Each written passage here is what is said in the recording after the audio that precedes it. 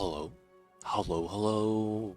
Mic check 1 2 1 2. Too legit city on the mic. Yo, what's going on, everybody? How y'all doing today? It's your boy me, Too Legit City, and we're live. And today we're playing some of that city Skylines. We gotta adjust the Mamba cam.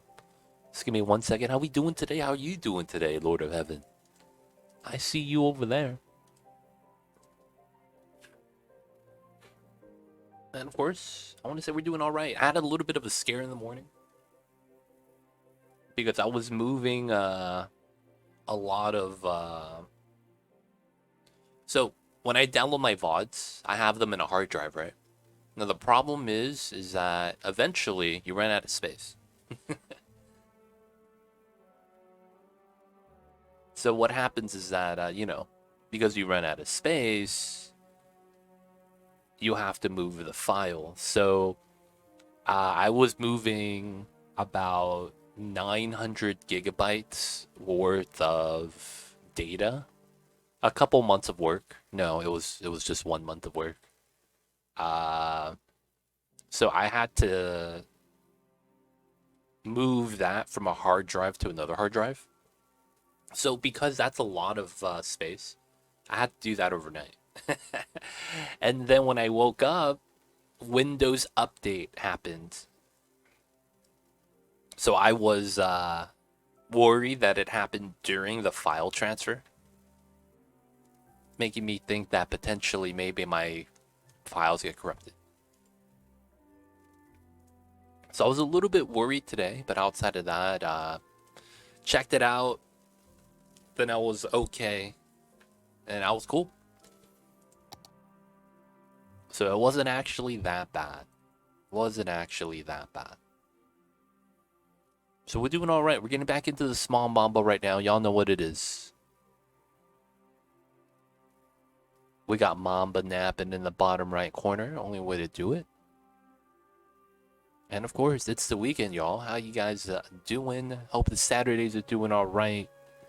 I need to grab something really quick. I'm loading anyway, so give me 1 sec, you guys.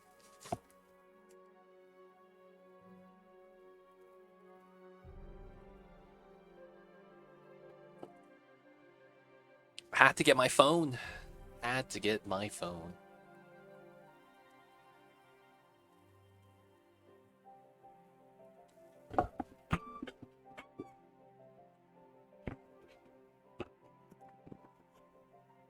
Right.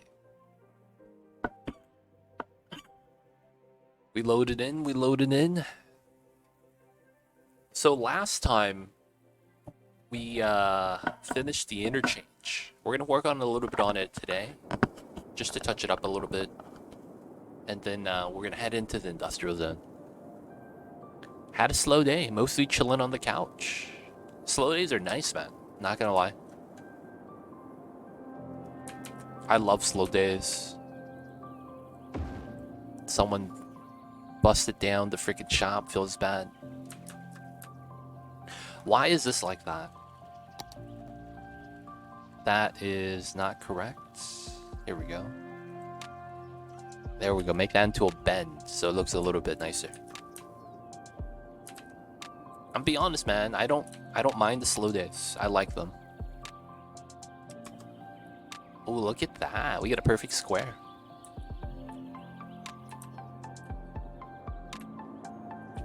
We have our little park area right here. I could see why people don't enjoy slow days sometimes. But if I had to be honest, I think slow days are really nice.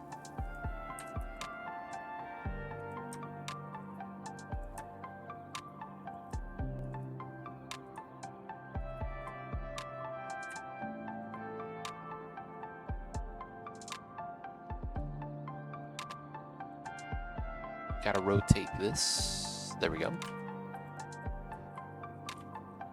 This coming out this way, we'll clean this up. That's all right. We'll do a little bit of terraforming right there.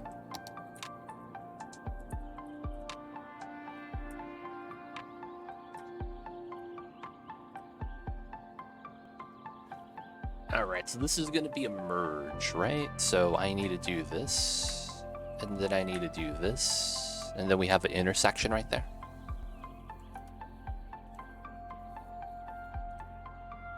So no wall. We're gonna make this a chevron just so that it's a little bit more apparent.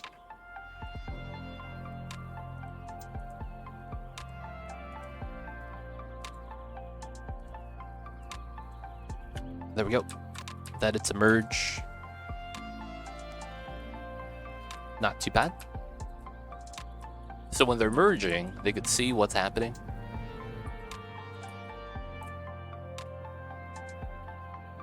Before they get into the merge, not bad. This is already done, can't complain. We'll do the same thing here.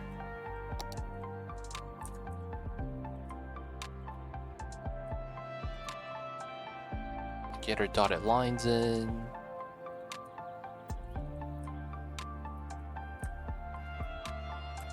Looks kind of jank, but I think it's fine.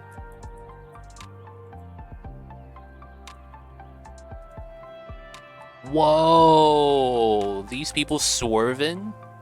What is this? What kind of turn is that? The mad illegal stuff, dude. What the hell is this?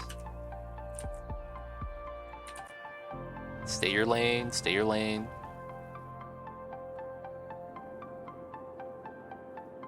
AI, man.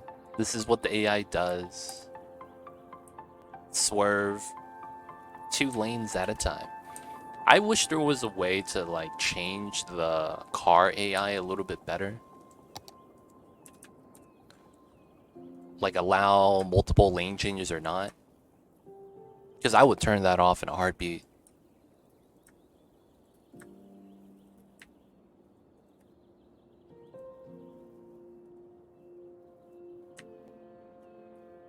Make that into a Chev. There we go. Make that nice and clean.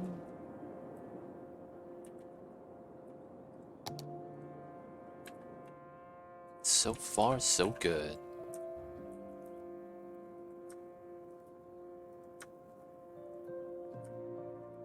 Okay, and then this is going to be a single lane merge setup. This is wide, but it should be fine.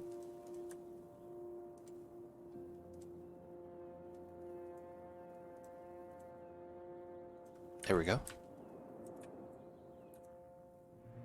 It's a nice clean interchange, and then we just have this. Oh, this one is not actually worked out. Okay, we'll work on this one. So this should be a 0 angle. Looks like this being at 10 doesn't really affect anything. Let's go to 25, 25. That's not bad. Pretty straightforward. We can manipulate this to make it a little bit more extended, make it wider. I think it's okay though.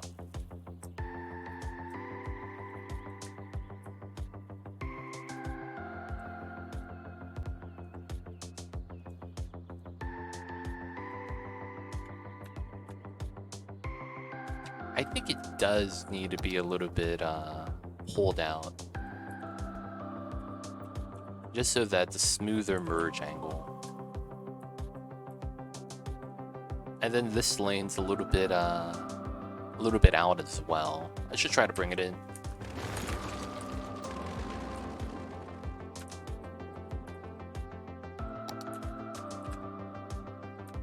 Alright, gotta make this one in. This one should be easy. This is a dedicated turn lane, can't complain. That being slanted, I'm actually not worried about that. So I think more or less this is fine.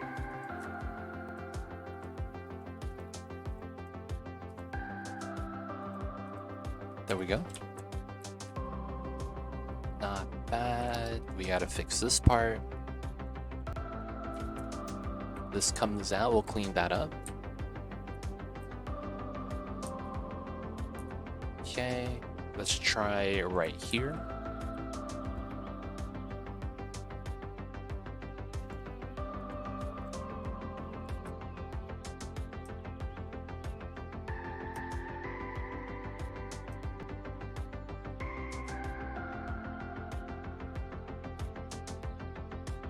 Gotta get the lines in. Okay. Oh, what the hell is this?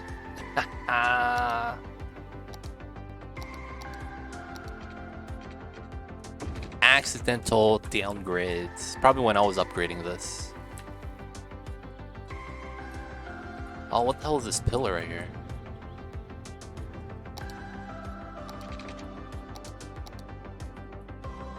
What the hell is that?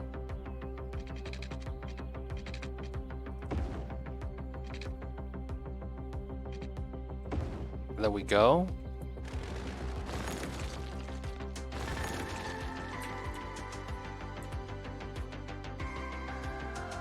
Did I delete multiple things? No, right?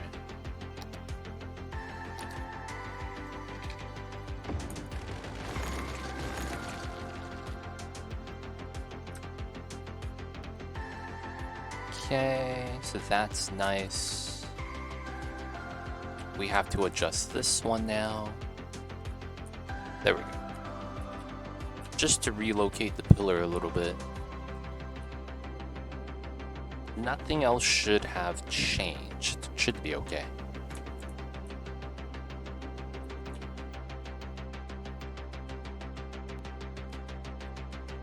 Yeah, I want to say it should be fine. Should be fine, should be fine. Alright, got a little bit more, especially right here. What's going on, Mr. Uglarvisk? I see you over there. Hope you're doing well. Hello, hello.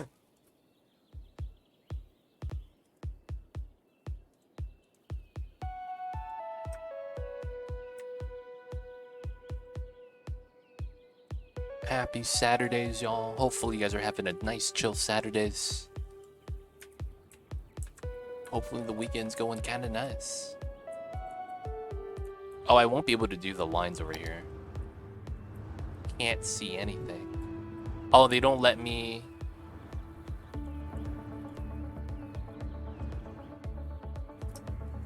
Dude, connecting the lines is gonna be so jank.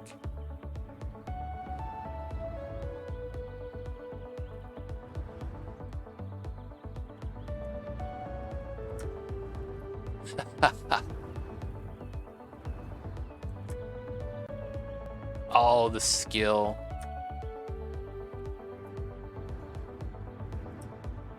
Oh, we did it, boys.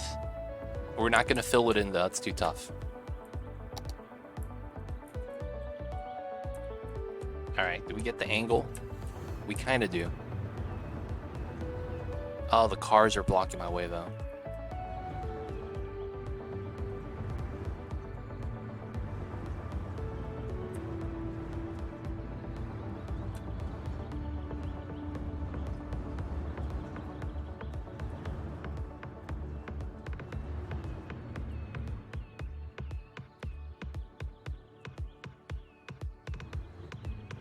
Alright, and then we have the breakaway right here.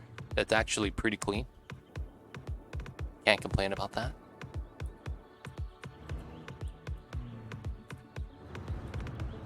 And then all we have left is...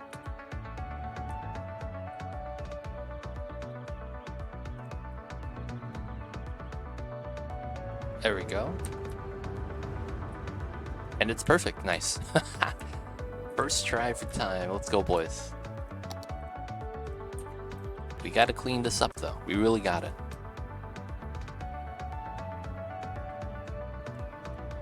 Oh, yeah, this is a compromised version. This has to be like this. And then I need that. This. Oh, I need this. And then that, which already exists, and that gives me this. And that's gonna be the chevron. There we go. Go back to the lines. It is this one. So this is basically they get to choose which lane they get to go to. That's all that is.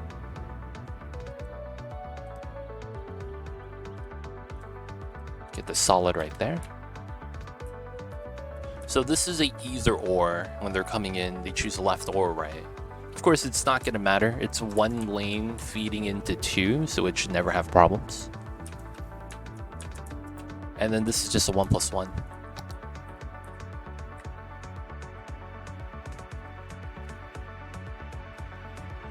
Not bad. Not bad at all. Cleaning this up slightly. This has a slight curve to readjust. Comes into here, which I should try to do something with.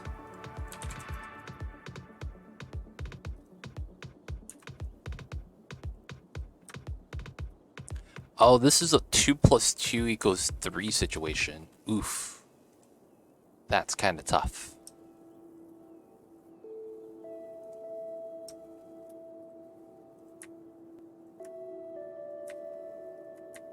Alright, so we got to do that same thing where we have a merge instead of a split, which kind of sucks.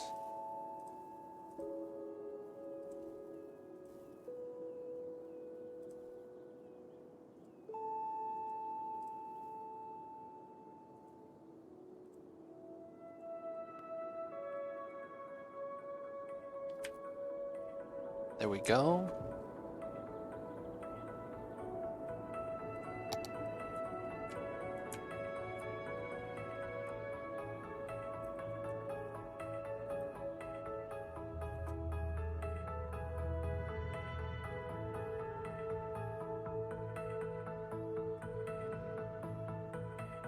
So this is same thing, right? We do that, and then we do that, and then we get this set up. Because this is a split again, so they get to go straight, or they get to choose to exit. Gotta give them the things they want.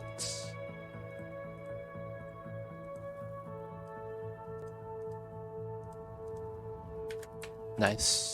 So they get to go straight or exit out. Not too bad. This is already done. This is probably the cleanest merge I've ever done. Right here. It's a nice cloverleaf loop. Oh man, it's so strong. And it comes in here to merge. That's really nice.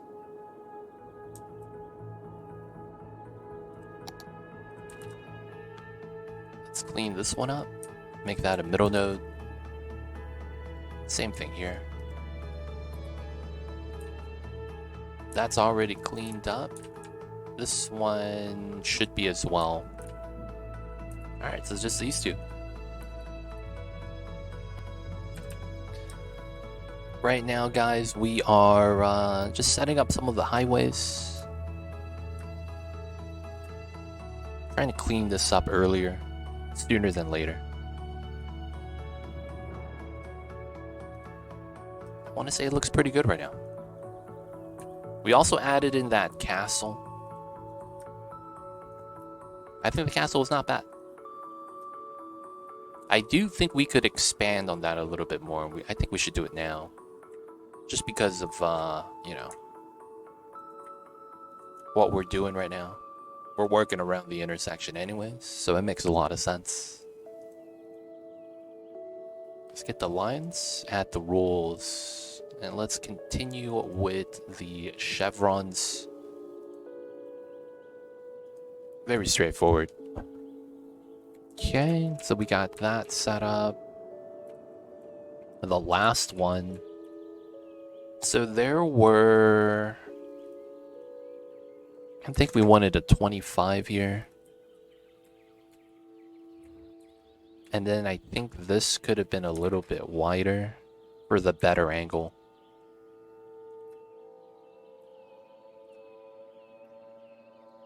Chevron 7. What's going on, Mr. Cthulhu? I see you over there. Hope you're doing well. How are you?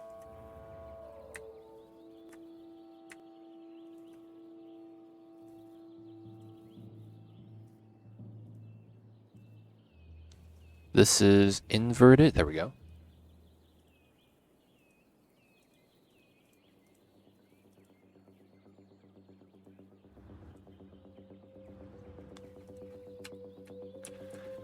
That's a Stargate thing. Oh, I thought that was a gas station, dude.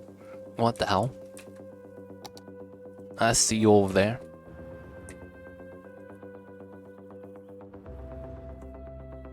I see you over there.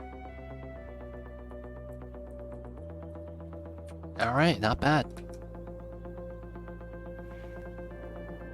Not bad, not bad. So we have our castle in the middle.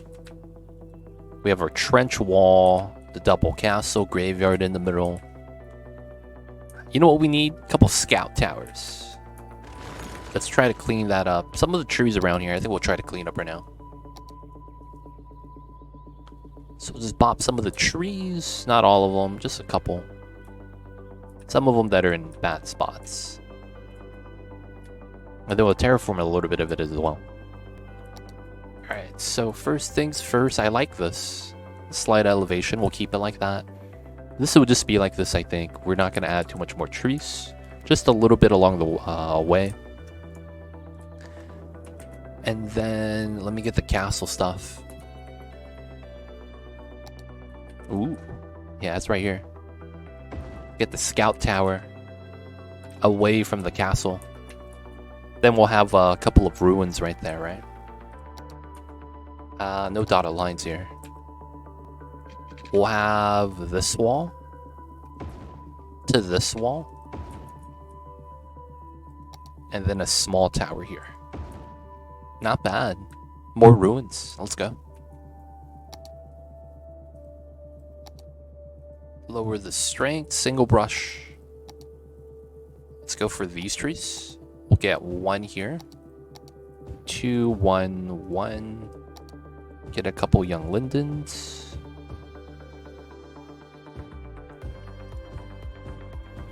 And then we want to go into this side. Get a couple green trees. And then a sugar maple for color. Again, for color, we're going to go for the yellow-green.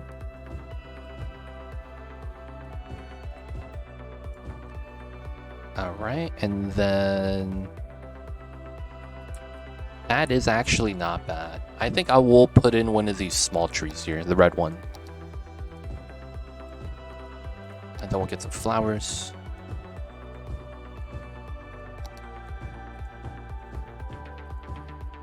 A little bit of grass.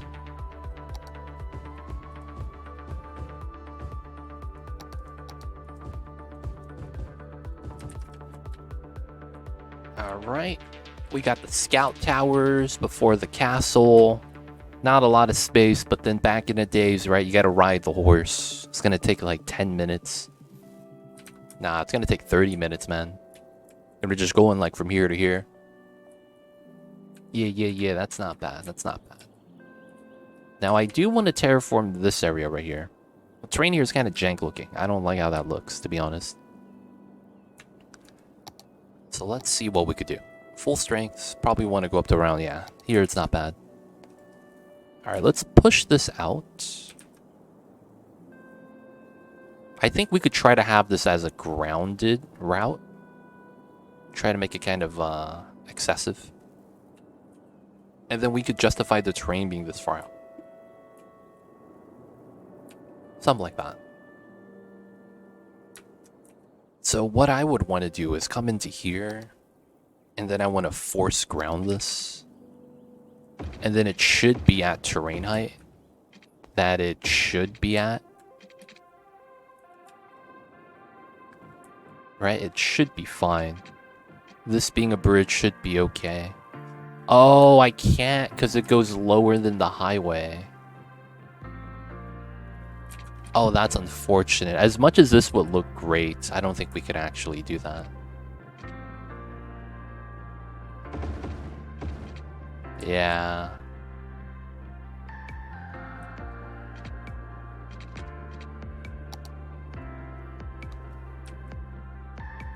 Because this is lower than the highway next to it, if I ground this, this doesn't make sense.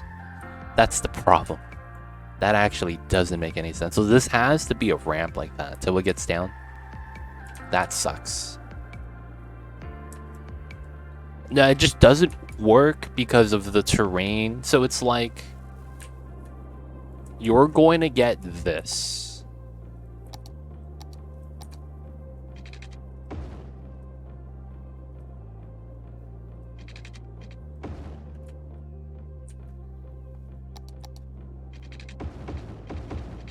You're going to get a weird crease between your roads like that you can never remove. That's the problem. It visually looks really bad. What's going on, Raisin?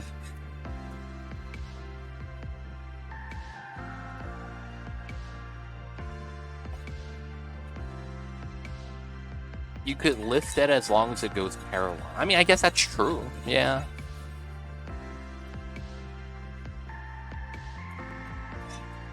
I'm sorry, guys. I'm stirring my coffee.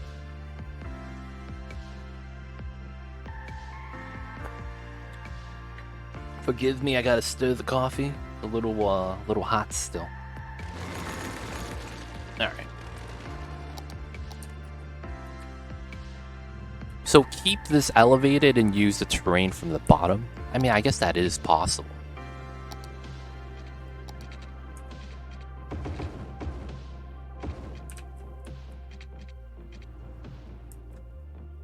I would have to ground from here though, which should be fine. And then I would have to smooth this, right?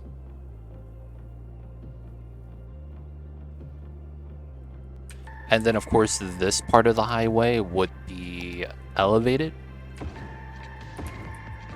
Because I think it has to. And then I think same thing here. Just because of how the elevation plays around. And then we would need...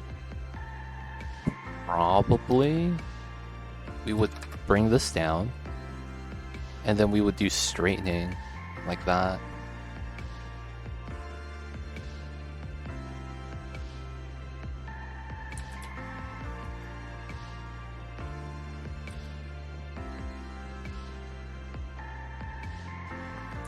Alright, that's not bad. And then we have somewhat of a slope here now. And then we need to add some terrain here. So this is 0.001.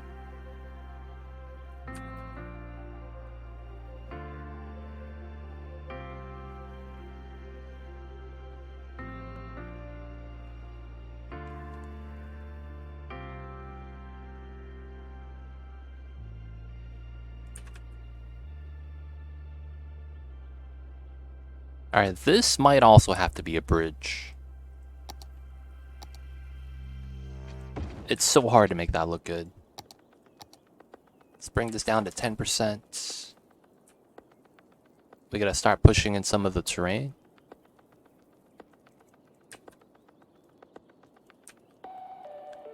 Make that look a little bit nicer.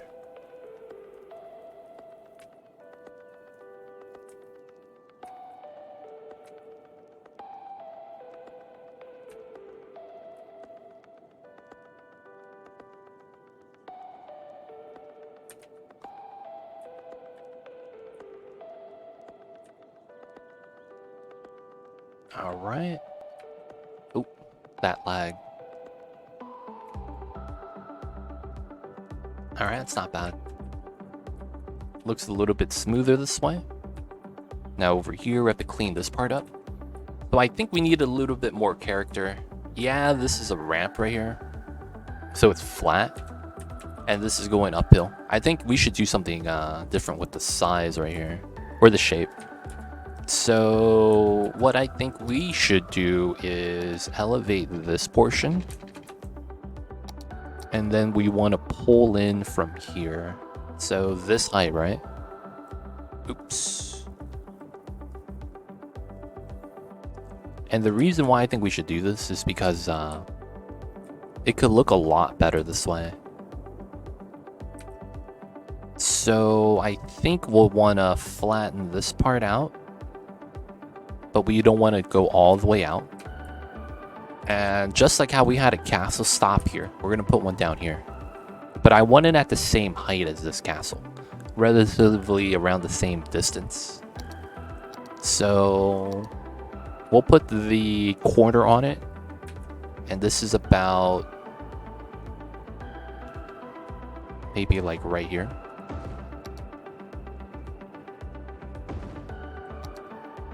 Get a ruined wall.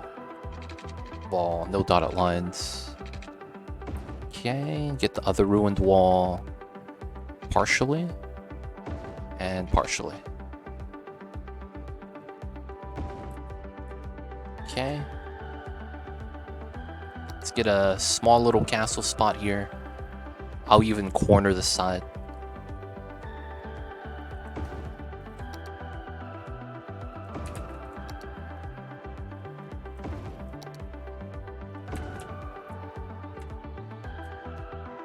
Alright. Now we gotta bop the trees.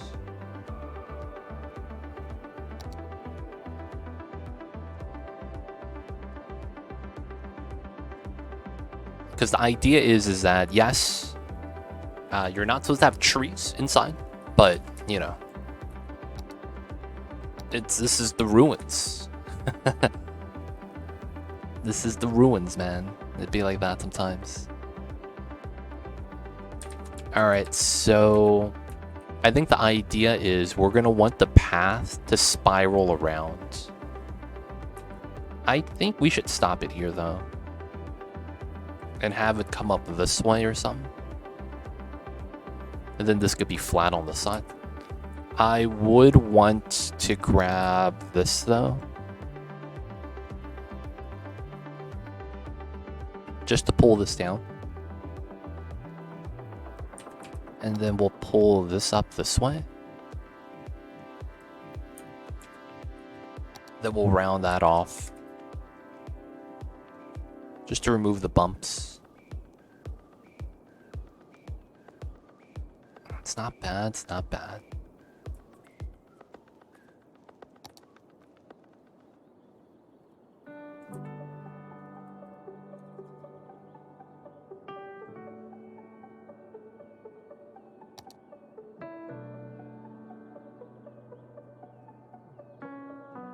There we go.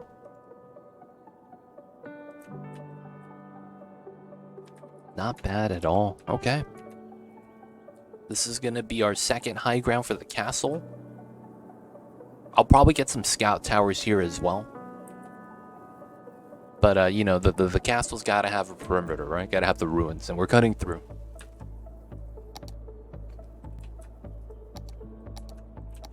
Alright, let's get some easy tree placements. We'll use a 3 set on this side. And then I think we'll do a proper like forest here. So let's bop all of this.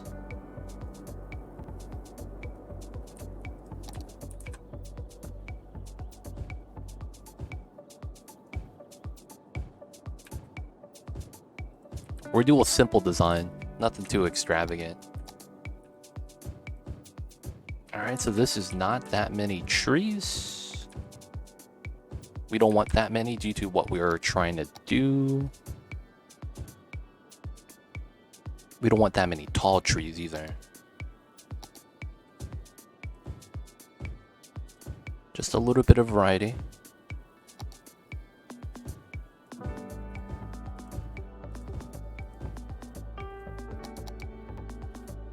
Alright, now let's get the small trees. That should be good enough.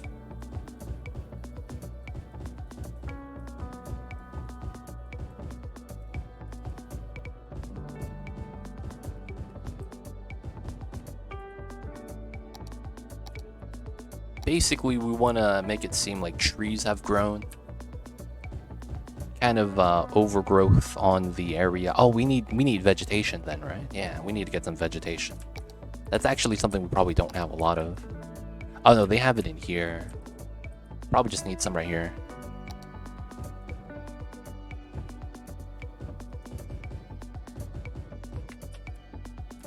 Yeah.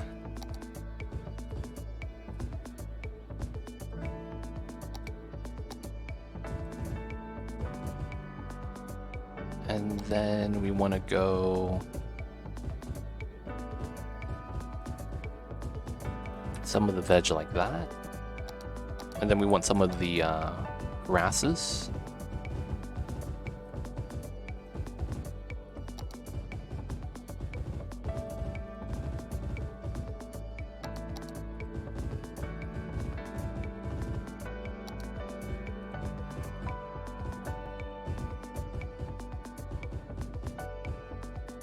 And then let's get some of these red trees because they kind of pop out. Get a green counterpart. Okay, and then we will want to do a little bit of terraforming. 50 max slope. So we are at 197 to 206. Go to 200 around right here.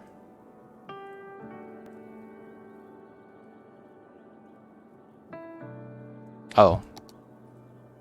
Keep using the wrong tool. There we go. 200. So we want to have that. And then that. Somewhat of a ramp, not really. No real elevation here. And then I'll probably want, because it probably looks a lot better, here to here. We have to have a secondary option here. And then we should probably have this round like that all the way. And then do this and a little bit of softening. So this comes up, this way goes past, should be fine. Pull this back 10%. Want to make that seem a little bit softer. We could probably connect both of these and how soft it is. That probably makes it look a little bit better.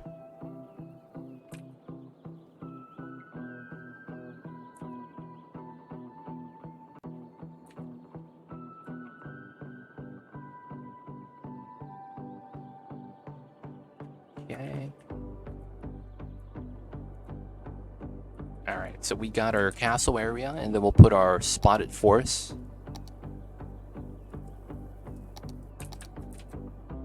So this is our normal tree pattern that we used to do, that we always do. Just a normal tree set, nothing special. So we went a large chestnut to two, well no, it was a horse chestnut I think, to another type of tree. And then we added a two of another type, and it's really, we're just going off of color. And we're just going around that large central tree.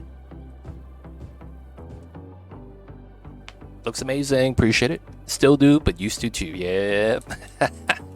Anytime I hear that, man, it makes me think of that Snoop Dogg interview that was, I thought was mad hilarious. They're like, yo, Snoop, do you still smoke the reefer? Talking to Snoop Dogg, right? And Snoop's like, yeah, I used to. And then the guy asked him the question, was a little bit impressed, like, wow, you used to smoke? Not anymore. No, I still do too. Oh man, I was like, yo, that is hilarious. That was Mitch Hedberg. Snoop did the same thing with, I think it was the new late night host. Was it Jimmy Kimmel? Not Jimmy Kimmel. The other guy. God damn it, I don't remember his name. And I think it was, I think that was how it went though. But it was slightly more ad-libbed, like they were talking about something else. It was still the reefer, but I think it was like, I was smoking like, you still smoking the blunts? Yeah, man. I'm smoking the blunts, man. Used to. Not anymore, no. I still do. It's pretty funny, man. I saw that. Every time I hear that, that's what I think about. Is this interchange based off of a real one? No. I freehand made this because of my situation. I had a three-way interchange here, left to right, and then it went down. The top part wasn't tapped into. And then I had a open connection from this side of the map, so I decided to come through this way. As a result, we had 4 interchanges here, and I was thinking I might as well go through to the other side. So we had to make up a new interchange. I basically just brainstormed, and then we kind of just did everything that kind of made sense. And I tried to keep it on 2 elevation levels, but you could see this left turn and this left turn kind of break that rule. Otherwise, it's just 2 elevation height for everything else. Right, so I don't like going 3 elevation height. It's you know, I'm scared of heights, man. It'd be like that. So, you know, we try to accommodate. But, you know, sometimes you just gotta put in a tall left turn, dude. Feels bad. But no, this is not based off of a real life one. I just made one freehand. It makes sense. It really does.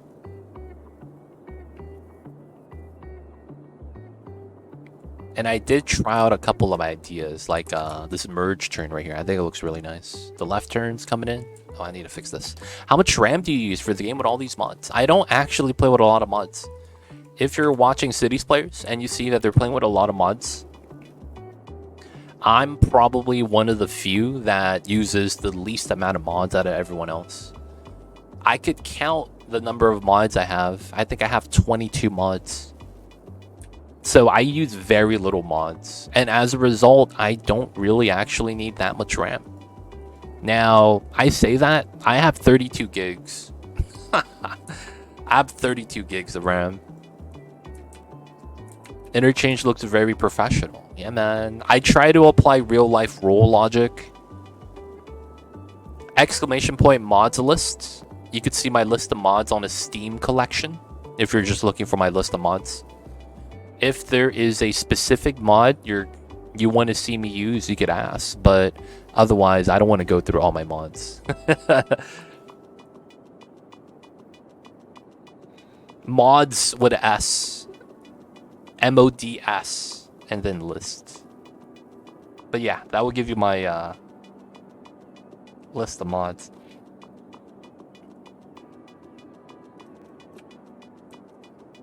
Mods with S. Come on now.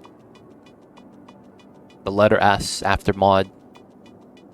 There it is. We did it, boys. 3rd time's the charm. We're in. We're in, boys. But yeah, that's the list of mods I use. Let me know if I have any questions about any individual one. Otherwise, I don't want to go through my mods.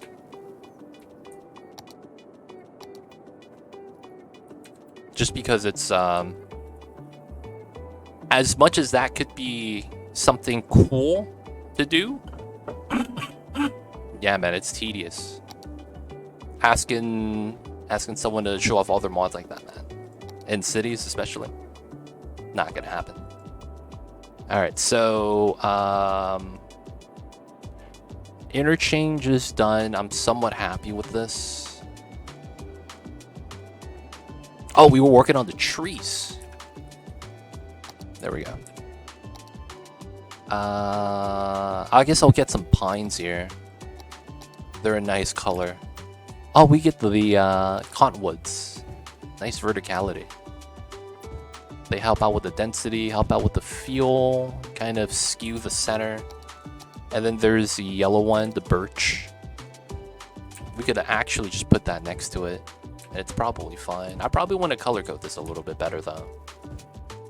And then we'll come in with both the boreal pine, nice tall pine tree. Have that inside, and then we'll have a 2 set of a small generic pine on the front side.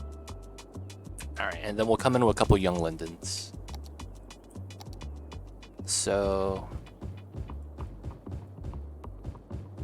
I'm kind of making a U with a handful of these, and that's because this young linden is supposed to simulate a small tree, baby tree, growing tree. So they should be around the outside. Otherwise, if they're in the center, they don't get sunlight and they die right away. Right? That's typically how saplings work. So we're just going to roll with that. After that, this is set. We're going to go with the second layer behind it. We're going to do tiered layers. Not tiered, but we're just going to do layers. So we'll have one here, here, here. I'll use a double here. And then I'll put one in the back. So I want to just fill up the gap, right? That's the idea. And the reasoning why you want to do that is because the forest that you ever actually look into, it's never just a full thicket of trees. It's usually pockets of space, pockets of trees. but it's when you look at it, you can't differentiate between the layers sometimes. So that's kind of the effect we're going for, and that's going to be the idea we're going to be trying to build around. So we're going to go with the older tree right here. And then, of course, you got to have that yellow color. That is a green yellow. It's just that this is like a proper fall yellow. It's not bad. Okay, we got to here. Let's get to the East Cottonwoods.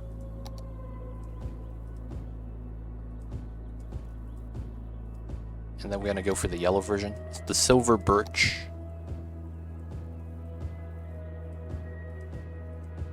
And then we will come in with some pine babies.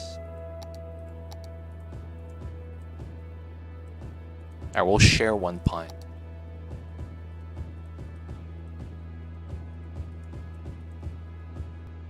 And then the East Cottonwoods are in.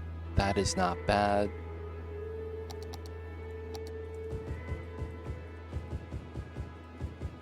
Couple young lindens. Alright, not bad. So we have a couple of pockets, right? Now we can still see past it, right? Depending on the angle, but then it's like the layers of trees. That's kind of what we're going for. So we got more layers to do. So there's another double here. Looks like I should go here, here, and here. On this side, it looks like we need one here, which is not bad. So 1, 2, 3, 4. 1, 2, 1, 2, 1, 2. So I'm just building around the central tree that we individually place. So we have little bushels, right? Little bushels of trees.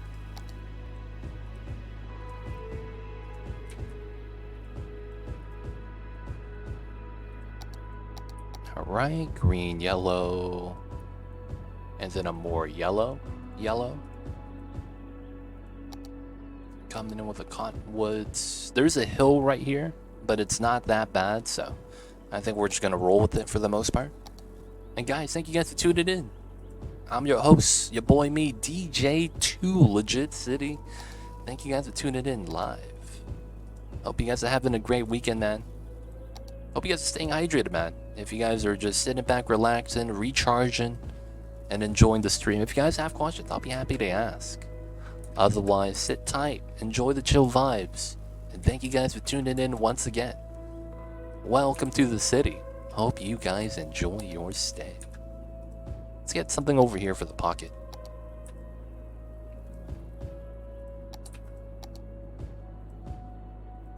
Hey, happy Catter Day. What's going on, our love legs? Catter Day indeed. And you know who's embracing it? Mamba. You see the little babies, man.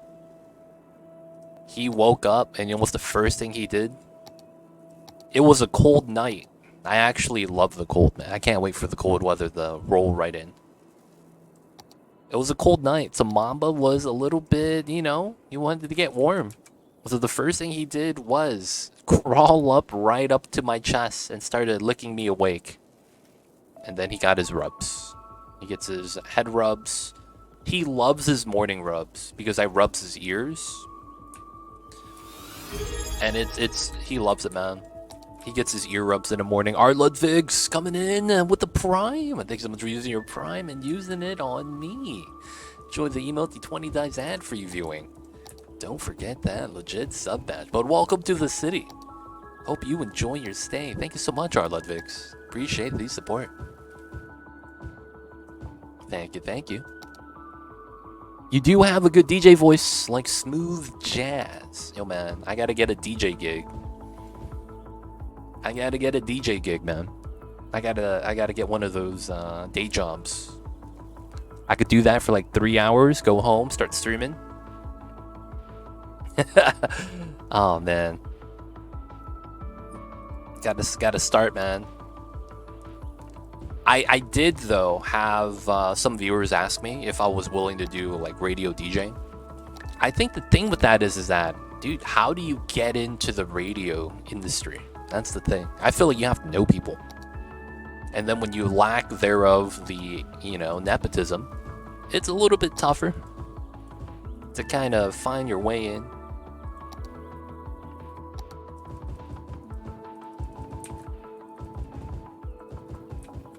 But yeah. Would I want to be a radio DJ? I actually don't know what it entails to become one. So I wouldn't really know. Alright, so we got our force layers. This is not bad. So we got our little packets. So the thing with this is that this kind of seems unnatural. So we're going to start doing a couple of connections. This is going to be because some of them are so close that it feels like it should be. So these two will add a couple of fillers. And then try to get some nice color in. More verticality probably. Would probably be what I would like. Run that in right there. Get another boreal pine. Get some of the smaller ones. So now we connected these two and these two. We started to get little glades where the tree combinations with the packets starts to become more of like a forest or a crucible. I think we'll connect these two. Oh, this is supposed to be connected. We'll make this a little bit more connected then.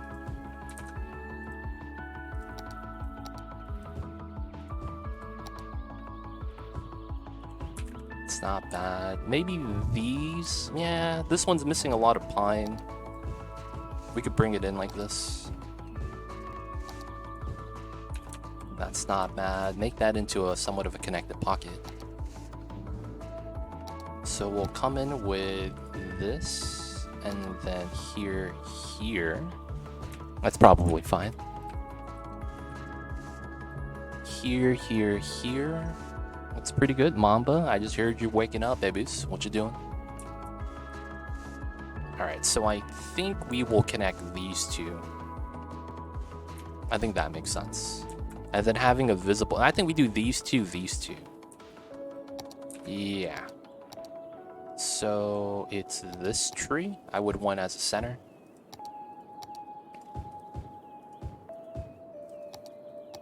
Let's get the yellow trees in.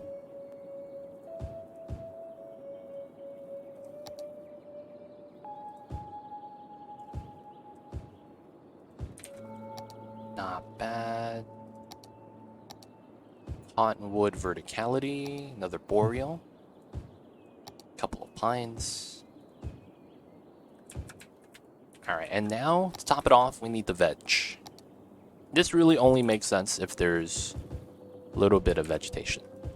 So we'll go on to the pockets like that, and then for the connected ones, we'll do more than one. I think we did 3 on them. And then on the single pockets, we just do 1 vegetation on it. After that, we're going to take a skinnier one, this one, that's still somewhat large. We're going to go around. This is somewhat random. You could do it on one side, both sides, every side. But you want to put it along the edge in every case. The logic here is that this is a thin vegetation, so it's the leaves on the ground, grass, whatever you want to call it. So you do want this somewhat, you know, everywhere. And then we'll come in with some of the small trees. A couple of flowers in between the path. Right, it's a flower. Needs a little bit of light along the edge. And then a little bit of grass.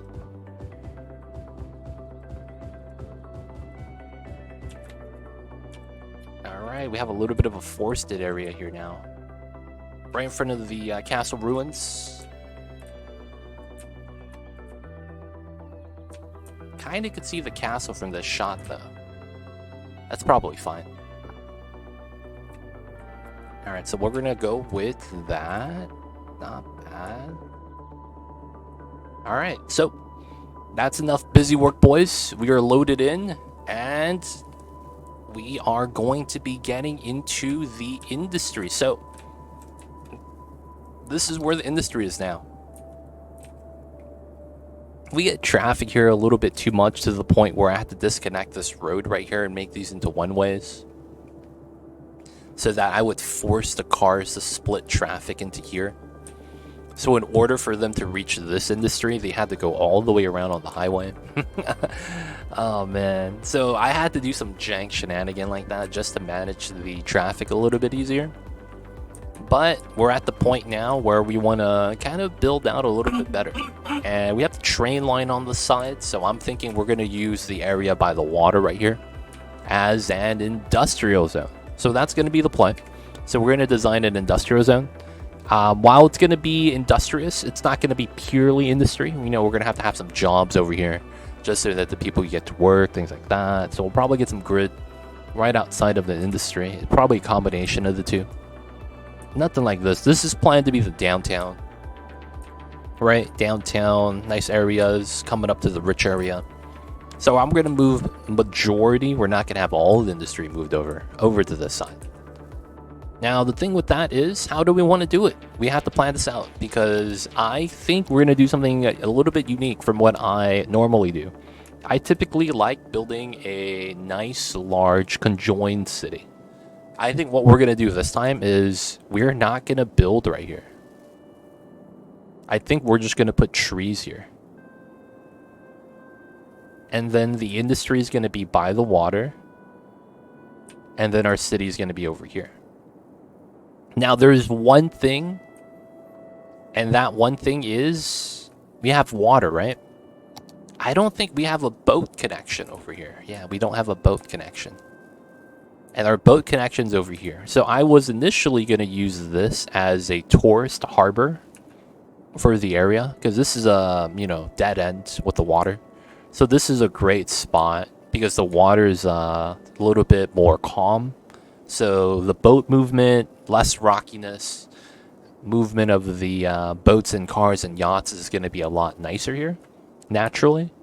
So we're going to have a lot of marinas probably around the outside. That makes a lot of sense. It's just that I don't want to spam the same asset everywhere. That's the only problem. The marina asset is not that spammable. Feels bad. But, we'll see what we could do. So the thing with this is that I kind of want a boat connection on the side. It kind of makes sense. So we could do one of two things. We could make it so that this feeds out to here. And because we don't have a boat connection, this is just a rail line connection. And then we have a road that feeds out this way. And we probably cross the intersection on, just the freeway. And we feed out here so that we get a cargo harbor. That's what I'm thinking. Either that or we run a long canal. Right? We could run a wide canal from this point into this point.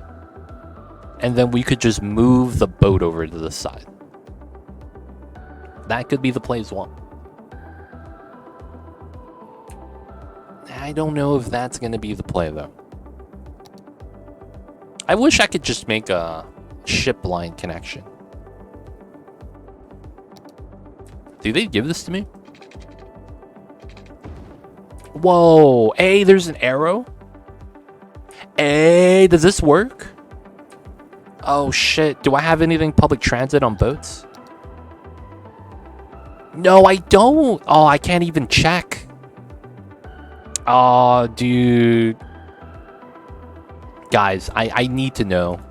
So we're going to safety save. I need to know if this works.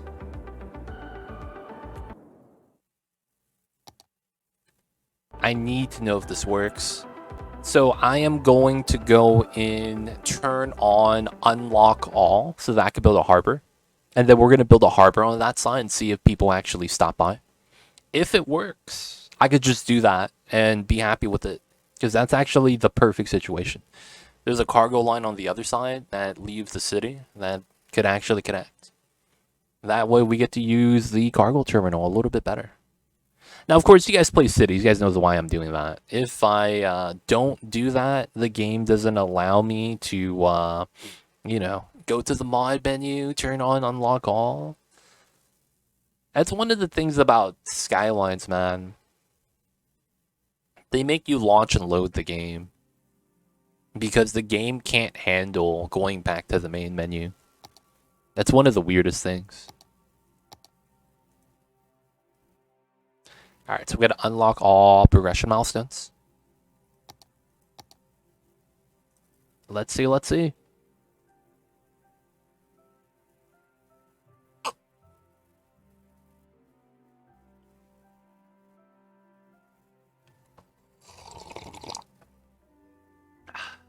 Guys, coffee is great, man.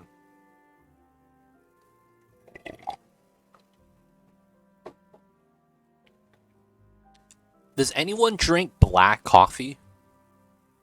Like no milk, no sugar? I have some questions, man.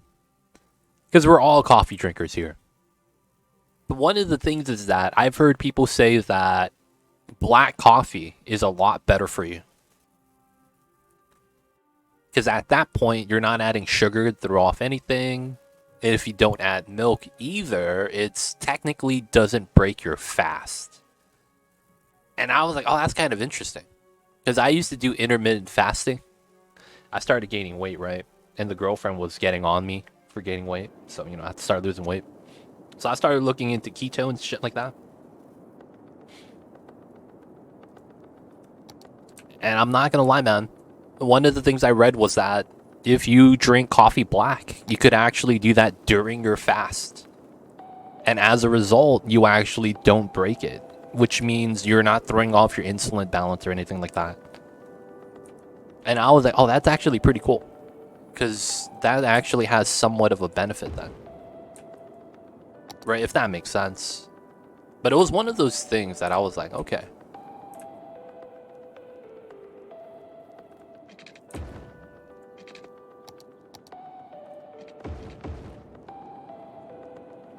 I like coffee with cream and sugar. Yo, man.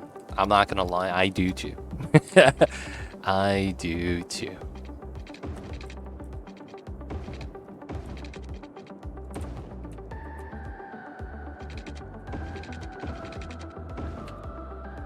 Alright, so we do that so that it has access to my city. And then if it has access to my city, we're gonna get civilians coming in with the famous pocket cars. That is a mechanic, as they would say. Oh, there's no water here, that's why. Okay.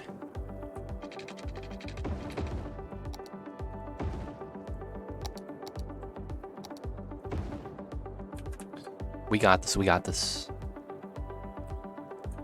So we have no one in chat that drinks black coffee, huh? That sucks. I was hoping to ask some people about that, man.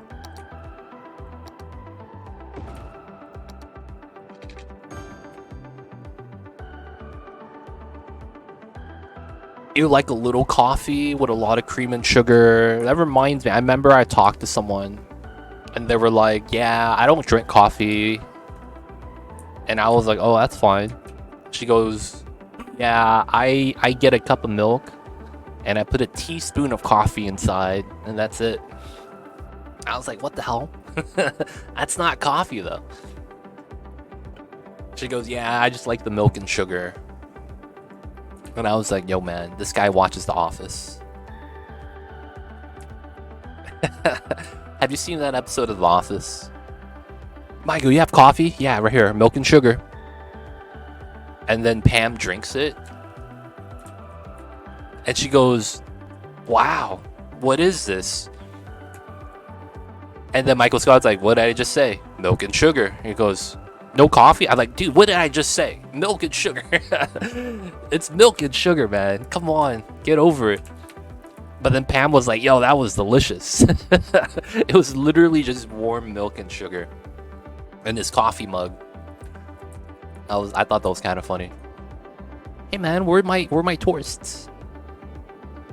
Where's Mocha when you need them? She's probably at work, sleeping, doing the bidding of her kitties. Who knows? Yo man, kitties can be demanding sometimes.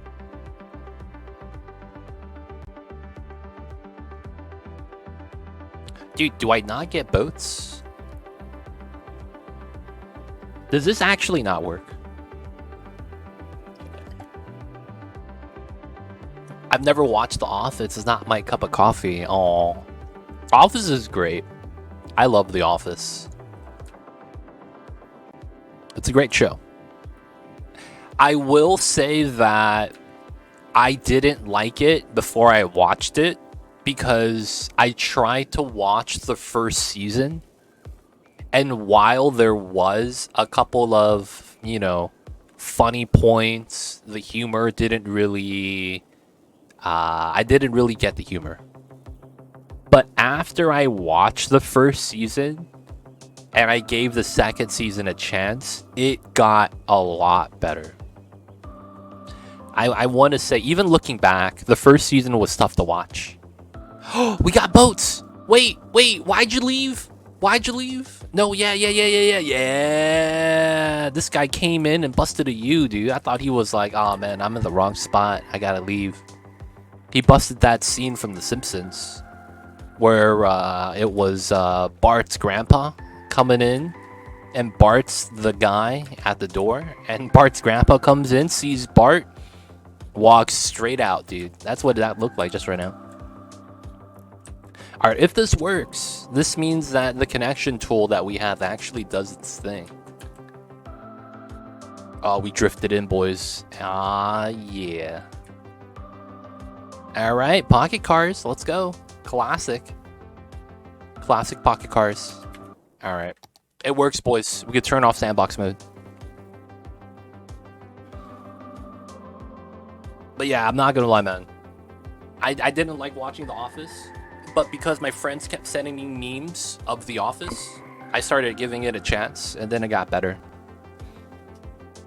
Like, when I heard my friends talking about the scene where Jim puts Dwight's calculator in Jell-O, I was like, what are you guys even talking about there? Dude, you gotta watch it, man. And I was like, alright. It was not bad, man. It was not bad.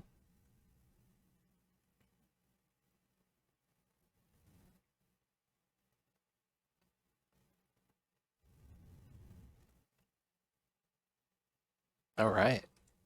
Oh, wait, I gotta turn off the mod. People of chat. I found out that coffee beans are the seeds of the coffee plant, right? Is there other plants that we use the seeds of to make a drink? Like, how does that happen? How did we find out that if we toasted the seeds and soaked it in water, that we would get coffee? Not only that, coffee is like a dark color. Like, I'm just thinking of like the humans, like, dude, that's not safe to drink. And then someone drank it. And then they felt energized. And then more people started drinking it. It's one of those things, man. You gotta wonder, like, how does this happen, man? It's the same question about how did we start drinking animal milk?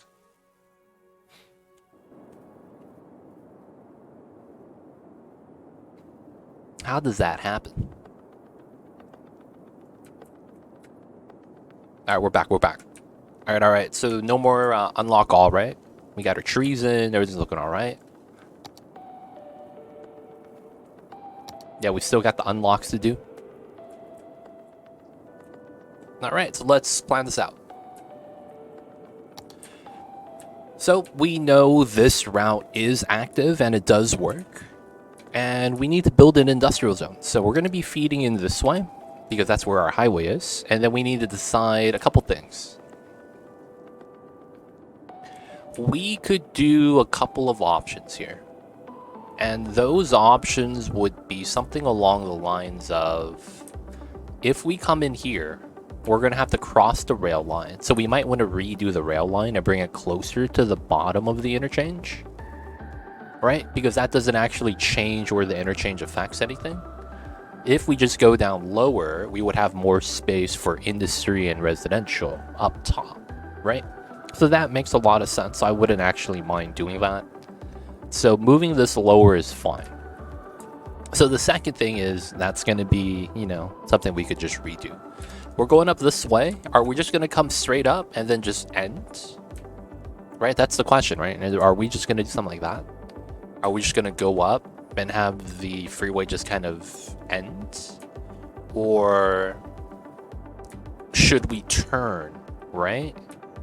Now, of course, if I want a lot of space, the right side makes a lot more sense because we're going to have a lot more building area on the right side. We have the freeway here and the rail, and then we just don't have that much space. Let's turn on the terrain height. This goes up and down, so it's a little bit of hills and pits. Same thing over here. This is more vertical upwards, so this is more like a mountain. It's not that steep, but it's still a mountain. So we could curl out this way. We would have to cut up the mountain. I would probably realistically flatten this and then redraw the mountain next to the city. I wouldn't mind that. It would be pretty nice.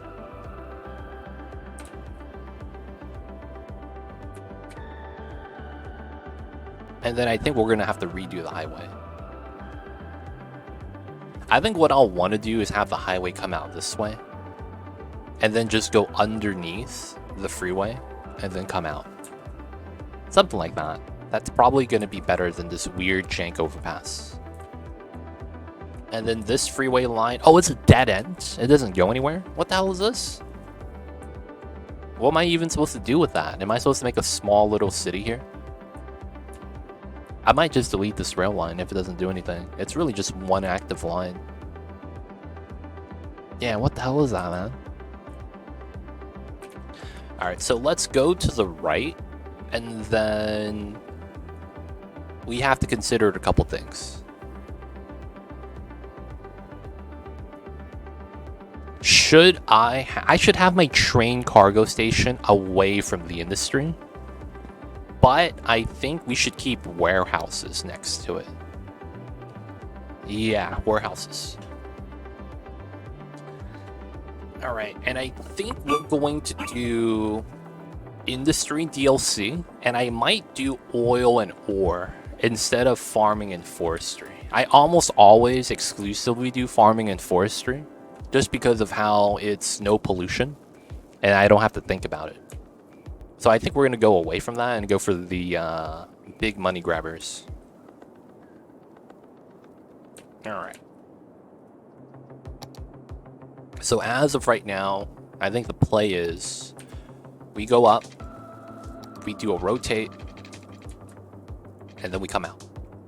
And then we have our industrial zone. And it should be all the industry for the area. I do want to plan this out a little bit more, though. And I do think planning this could be kind of nice.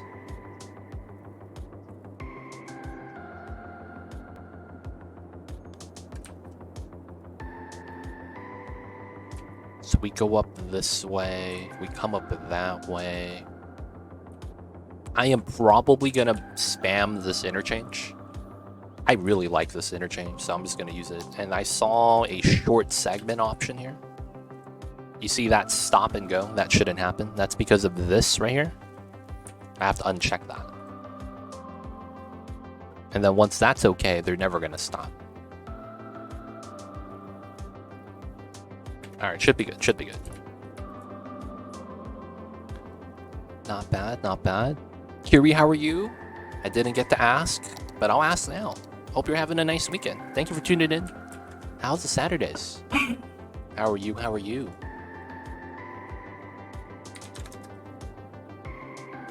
$206.68. So we want to come up, and I want to go out this way. We will have to go out to the coast. Okay, so I will automatically pull this out.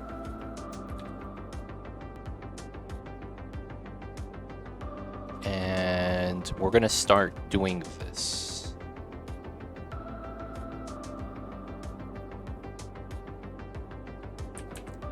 Hey, legit. Hope you're well. I was watching your VOD yesterday of the city, and I'm not sure if you already fixed it, but on the big junction, you made a bridge accidentally. Made a 3-lane into a 1. I saw that right here. Right here, right? I fixed that today's stream. First thing I did today was add in the markings onto the ground. So I was adding markings, and I noticed that, yeah.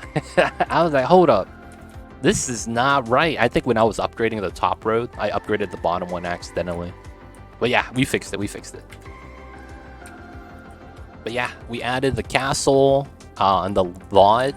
We added some scout towers away from this castle.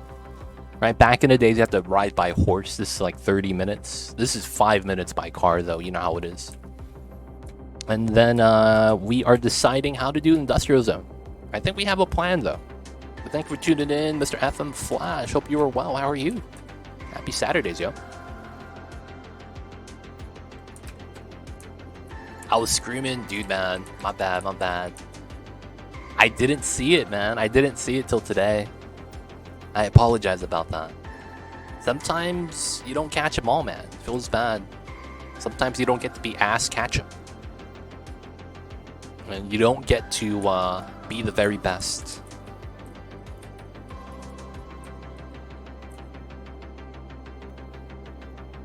Guys, would you guys want to watch?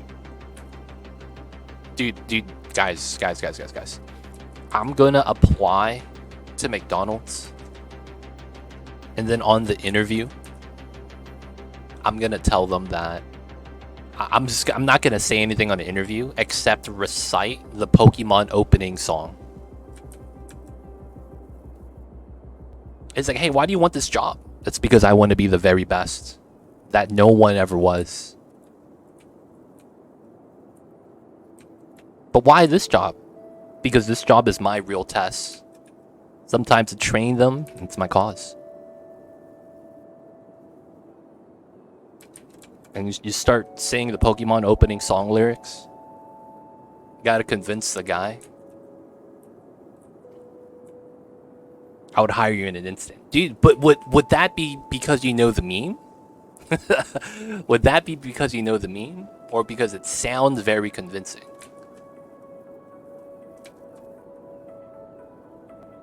Yeah, man, I'm applying to McDonald's. I'm only going to be working the drive-thru. You know how it is, you guys. I'm only gonna be working a drive-thru. Oh man. Like, why is Too Legit get to work the drive-thru? Nothing else, man. You hear his voice? Only way to do it, man.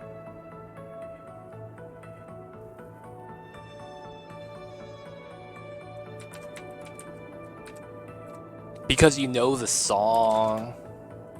Be like that sometimes, I guess.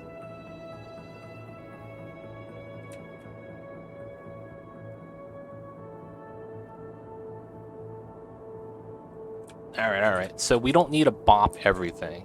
But I think we should. Yeah, we'll bop a little bit more.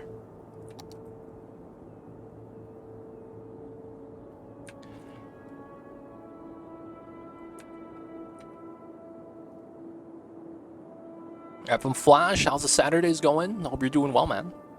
Well, what's good with you? How are you? How are you, Wiz? Hope all is good in your part of the world.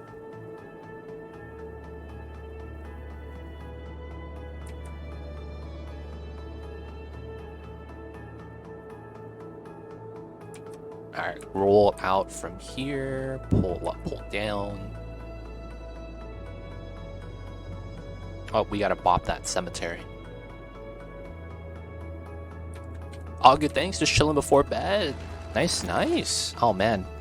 Was Saturdays a good day, man? Sounds like you're just wrapping up the Saturdays. I see you over there.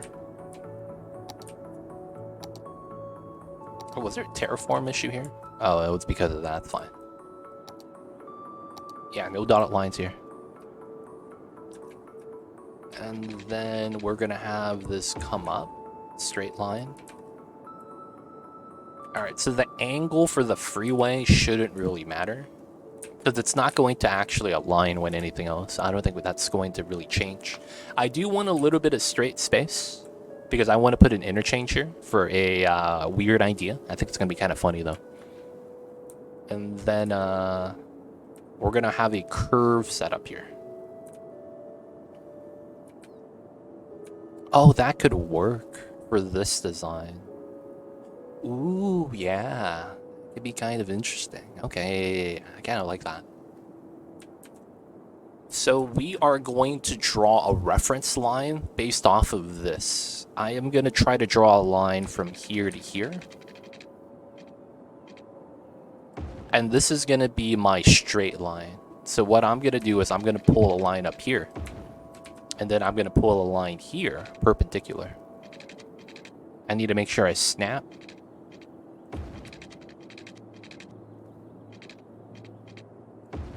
Right? And then from here, we could draw a line that's perpendicular to this to align with this line, so we get a curve. Not bad, not bad. So we have to figure out how far away do we want the central road. Because we're going to have along that the highway. And then the highway is probably going to run parallel with the 4-lane on both sides. Now, of course, that's going to mean that we're going to have a very basic design. It's going to be very tight. And that's going to be due to the industrial nature of this area. So I probably don't want too much space. So if we do make this into a harbor, right? And let's say that the space behind this is arbitrary. And I want to use proper spacing. I'd probably want 22. And then this is probably 1, 2. And then this is 1, 2. And then we get another 22. And then that should be the end of it, which means that if I want the space, I should do a 1 space gap. And then this is going to be 80. And then from here would be our new straight line. So effectively, this is going to become a 4-lane. That goes left and right. This is going to be our highway, and then we'll have another 4-lane at the bottom. Actually, I don't know about the 4-lane at the bottom. We probably do, but we probably don't have it as developed as the top side. I think the top side is going to be the most developed because it's by the water. And then we're going to want to use this as a reference curve. This is a right side line, so that means I got to use the bottom line instead of the top. Because this is going to curl into this. Okay, this rail line doesn't matter, so we'll just delete this now. It's not even active, so should be fine. Okay, so I want to use this as the highway line. Let's pull this out. Oh, there's a lot of dead trees. Ah, crap. I hate this asset because they tend to spam this asset on the map.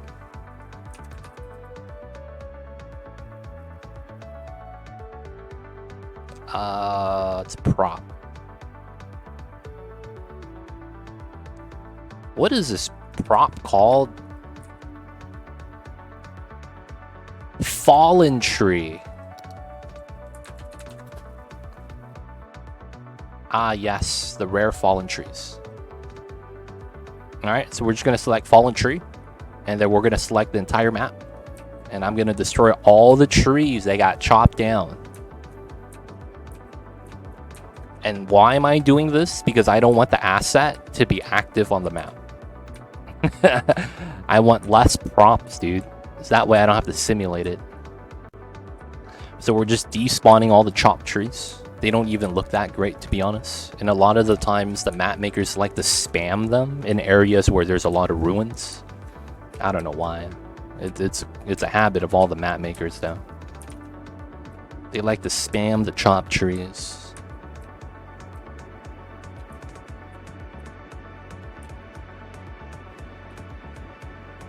I wish we had a brush size of the entire map. Yeah, they don't disappear if built upon either. It's because they're not actually considered a tree in the game. They're considered a prop. So props are like just entities in the game that exist for aesthetic function, right? Trees at least give you a natural resource on the ground. Props don't do anything. So yeah, it's because it's a prop most likely. Alright, so now if we zoom back in, all the chopped trees are gone, right? Nice. I'll probably actually put some chopped trees down myself, but then it's like, unless I put it down, I don't want them on the on the map. Pull this out, dotted lines. So then it's 240, 240. All right, so that is our curve segment if I really wanted to. I'm probably not going to take that, and before we actually do anything, we're going to do some measurements. So this is very straightforward, the line we should have. So this is going to be that, and I want to be here. Chopped cheese. Everyone loves the chopped cheese. What's wrong with a chopped cheese, man? It's delicious. All right, so from here, we're going to go up 1,000. And that's going to be right there.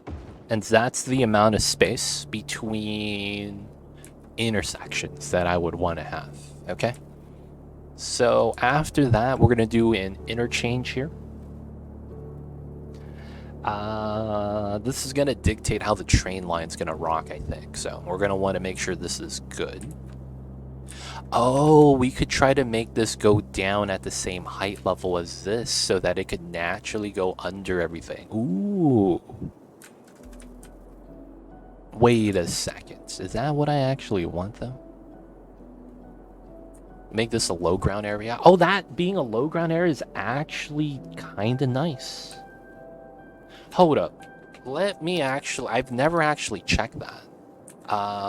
25. Height level here is 206. What is the water level?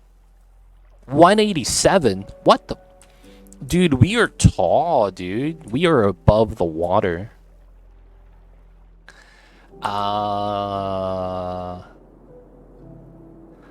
Okay, that's a question then. I should keep the freeway grounded. I really should. Being above the water is not bad. Okay, it looks like when we get down to here, we're going to want to sink down towards the water, which is fine.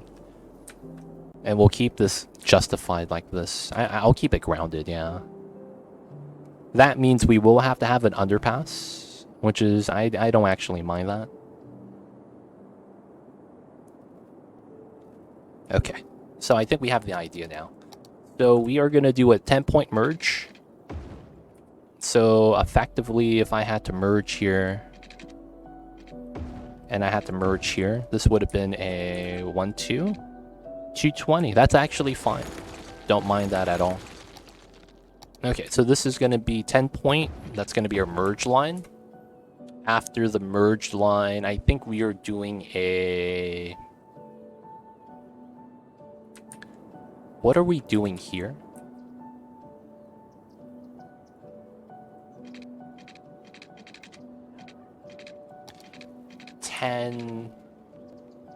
One, two, three, four. That's a 16. That means this is a 8-8 setup. That is fine. We'll use that same dimension then. Okay. So this is the on-ramp. That means we have to have 8, 8, 8 right here. And then from here, we do the curve. Well, we don't do the curve yet. This is 8, 8. And then this is also 8. And then technically... Wait a second. Isn't this technically 9? Because it's from here? It is. Okay. And it's because it's a wide street. We could make this no island. I feel like that's bad. Because all the trucks making left turns, you kind of want that island in the middle so that you don't have weird turns. Yeah, we'll do that then. Okay, so this is going to be a 9. 10, 9, and this is going to be our center. Alright, so now we got to copy this shape over to the side. That's going to be a 10, 9. We mark that. This is going to be 10, 9, 8. 10, 9, 8. We mark that. This comes into here. 160. 160. 160. Alright, this becomes this setup.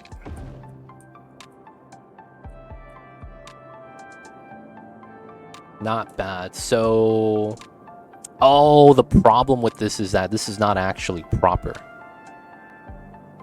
God damn it. Okay. This is fine, but the line's at the wrong spot. So it's here.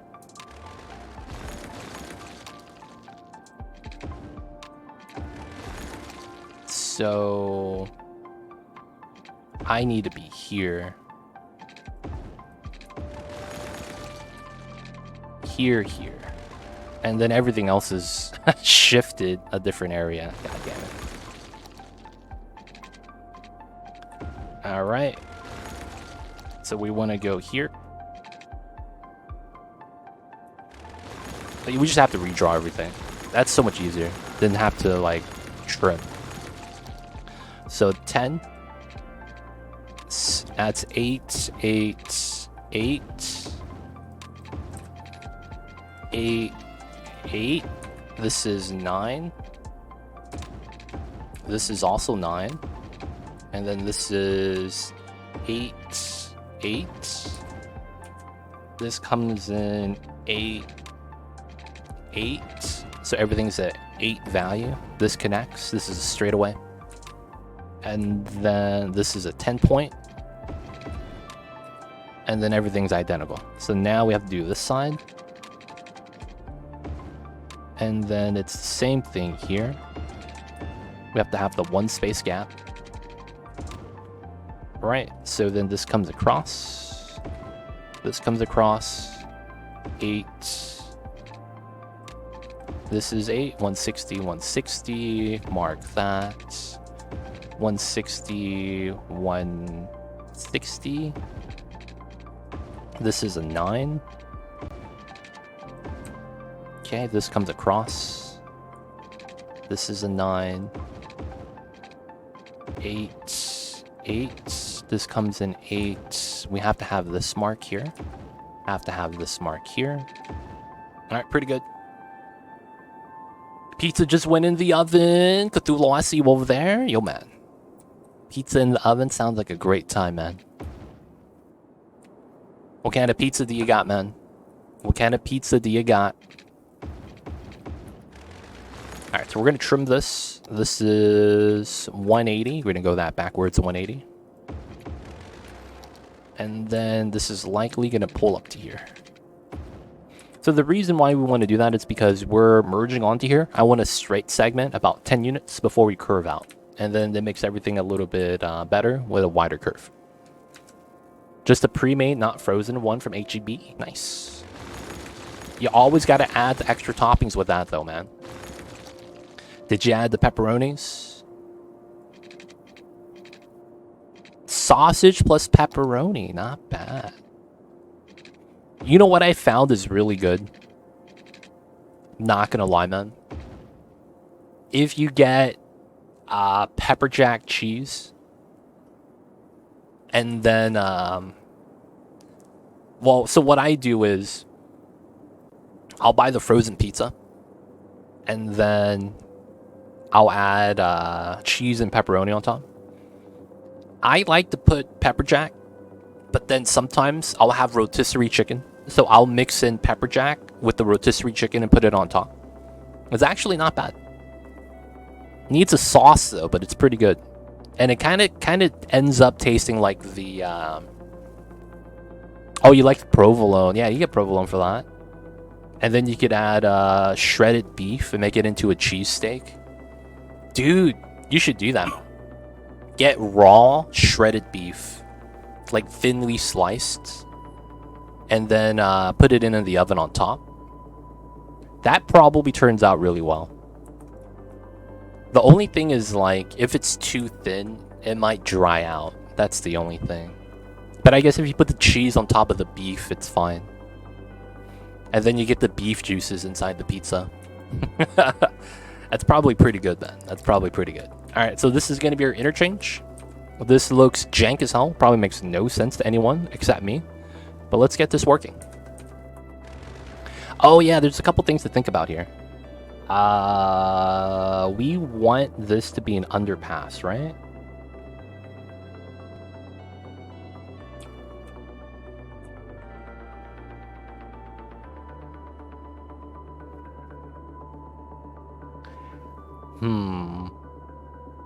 We could either just do a normal setup.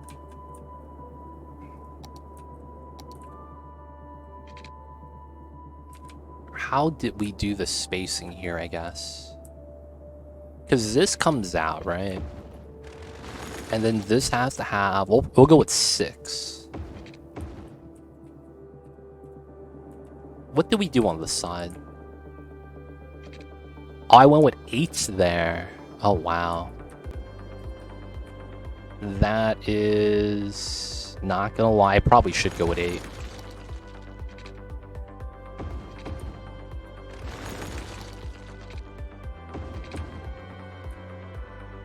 Alright, and then... I'd probably go underground. Oh, that's tough. Did I actually turn out all the way, though? Yeah, we have a little bit of space here.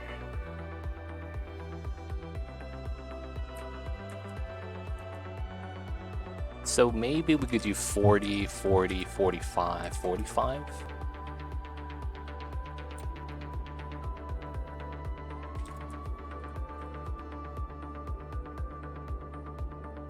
And then we have a little bit of space here anyways. So if I were to do it here, so it's 60, that's 3 less. If I go to 8, so me going down to 6 is probably okay. Alright, I'm hoping this is fine, man. Because if I add 6, that's 180, that's 9, and then I go down to 160. Alright. That should be not bad. And then we keep everything grounded, and we just make this into a tunnel. Yeah. So, 1, 2, 3. Oh, wait. Normal settings. So that's not going to work, but this is probably okay. Oh, I have to go down 4 because of how the game works. Ah, man. 1, 2, 3, 4.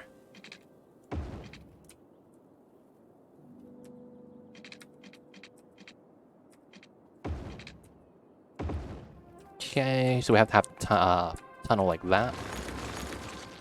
I hate pineapples, man.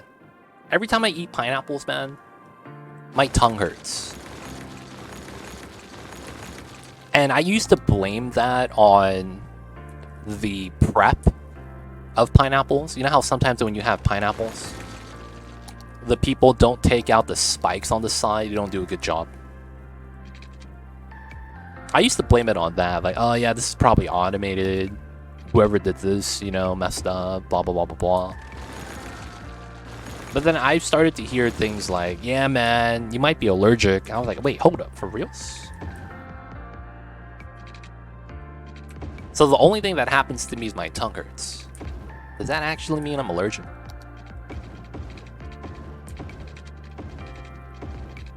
I actually don't know how that works, to be honest.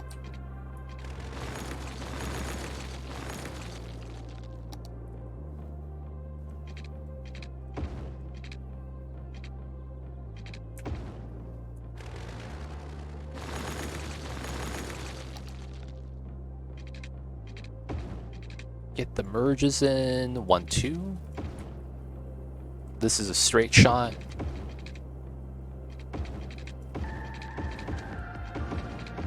There we go. It's the acid in the fruit. I've heard that as well. I have heard that as well.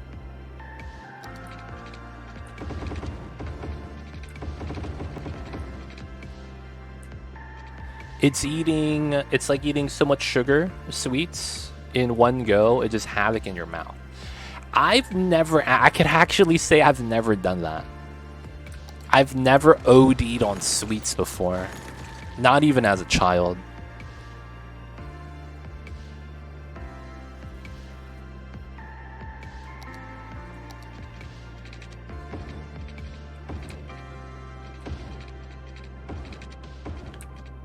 So I can't say I know what that feels like, to be honest.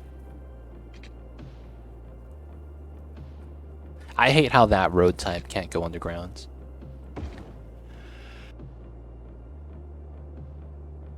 Oh, sorry about that. I had to sneeze. I think I muted the mic. But yeah, that's why my camera was a little bit weird. Can we go underground view? There it is. Alright. So I had a friend who got addicted to pineapple on holiday in a hot country, ripped their mouth and insides apart with the acid in it. Oh, wow. So they just started eating a lot of pineapple. Yo, man, feels bad. I don't like how the lanes work here, though, man. Real talk. Yeah, look at that slight swerve. I think I could adjust this, right? So I think the blue is gonna be... Oh, that's perfect. 125.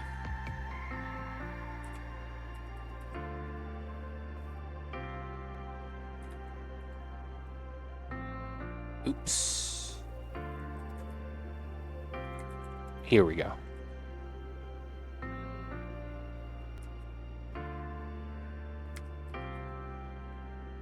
Okay, so this is 125.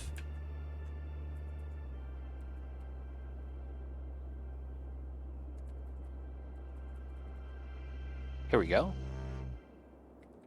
There we go. And then we do this one. Alright, I'm doing that widening just so. Oh, that looks gross. Let's put 5 meters.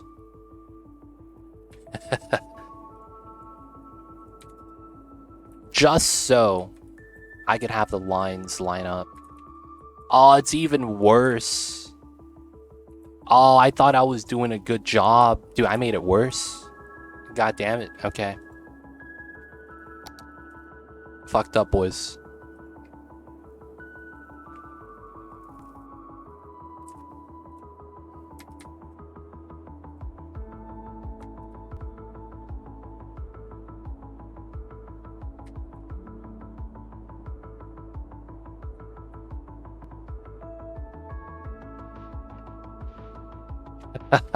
God damn it. Okay, that's fine. Yeah, because it was really refreshing in the heat. Was in the West Indies. Ah, gotcha. So because of that, he just started munching on it. Oh, man. That's tough, man.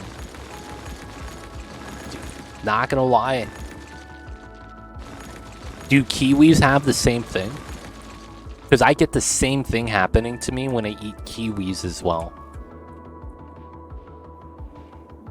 I get this weird, like... My tongue just starts to hurt. That's the best way for me to describe it. I'm just in pain, dude. I'm just like, yo, man, what the hell is this? Kiwis have that same acid. Oh, it does. Okay. Okay.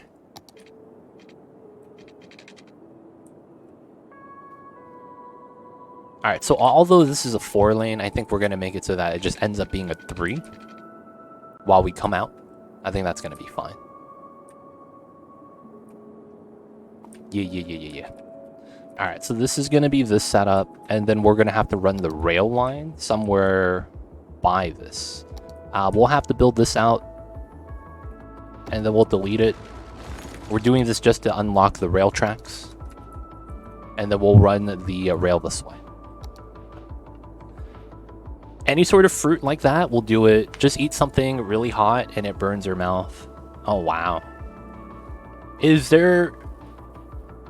Do oranges do that? I love oranges. I'm not gonna lie, it's like easily my favorite fruit.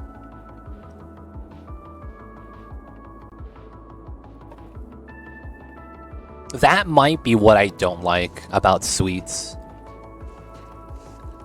That might be it. Because when I'm eating fruit sometimes, I just get sick of it. And it might be the acid and not the sweetness.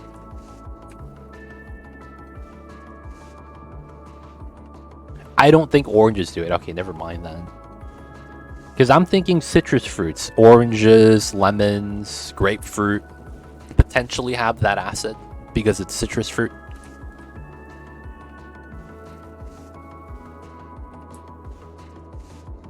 I guess it depends on what they're like. Okay. Regionality. Okay, okay. All right, so here's going to be the idea. We're going to run the train station over here. And then we're going to run the cargo for the harbor over here. So it's going to be 2 different areas for the transfers. I may decide to run a rail line from here, these 2 lines, to this side as well as a separate line. So it might just go through here to go through, and then we do an interchange right here, right here, right here, or something like that.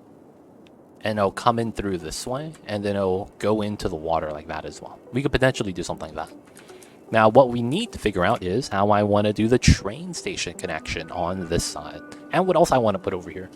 I can't just have a train station on this side. On this side, though, I have an idea for something that I'm going to kind of keep in my pocket until I build it. On this side, though, so we need to have the rail line go through. I probably want to go under this so that it's a little bit easier for the traffic. Not have to worry about too much. And then when I do have that, I need to have a train station. What makes a lot of sense is probably something like water and power to be in the area. Just because it's not a lot of traffic, it helps with the industrial feel. And then I do need to generate area to kind of put the waste treatments, right? The inland water treatment plants. The problem is that I don't really want to flesh this out yet. Alright, we're going to have to do what we have to do, though. So the biggest thing, I think, is going to be that if this goes underneath, does this mean that the train line should be lower than everything else on this side? Because it could be at height on this side when we do the connection, and then it could just incline to get to the boat line as well. And then we need to decide where we would want that to be. I think it makes a lot of sense to have it here. Because right here to here, it's a good chance that we don't have a lot of nodes. There's a node here. We could probably change that by just lining this up right here. Because I think here to here is about... Oh, that's only 10. Yeah, we could easily get a node from here to here. That way we could have an easy underpass for the train line.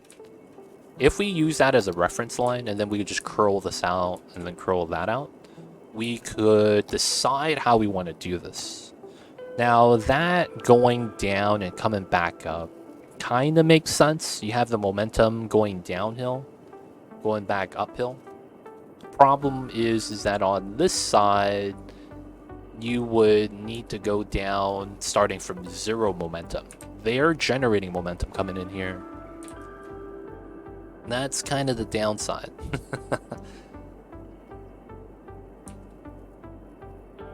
So although we can have like a little dip like that, it's not great for the train line. Now we could have the train line just lower than the highway.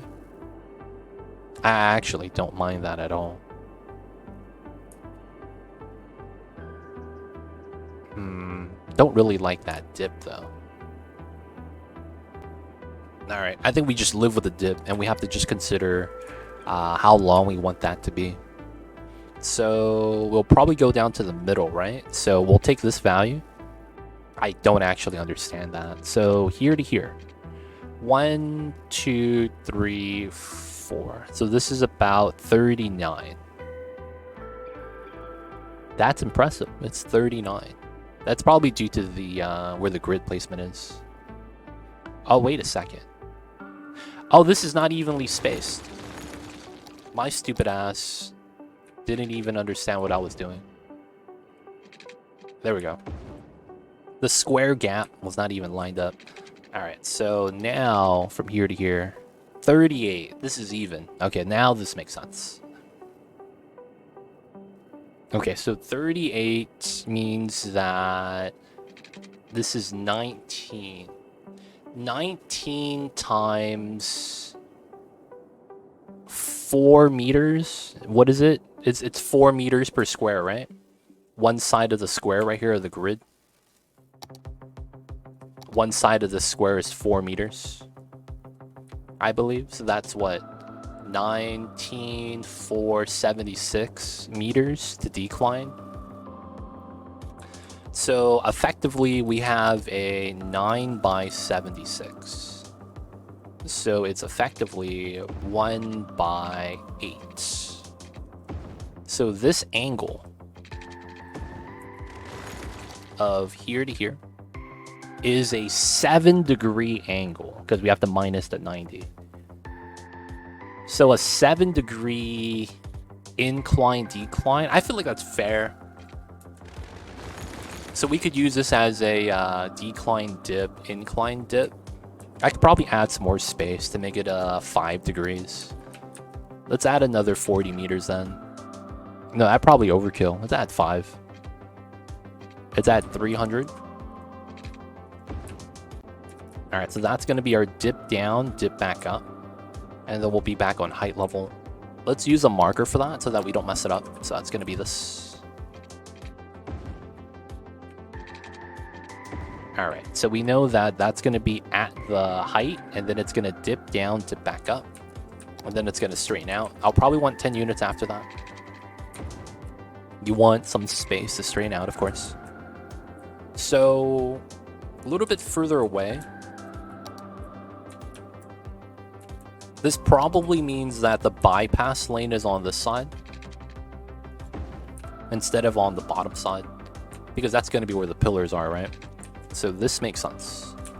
If that's the case, how much space do we need for this? So if I place this down, right? Here, I think it was 8, if I remember correctly.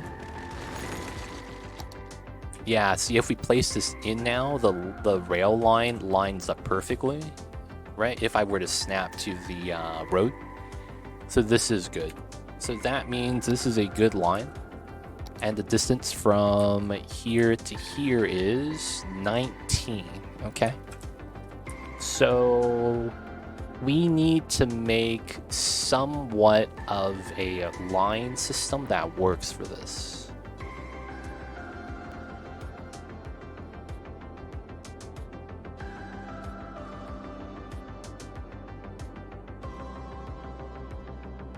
How do I want to do this?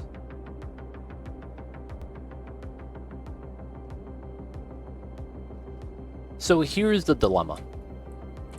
If I want this to feed up this way, and then the cars come in here, goes into the train station, comes back out, perfect. If that's all we do here, that is fine.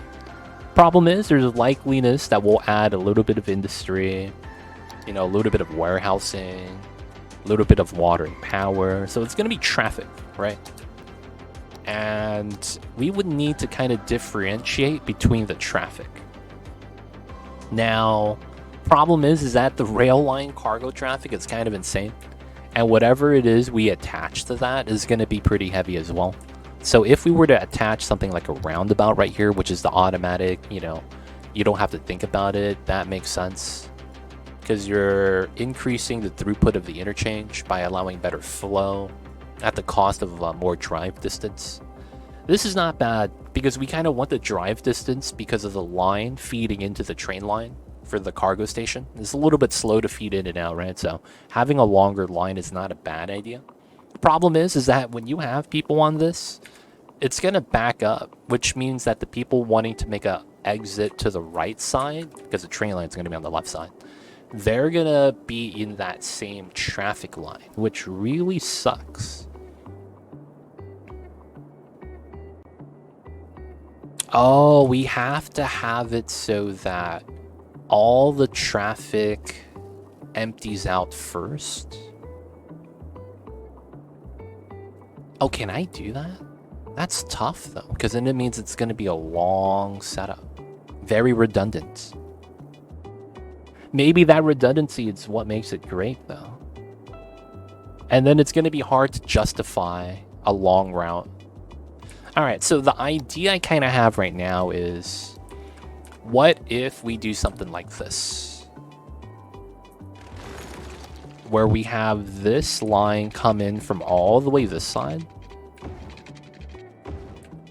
And then when they come out, so it's gonna be like this.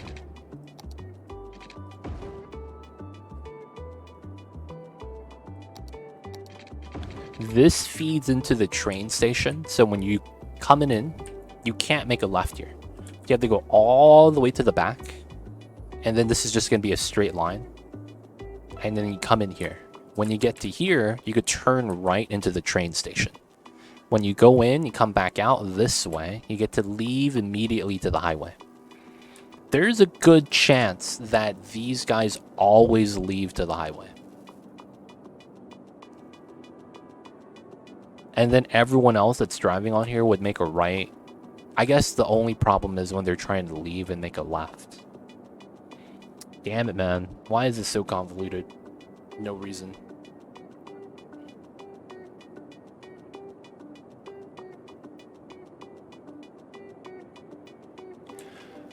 We could put the train station on this side instead. So on this side, I want to do a windmill farm. That's actually what I want to do. And that's actually probably okay. Because if I do a windmill farm, there's going to be like no traffic at all. And then there'll just be train cargo lines.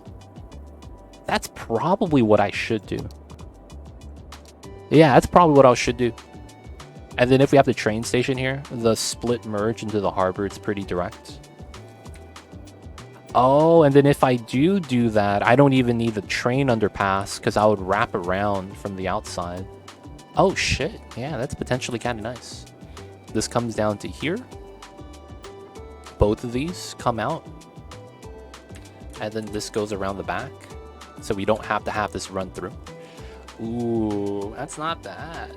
That is not bad at all. I would have to unlock the harbor first, though, to be able to do that. All right, so we'll just do the train station on this side, set it up. We won't do the windmill farm today.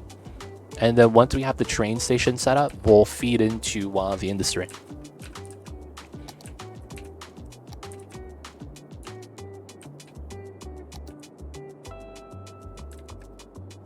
Okay. So there's a little bit of a landmass here. We're going to have to bop this because the train line's going to go straight down. Or no, it's going to curl out. Actually, yeah, I don't need to bop this. At least not yet. All right, we'll leave that alone. All right, so we know where the cross is going to be. So that means we're just going to want to pull down by 8 meters.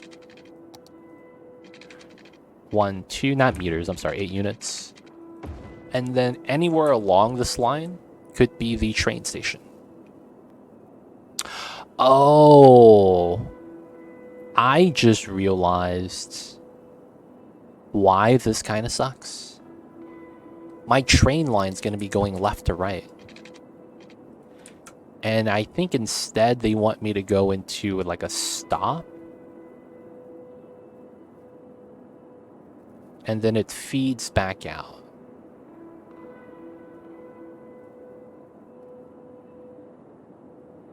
That might be better. Having it face this way, so the rail line goes up and down instead of left and right.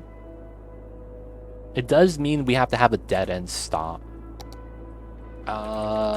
Do we have those rail ends? Railway buffer, yes. Look at all that we have.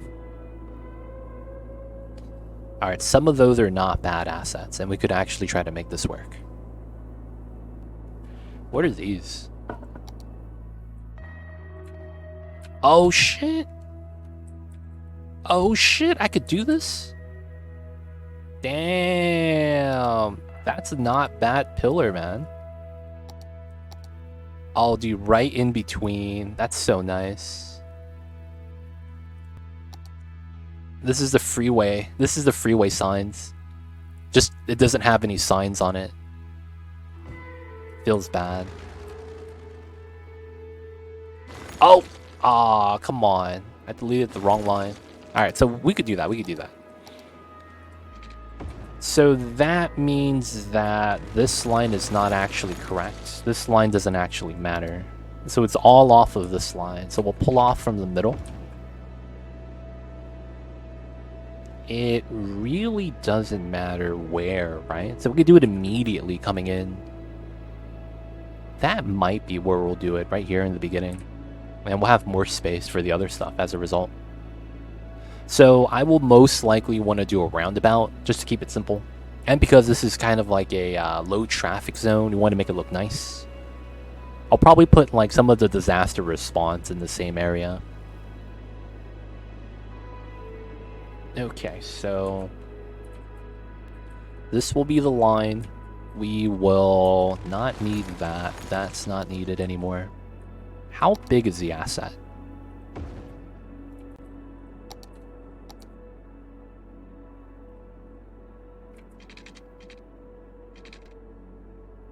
It's about 40-ish. 22 by 8. Okay, 22 by 8. How long is this from here? This is about a 27. This is actually not bad. And then we're only gonna have... No, we're not gonna only have... We're gonna have 2 lines here, right? So we're going to have a weird merge set, most likely. So it's gonna be 2, 1 for either lane.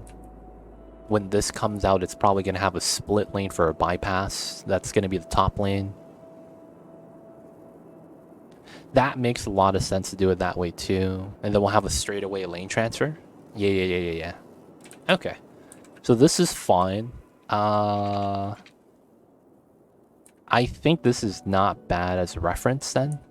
So we're going to want a little bit of space between the rail and the actual road. So we're going to put a random 10 marker, right? And then from this 10 marker, that's going to be buffer space. We're going to pull down a 8. And then this is going to be basically where the cargo is going to be. We will want it probably like this. Now, I want to actually see where this is. This needs to be an even number. And this is 19. Okay, so it's not even. So this needs to be extended another square. So we'll move this over by 1. There we go. Now we moved over by 1. So this is nice. This is at 400. So this should be fine. Let's turn this off. Now, of course, this is going to mean that I'll probably want this to be a line segment off of the roundabout in the middle. And these don't matter, because this is going to be a straightaway drive into this. If anything, we're just going to have some parking lots. You know, simple stuff. Alright, so I want the curves to look nice. And we know that this is going to be 20 units, so what makes sense is, you know, even curve into the roundabout after a small straightaway. So where that roundabout has to be is kind of important. I think due to the nature of this, we are going to be using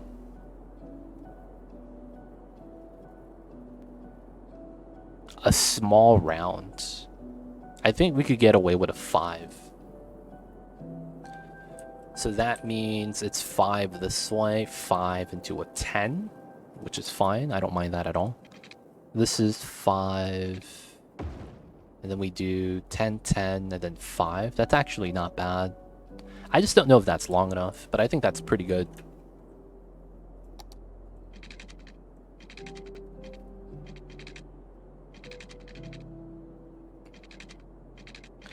Ten, 10. Why does that look off for some reason? Alright, 5. Let's delete this. Mark this. 5, 5, 5, 5.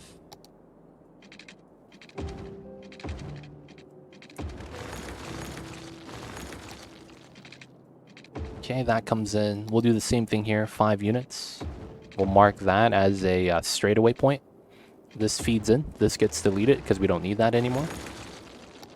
And then this side is actually going to feed into a building.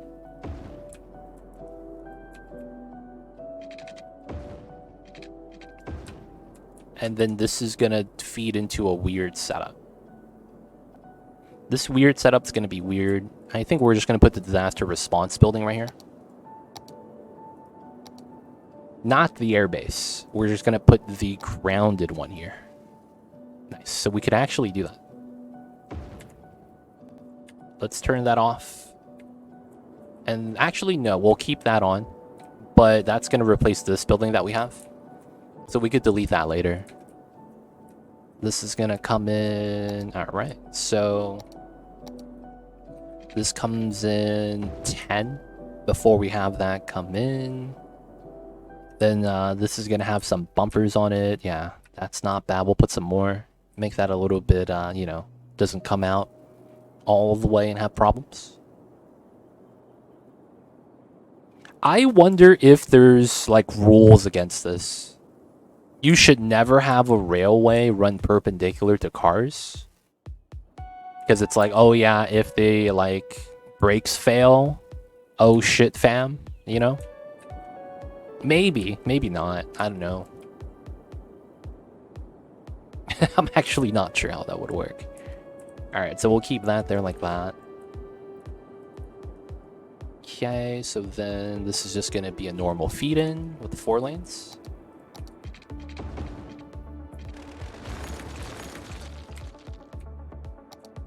And then everything else here is just going to be a normal one-way setup.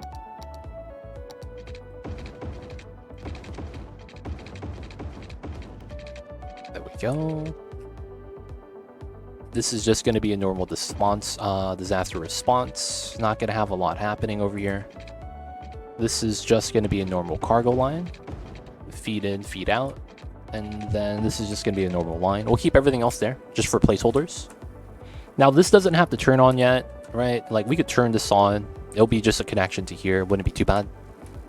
I think IRL is very true. But in this game, I've seen cars go right through the trains like they aren't even there. Yeah, they do that with civilians as well. But I try to play this game realistically. Like, the incline grade, elevation height, trying to make sure things make sense in terms of, like, realistic stuff and application. So I do try to keep it real, somewhat, you know, somewhat real, even though we know that this game's kind of jank. So that means this is not a good idea, huh? Because I'm thinking, if we had it this way, it would just go underneath the freeway. It wouldn't really be that bad. As long as it stays on the rail.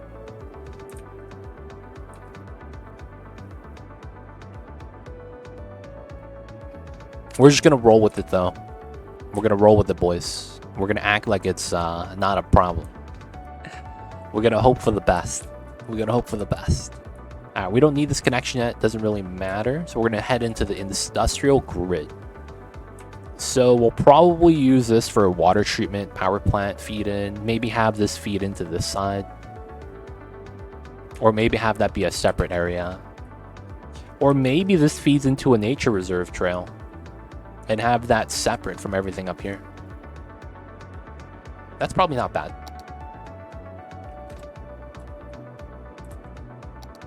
Alright, so we know that this is the harbor, most likely.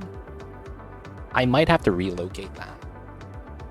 So we picked a random line to kind of space off of. We don't actually have to use any of this guidance lines outside of the freeway. So there's a couple things we could do. I think we're going to do it here.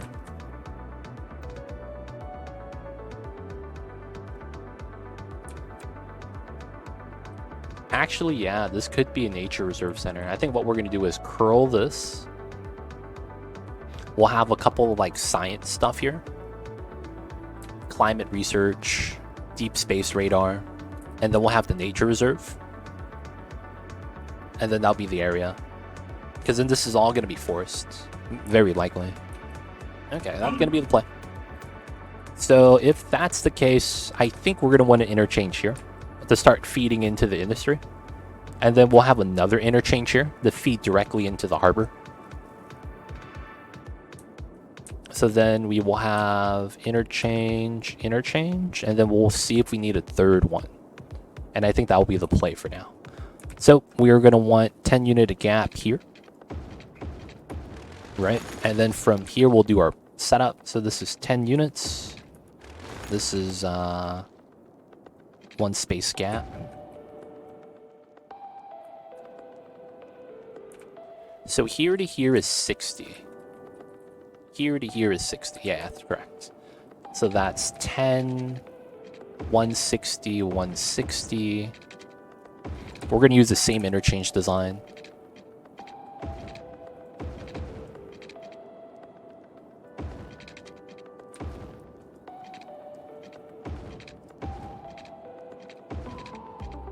Just because of how easy it tends to be.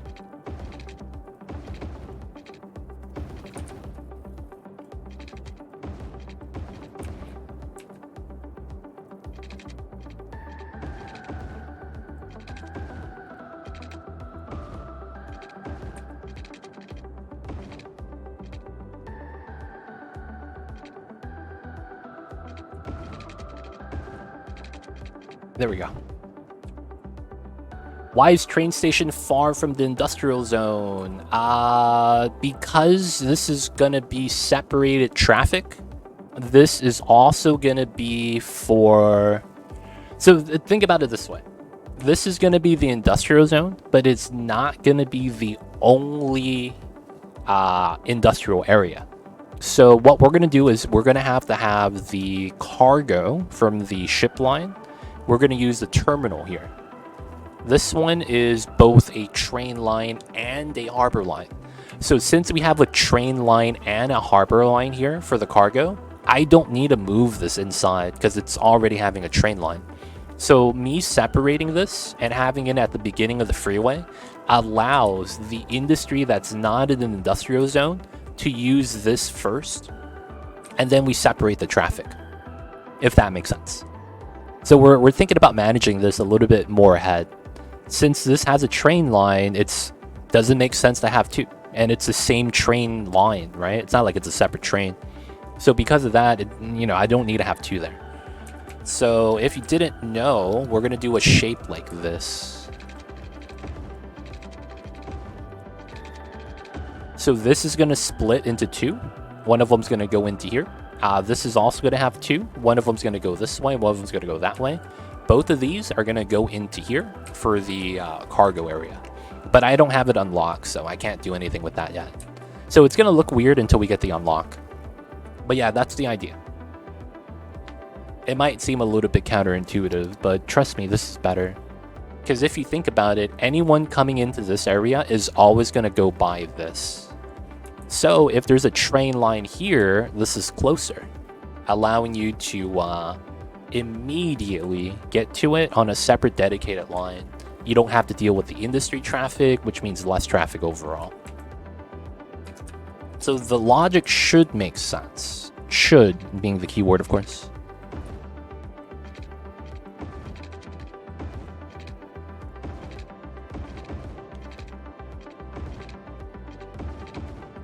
How are you though, Free Aussie? I see you over there, man. How are you? Welcome on in. Welcome on in. We use the 6 for that. Oh, let's actually see how this looks like then. So I believe we wanted a 40 all. Ooh, that doesn't work. So we want... Oh, that's because of the node. We could probably do a middle node so that we get some freedom. Or we dumpster that and we go with 0. And then this is 10. Nothing I can really do about that part, though. Nuzzle Dam, what's good? I see you over there. How are you?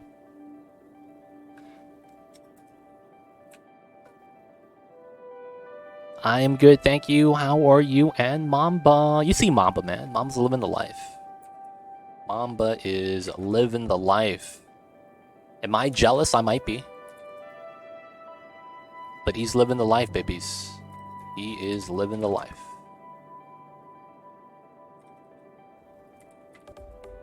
Oh, wait, I messed up. There we go. So, 40-45. Mamba dreams about hunting the ultimate prey, bringing him home and making me proud.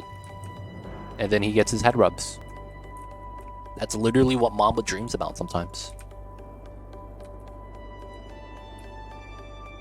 He finds the prey, makes me proud, and then he gets all the head rubs. Nice, nice. Good to hear, good to hear. I had a dream that you were a hot dog.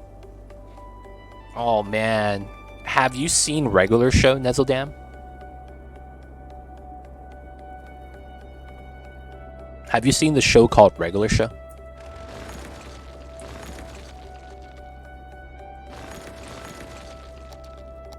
There's an episode where they find hot dogs, but they're sentient and they're alive. And they start taking over the park. And they started eating everything. And then what happens is that they're eating everything in the park because they're like mutant hot dogs or something like that. And what ends up happening is one of the main characters falls down on a bottle of ketchup. And the ketchup hits one of the hot dogs. And the hot dogs start eating themselves because they find out that they're delicious. And then that's how they took care of it. So they unleashed like a mutant hot dog that was like aliens or something. And then they took care of it by hitting them with some, ketchup. Just normal life in Regular Show, man.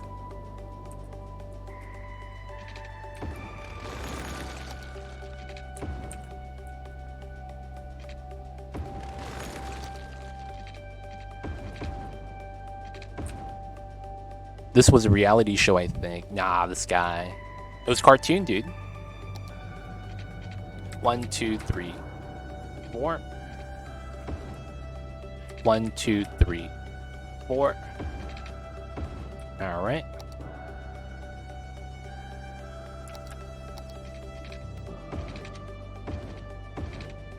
Not bad. And then we're gonna get our design up top. All right, all right. This is gonna be freeway. It's connected. We got the underpass, clean setup. Not bad, not bad. Aw, what the jank is this? Alright, man, let's help them out, boys. 2 at a time. 2 at a time. Come on, man, use the other lane. No one wants to use the second lane? Come on, man. You guys gonna wait in line? I just gave you guys a second lane, dude. Stop, stop. Stop piling in. These guys, man. They all like the left. Yeah, it's because the other part isn't connected yet. Feels bad.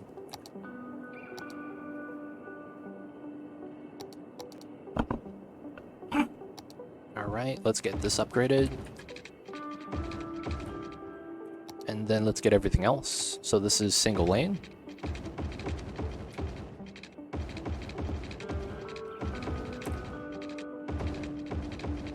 This is in. That is in.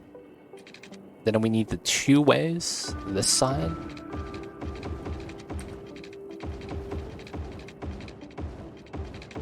Okay, and then this is gonna go down to 2 lanes. Because we're going down to a 3-2. I think that's fair.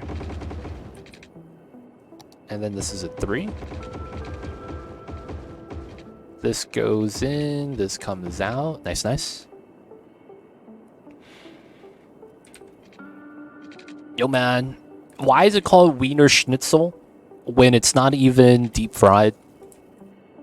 How does that work? Like, I get the chicken schnitzel sometimes, and it's like a deep fried chicken. How does that work, man? Do Wiener Schnitzels just don't get deep fried? Do they deep fry the hot dogs with no coating? Is that the secret?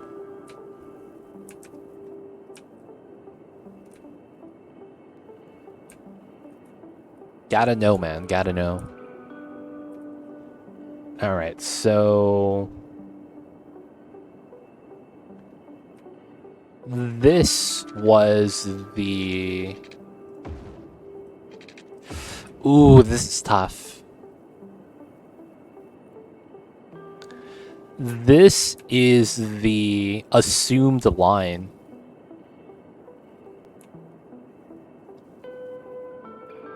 I probably don't go left from here. I probably have to go up like that. That's probably what I have to do, most likely.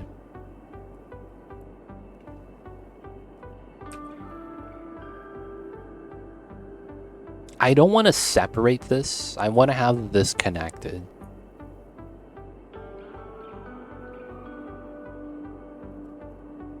I think this is fine, though. Yeah, so we'll do it like that.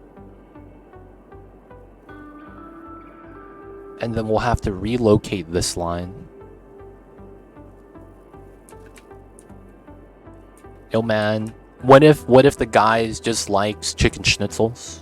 And he just wanted to call his store Wiener Schnitzel because he thought it sounded funny.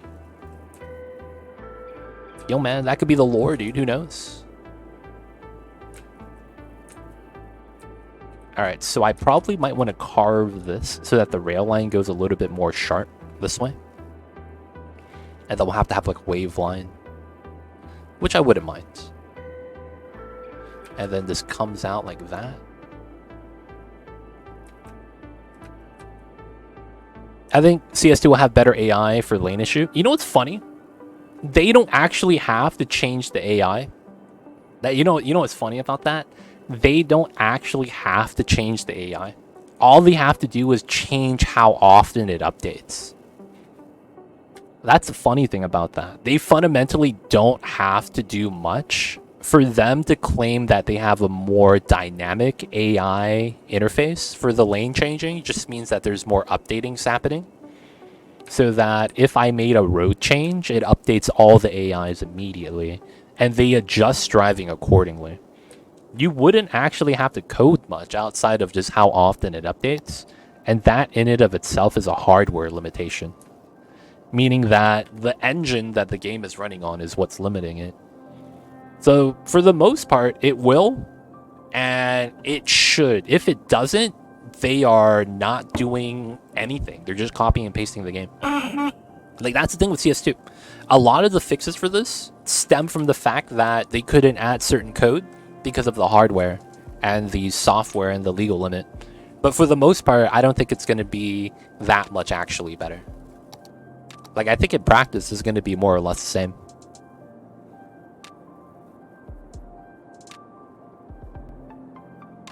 I see you though, Frianze.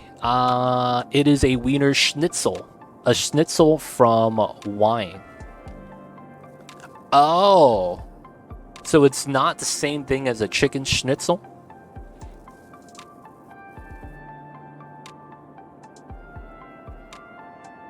Yeah, correct. But be that as what they do and present us.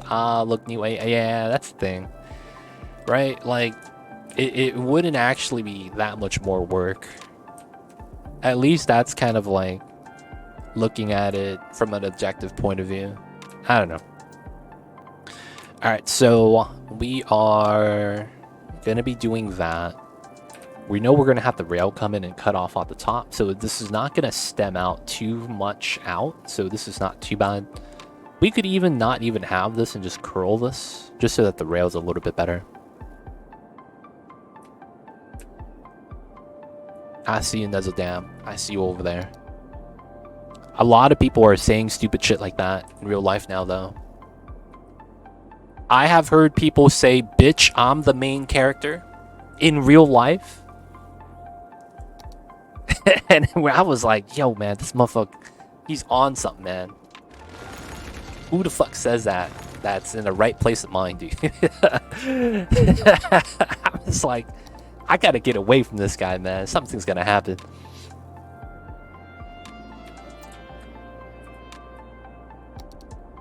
I gotta get away from this. They don't think it be like it is, man, but it do. Really do be like that sometimes. Alright, so let's do a 2-space gap, because that's gonna be the assumption. 2-space gap here as well. Okay, so then we're gonna do a double. That's gonna be that to that, and then it comes down. We delete this. We realign this as well for the sake of grid spacing. And then we're gonna do 22s. We could always offset this, change the pattern, but I just want to see how much space we have if we were to add a certain amount of things to this. So of course the spacing on this side should be immaculate. It should be a 240, 440, and then another 440 this way. And then the grid's barely touching. Yeah, it should be offset like that. Yeah, actually it is. Think for a long time. I am not a bot. Just a bot became AI. Yo, man.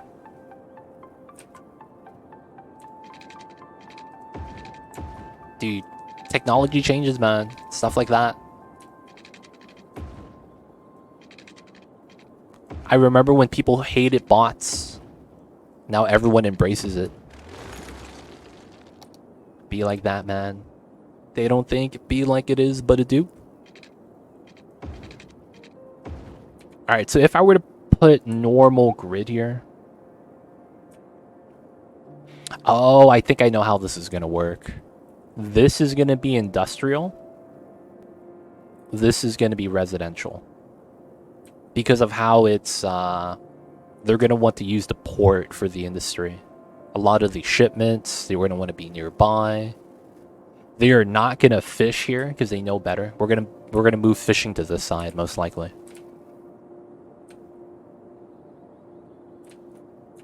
Okay, so we have the road, and then we have 1, 2, 3, and then we have 1, 2, 3, and then we have the interchange. So we could do 4.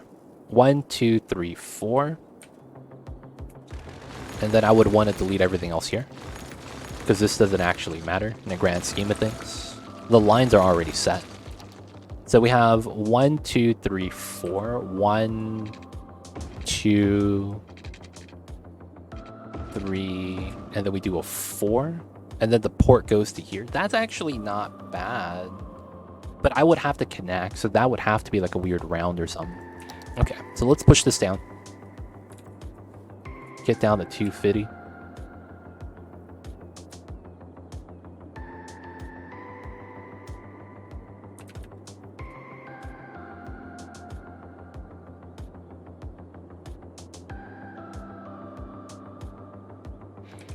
Charlotte, I see you over there, though. Hope you're doing well. How are you? How are you this Saturday? Evening, afternoon, morning, wherever you are in the big wide world.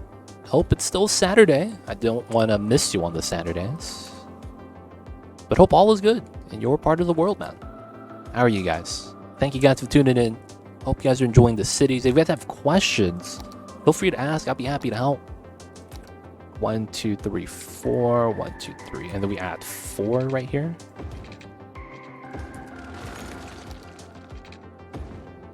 And then we would add 240. Ooh, and this barely feeds in. And that's actually really good for me. Right? Because it's 1, 2, 3, 4. 1, 2, 3, 4. Which means this is a 240 line.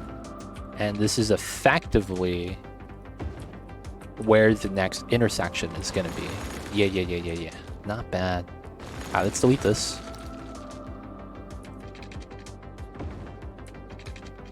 Pull this out. Slow Saturday. Somewhat cold, rainy, and windy, but it's actually Sunday here now. Oh, nice. I'm not gonna lie, man. I would love to be in that weather. Is it weird, man? I like it when the weather makes me stay home. Is that weird?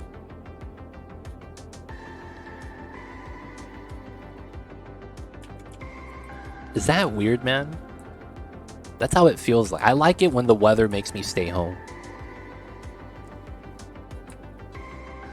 I don't know if that's a little bit weird.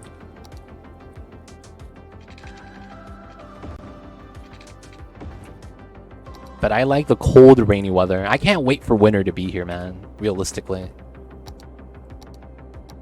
I can't wait. I can't wait.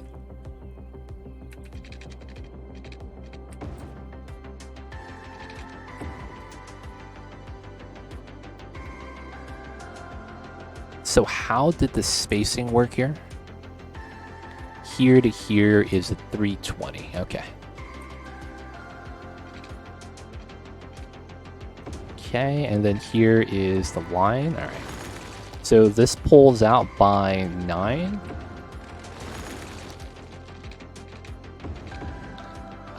This is 8. 8, and then this is 8. Then we delete this.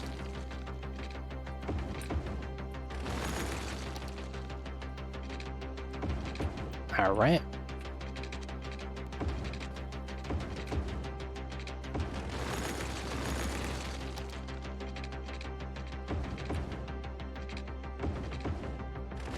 Not bad. We kind of have the rough shape. I am not looking forward to the snow and ice. You know what, man? I don't have snow here, like normally. So that's probably why I like the weather when it makes me stay inside. I think it's like weird. It's because it's so nice out. I kind of feel bad if I don't go outside. But then when it's like rainy and like really cold and windy outside, it kind of justifies me staying inside so I don't feel as bad. That's what I feel like it is, man. I might be wrong, I might be right. But yeah, it feels like that sometimes.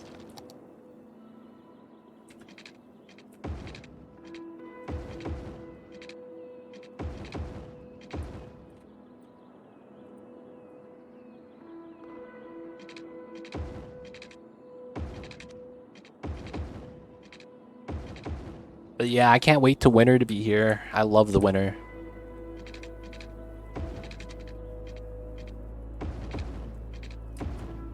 I love the winter. I had to deal with 8 feet of snow this last winter. I am so over it and glad we moved out of the mountains. Oh, yo. That sounds tough, man. I do live in Cali. It's the best weather on the planet. It is. And that's why I love the winters here. The winter here is cold enough that you don't have to turn on anything, but it's not too cold that you need to turn on heating. It's honestly great. It's just that, man, when it's hot over here, it sucks. So I want that heat to be over. That's the one thing about living in Cali, is that the summers here suck. This summer wasn't that bad, though, if I have to be honest. This past summer was not that bad.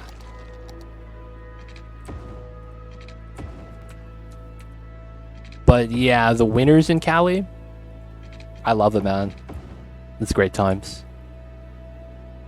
I just can't wait for it to be wintertime. That's all I'm waiting for.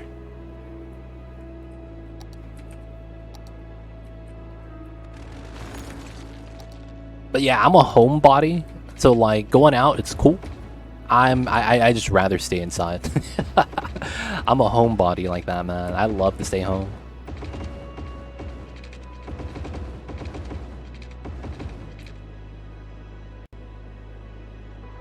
Snowed in for 2 weeks. Oh man, that's tough. Yeah, living in Cali, man, you get spoiled with the weather. There's no snow, there's no ice. So you don't have to change your tires in the seasons, right? You don't have to do any of that, so it's already kind of nice. You don't have to change for seasonal tires and stuff like that. You don't have to worry about waking up and slipping in your front yard due to the ice. You don't have to worry about pipes bursting. It's like, yeah, man, it's We have like all of the strengths, none of the weaknesses. So like we get to really just enjoy the cold. Unless you live in the mountains. Yeah, living in the mountains is tough though. Mountain life, man. I wouldn't want to live in the mountains. Mountains suck. They're so far from everything. And then you gotta deal with the worst of it.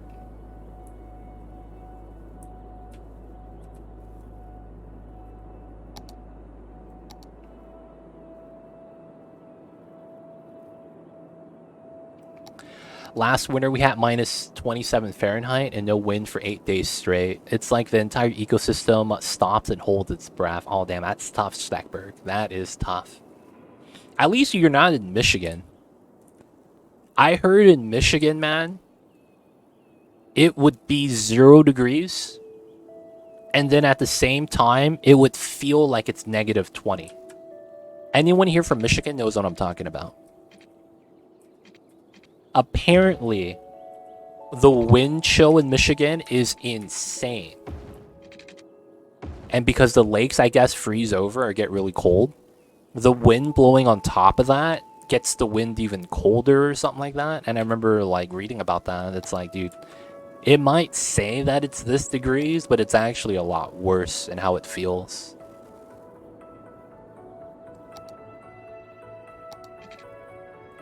Anyone here from Michigan? Kind of curious to see if that's true, man. I see you over there, though, Stackberg. I see you. I see you.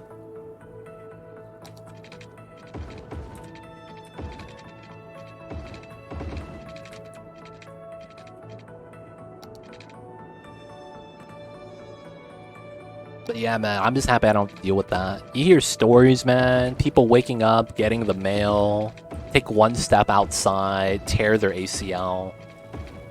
And it's like, you know, they can't walk straight anymore. Aw, shit.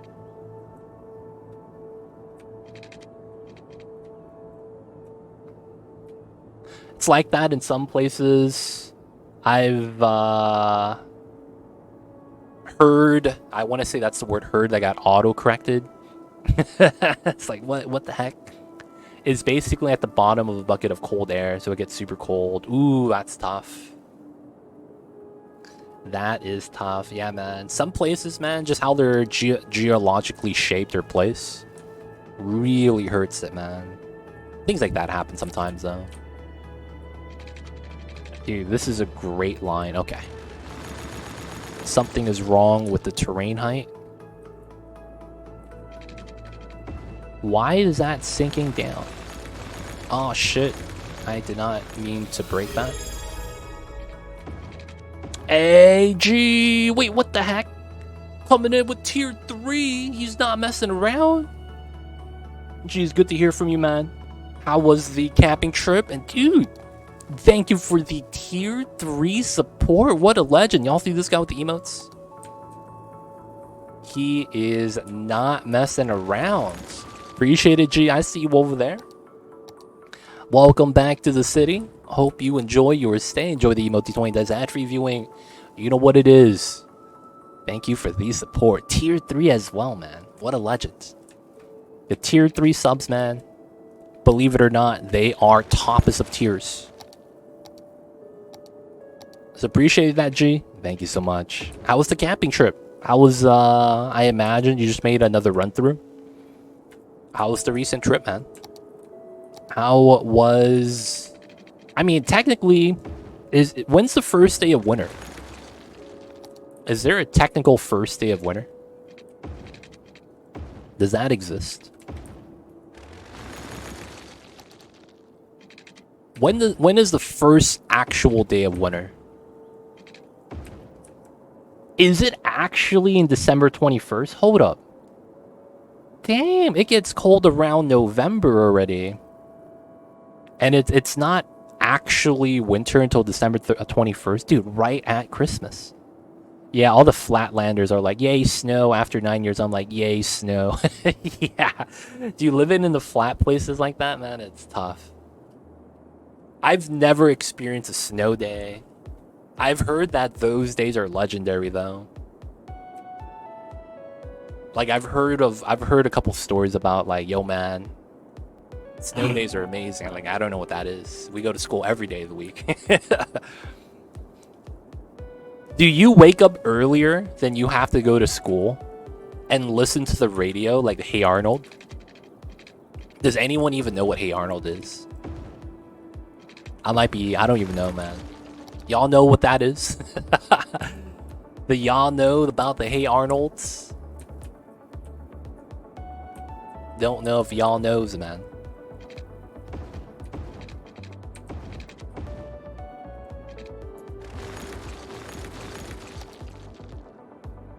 Yeah, there's a technical first day. A certain level of cold temperature must be maintained for a certain amount of time. Wait, but how do they already know what day that is? Because like you have these motherfuckers like making calendars and shit. Like they know like a year ahead. Isn't that the 90s TV show with the football shaped head kit? Yep, I used to love watching Hey Arnold, man. I would still want to watch that, man. A lot of those episodes, man, they were great. And the best thing about Hey Arnold was that he had the nice baller room, dude. With the sky view. Oh, man. He had it all, man. He really did. I used to love watching Hey Arnold, though, man. It was what we like to call the business.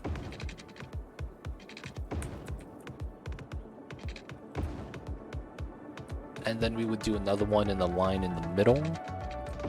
Would become the new line. Okay. 21st is a solstice, the shortest day, longest night of the year. Oh, really? You know what, though? I like thinking about it. I'm gonna be real, man. I think every time it's ever been something along the lines of wintertime, I don't look outside anymore. Like at a certain point, I just kind of accept that it's going to be dark for the entire season, and I don't even look outside.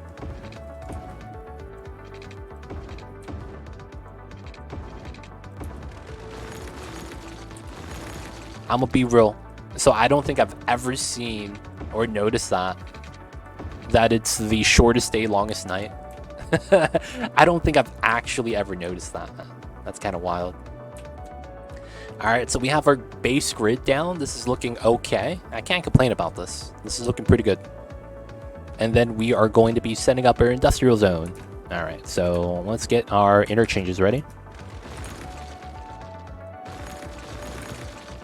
So we're just going to get these all set up to snuff. Solstices or equinoxes are how all the seasons are determined. Oh. Wait, but how do they know that already? When, like, which day is going to be the longest day, you know, things like that. So this is a 40 all. What did I use for the other ones?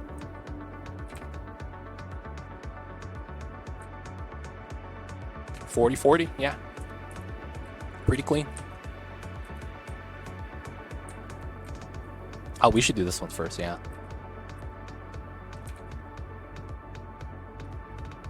So 40 all, it is going to be 45. Might as well set this one up first.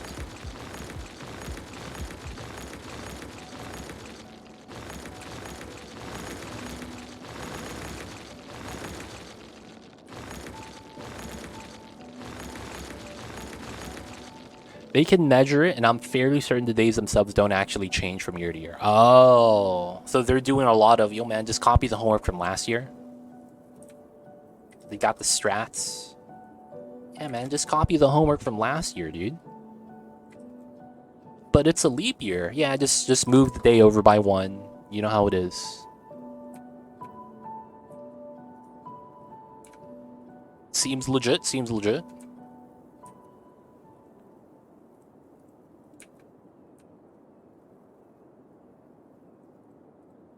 Okay, fix the nodes. Looks pretty good. Destroy that. Destroy that. I technically do want to get this upgraded. There we go. And then this is not even facing the right way. There we go. Pretty much only exception is the leap year where they add the extra day. And because a full day is not actually 24 hours, every 4 years, there's enough extra that they added to make up for it. Oh, I see. And that leap year is because the axis is tilted, right? I've heard about that. I don't know if that's actually the entirety of it, but that's what I heard. It's due to some access. The x-axis or something like that. Alright, so I need to do this. And then I am going to need to do that. I am going to just skew this slightly. On 2 nodes. That's it, just 2 nodes. And then we're just going to hide this here. No one's going to notice. My knees buckled right here, basically. I think so. It's been a long time since I had science class. Oh, I see. Yo, man. We need the knowledge. This is probably good at 10. Oh, no. 40. This is at 10. There we go. 10, 40, 40. And... oh, how did this break? There we go. That's a lot better. Okay.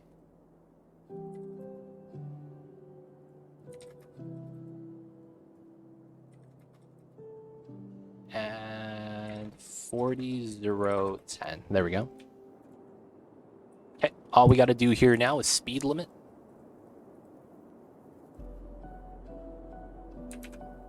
All right, 180. That's about fine. All right, so let's go to 70, 70, 70.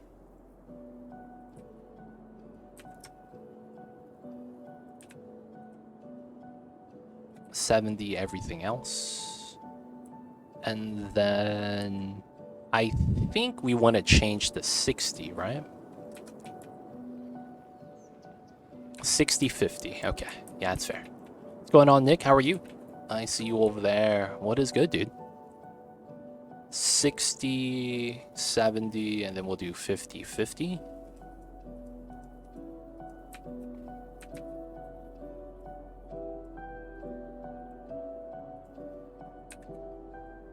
Alright, that's going to be speed limit transition, so it's a little bit smoother. The buckling of these kind of suck, but it is what it is. Let me move this over. Actually, can I make that a bend? Ooh, that's a little bit better.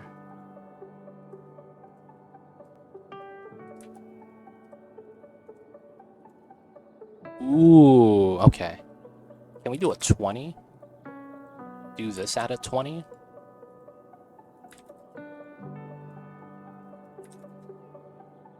This is such a weird bend. We'll leave it like that. It's because we subtract the lane, and that means that all of our other lanes adjusted are a little bit off. I don't want to shift the entire highway over, so we're just going to shift that and kind of just leave it. Alright, so that's fine. So that means we're going up to here. 40 all. Do the simple setup. This is 40 all as well. 40, 10. This one.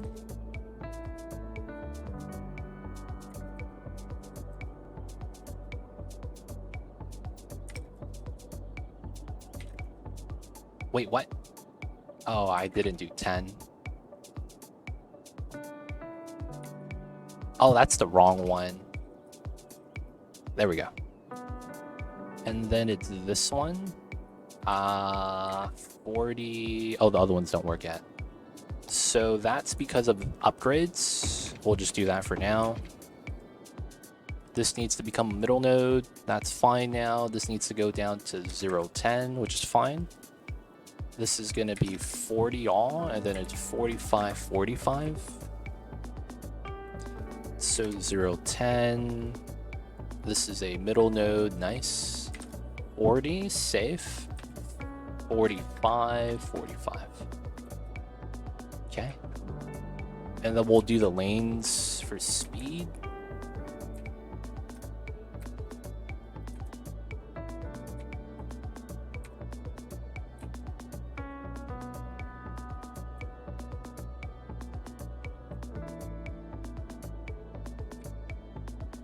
You want to slow down, of course.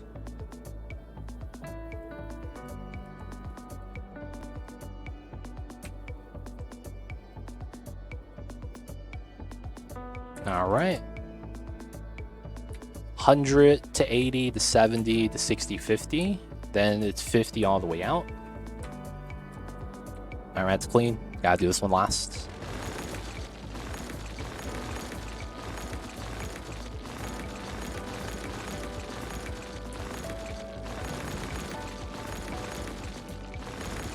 Alright, so this is going to be like that, and then we'll have to set this one up. And then we'll do our industrial grid and move some industry over. Gonna need to move a lot of industry over. I think we'll need some public transit as well, most likely.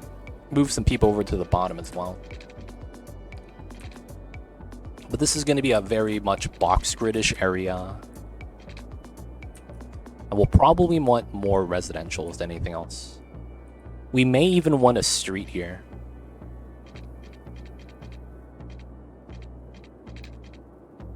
Make this a one-way, so you don't have people exiting early to come out to this area. And then we could go through the science center into the nature reserve from these people, potentially. It's an idea. It's an idea. This has to come out, connect on this side, so we should connect that.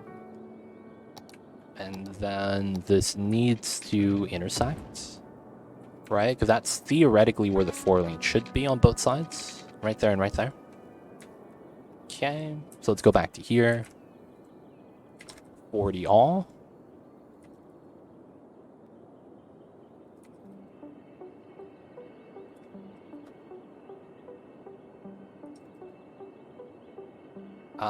Zero angle 10. Oh, this is, probably don't want to do this one yet. This ends up as a 2, actually, with how this works. Oh, the red in the middle. Yeah, we can't touch that yet, then. That's the case here.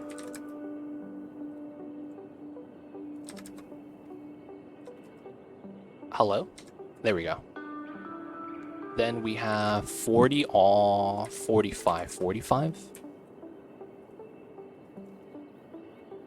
Blue, 40. Nice. And then we just got to do speed limit.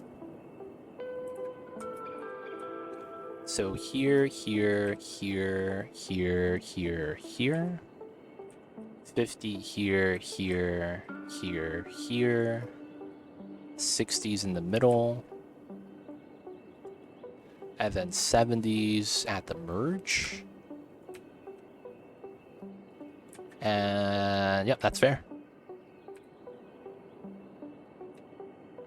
That should be fair.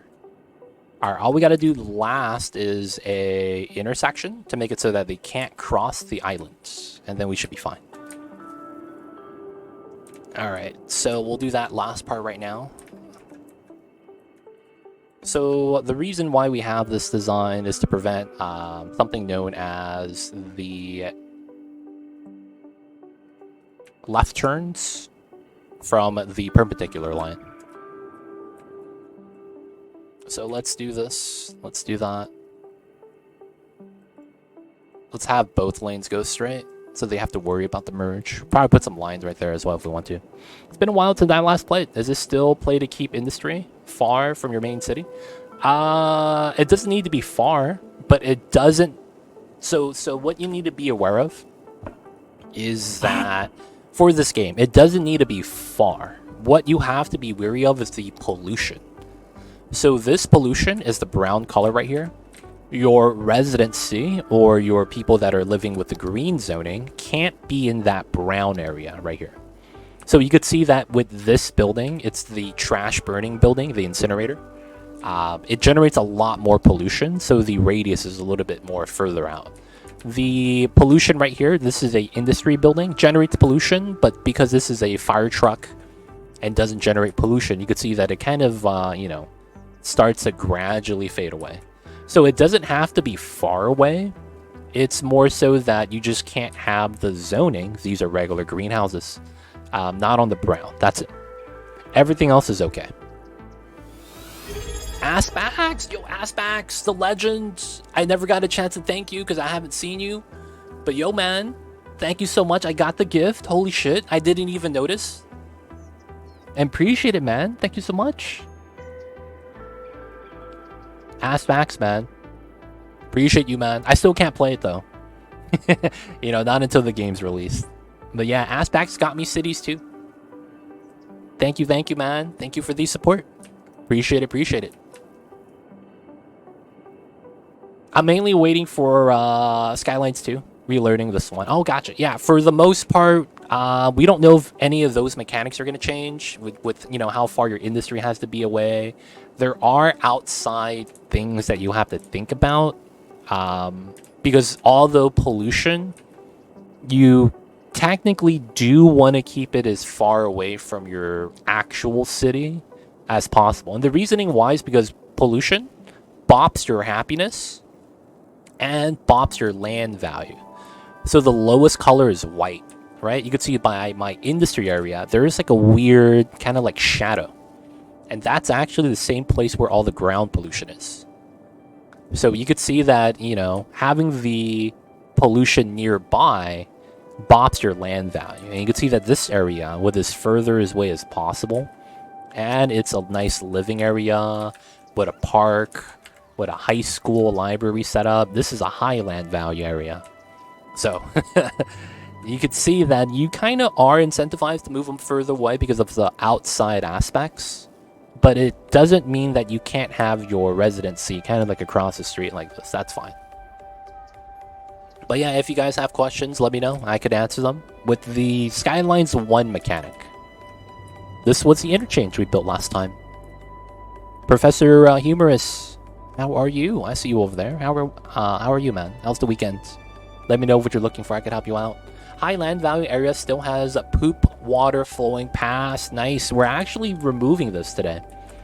Sarge, we are setting up our industrial area over here by this water.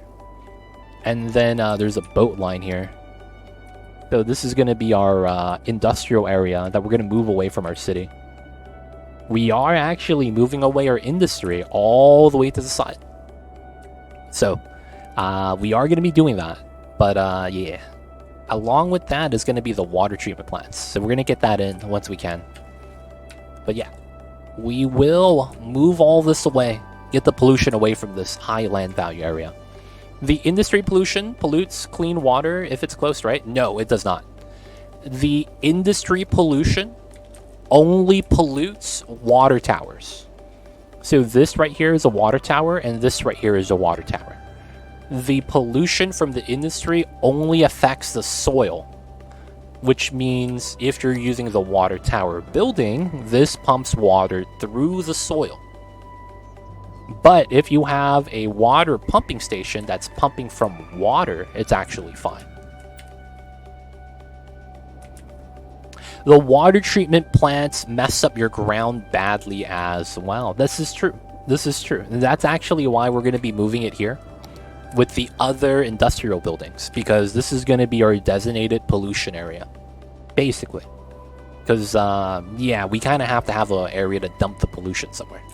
If we don't, you know, we kind of have to spread it out. You guys ever get a stain on your shirt? Like a coffee stain on your white t-shirt? And then you're like, if I just keep spreading out the stain, eventually it just mixes in. But you keep rubbing it and rubbing it and rubbing it, and now you have a yellow shirt. That's kind of how it is, man. You either spread out the industry so it's everywhere, so like you can't kind of tell,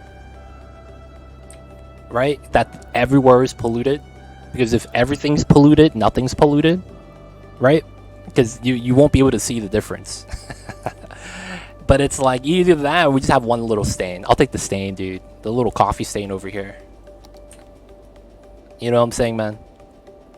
I live with that. I have an idea for what I want in my city. But getting there is gonna be rough. Yeah, man, it's tough. There's a lot of things you can do. The biggest tip I have for new players or people returning to the game, you want to go to this milestone, small city. Population value is going to determine by the map you play on, but this allows you to get a lot of money. That's what I do. I play the game till I hit small city, and the moment I do, I start making in so much money that I could build whatever I want. And I keep making money, and that's the key part. You never really go into the red. So even though I build out all these roads right here, all these buildings that are not turned on, and I'm paying for the maintenance costs, I'm still not in the red. That's because I'm making so much cash right now with the policies, specifically these two, small business and big business. Once you get to that, you're more or less set. Oh yeah, tax is 12%. Yep, you need to set that up. But the policies, none of this matter. Everything here is preference. I don't have anything on except these two. And high-tech housing because I want land value. But these two are literally the only ones you need to have on. This literally, read it, man, doubles your sales, which means doubles your tax revenue. This is for high density and this is for low density. So get the small city, get those two policies up, and you'll be rolling in the cash like I am. And then you build whatever it is you want to build.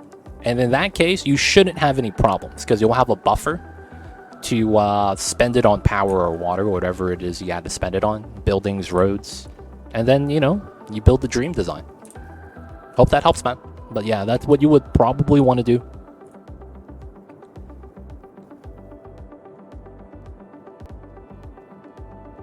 Might as well dye it brown, Sarge, man. It'd be like that sometimes. But that's what it's gotta be sometimes, man. You gotta rub it in a little bit nice, a little bit slow. Alright, so let's get in our industrial zone in this area. We are gonna be using the double yellows like this. Because although I want an island, it's better if we don't actually have an island. Because the islands are not your friend, it feels bad. Okay, so this is a weird node. Or just bleach it white again. That could be a thing too, yeah. Alright. We got this set up. We know this is going to end up going to the harbor. We'll leave that be for now. I think we're just going to want to get the zoning started so that we could just get the grid here. So we are going to work on a pattern. So although this is a grid pattern, I'm not actually going to take it. A couple things I'm going to want to do. So this is a major intersection. It's just a T, but this is going to be where a lot of traffic's going to be happening. So I want to do a minor setup here. This is going to be like that. This is going to be like this. And then we're going to do a intersection gap. And then we'll start the pattern. So it looks like the right-left pattern is going to be offset. Which I don't really mind. I could just change the grid pattern for the most part.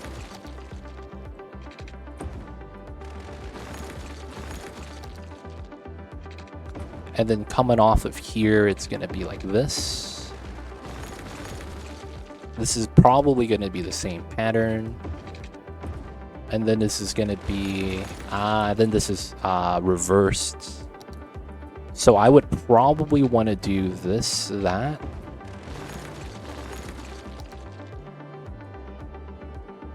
Right, because we want a gap. And then we want to do... this, that. So 1, 2, 3, 4, 1, 2, 3, 4, and then we have this in the middle. We could actually probably do this.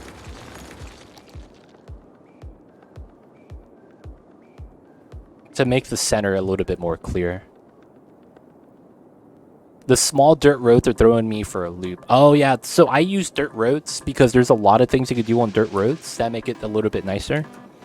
Dirt roads in this game have the best snapping mechanic. So look at this. This is a dirt road. Oh, he just got hit by an ad. Feels bad, this guy. Alright, so we'll check him out in a little bit. I think he's getting bopped. So the idea here is we're going to have a no straight, only right turns here. Same thing here. And then we're going to have 4 intersections of basically any turn, anything they want to do. It's, you know, it's open game. And then after that, we're going to have another one of these central pass-throughs. I am contemplating of running a roundabout here and running the street through to the bottom side, because that would effectively alleviate a lot of the through traffic between the highway, because you're gonna have cars going up and down this way, right? Oh, we got turbo. Oh, I see. Gotcha. Okay, so if you didn't know, dirt roads in the game are one of the better roads in the game because it helps you out. When you're playing on this game and you're using any other road, it doesn't matter what type of road it is, you run into a couple of problems. Those problems typically due to snapping. So if I want to run a road that's right next to this, because I want to do a highway fork, right? Sometimes you're going to have to like fork your lane so that you could run 2 lanes side by side, right? And then you merge them together. So you might want to run the line, but then look at this.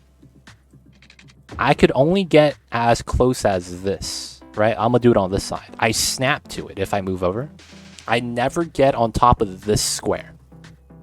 If I am on dirt roads though, and I do the same thing, I could actually get right next to it, just like that. So there's no squares in between. There's a square here, there's no square here. The dirt road allows for the most user-friendly experience when you're building out your road setups. So if you actually watch a little bit earlier, you see me kind of design out the interchange.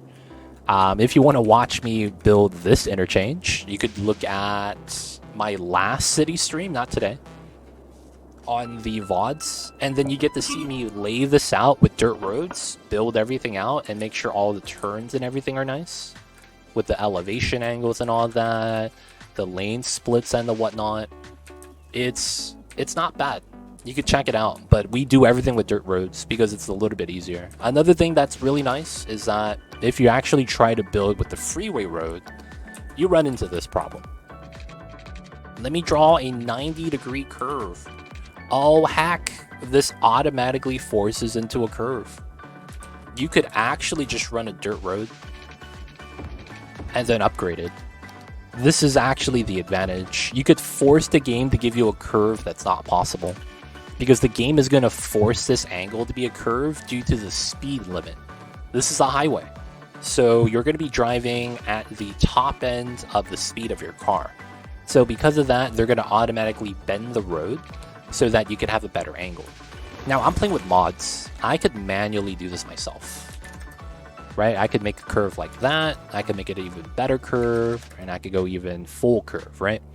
So because of that, I have a little bit more manipulation ability by using dirt roads. So if it's hurting you, throwing you for a loop, it helps me out a lot, man. So now that you see the power, maybe you'll start using it too. The main reason why most people play with dirt roads, though, it's because it's the cheapest road. And you're incentivized to play this game while it's simulating. You don't really want to pause while playing this game, because you run into simulation kind of weird stack-ups. What I mean by that is, if you know and play this game, there is something known as death rate. So you will randomly get a death wave, a lot of people dying, right? And when that happens, you're going to be like, no, my city's dying, and then you're going to panic and try to fix it. And that's not because you did something wrong. It's because you were playing while the game was paused. So when you have demand, right, high demand, and then you pause the game and then zone all the space, and then your demand immediately drops to 0, everyone's moving in at the same time, which means they're around the same age and they're all going to die at the same time.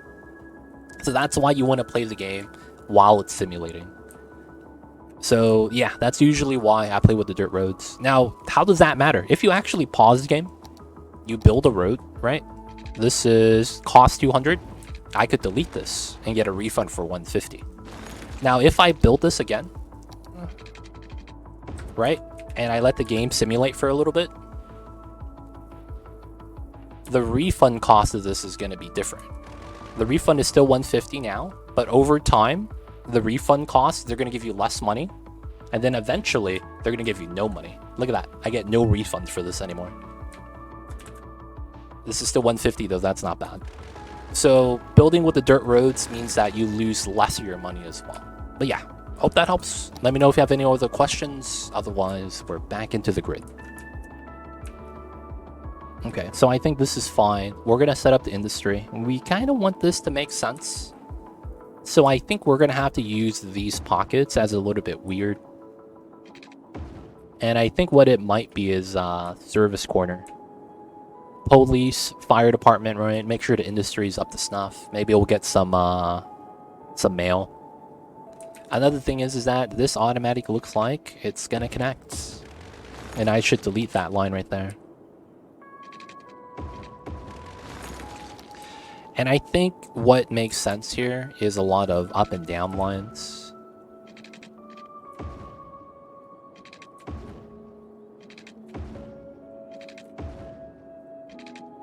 That way it doesn't matter where we're at, the lines always go up and down.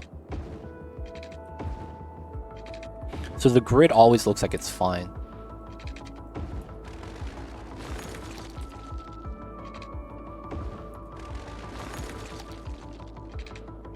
Alright. Cantai, what's good? I see you over there. Kios, how are you? Best roads in business. Kind words, man. Kios, welcome in. I see you. Have you ever played with any weird conditions, like left turns only or only one-way roads? Yes, I have done that, and I will say that that is 100% something you would do if you don't have content to do anymore. Because it's not actually fun to watch. It's not fun to watch, man. It ends up being something you could do for like a meme incentive. But in practicality, there's no real merit to doing a run like that. I have done one-way roads only. And it's a pain, dude. One-way roads are a pain. The reach of all service buildings are like greatly reduced because of the one-way condition. And then you have a lot of problems later on too. I've done a no intersection setup before as well, where you run two one-way roads that basically loop forever and then connect at the very end, so that the freeways could actually, you know, continue on. Those runs, man, it's 100% meme, because it's like it's not actually fun. The constraints are too insane. I mean, like, you could play it though. I just don't think it's worth the time. It sounds cool. It does. It's just in practicality, it's not. I think that's the point of the challenge. It is, but the thing with the challenge is that you have to abandon any sense of realism, because nothing makes sense to the point where it's like, this shouldn't work this way. Like, this is not how this is supposed to work. So it's weird, because I'm trying to play more and more realistic in a sense of you know, how it would be in real life, that I wouldn't want to do that, because it just feels wrong, man. You know what I'm saying? It feels wrong. Philosophical, not really. Agent Smith, welcome in. I see you over there, Mr. Anderson. Hello, hello. And then we have this weird gap right here. I'll probably leave it very boxy like this for now. And then we'll kind of leave the dirt roads alone. How are you doing, Agent Smith? What is good? I feel like what you just said applies to a lot more than cities. Yeah, it does. It's kind of just how I like to approach things, right? It's like, you ever heard of the saying, it's the principle that matters? That's kind of what I'm saying. Or more so what it is that is like the thought process behind it.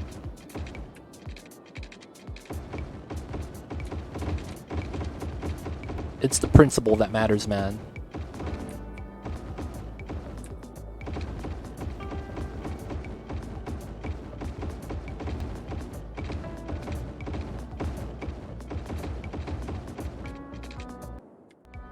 Alright, guys, give me 1 second. I gotta get some more coffee really quick. You just have a overriding condition. What does NBD mean? I'm not actually sure what that abbreviates to. Give me 1 second, you guys. Gotta get a real refill of water. Well, no, it's coffee. I'll be right back.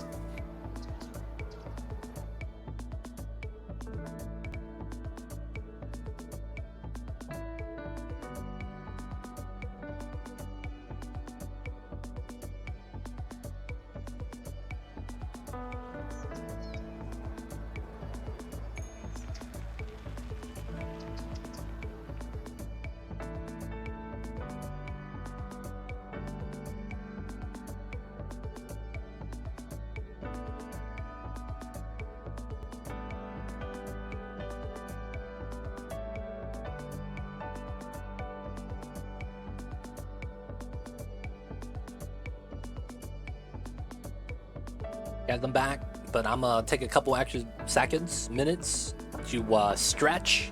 Guys, where you are, man, in the world, if you've been sitting down for a couple of hours, you gotta get some blood flow, man. Gotta get up, touch your toes, stretch, do the back lean, you know what it is, back chest. I gotta do that too.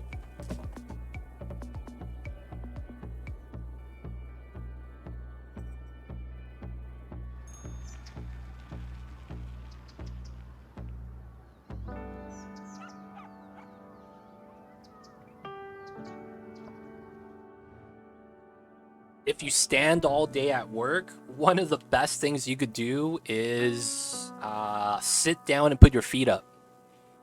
When you stand all day, it doesn't matter what you're doing, running, standing, walking. One of the things that happens is your blood, majority of it is in your legs, and you'll start getting heavy feeling feet because you haven't had the chance to kind of, you know, put your feet up and let the blood kind of circulate a little bit better. It's gonna feel good, man. If you stand all day, you really do need to sit and put your feet up for blood circulation purposes. You really should. At least. But yeah. I didn't know, but that's a thing. If you have bad blood circulation, you start getting like things happening. You'll get like sores and pains. Weird feelings. It's not the business, man. It's not the business. Alright, so I think we're going to keep this. We're just going to start moving some industry over. We're going to transform this area again once we unlock the harbor. But I need to move in the industrial zoning. So we got to get this in, boys. Best? Yeah, it's always better to lay down. But it's like, you're not going to be able to lay down at work, man. Let's be real. So guys, have you guys ever heard this saying? The more you sleep when you're younger, the taller you'll be. Have you guys ever heard of that saying before? I've had someone tell me that's how it works. How am I gonna move water here? You believe it? I see over there that sequence. Someone told me that if you sleep more when you're young, and they're talking about like 8 to 12 hours of sleep. If you sleep 8 hours, your normal amount, and you're going to be a normal height, right? So they're saying if you sleep a lot when you're young, you tend to be taller. And then I think they turned out it was like the logic that went with it kind of just didn't make sense, but it actually does. The logic is that when you're standing up as a person, right? This is your boy Me Too legit.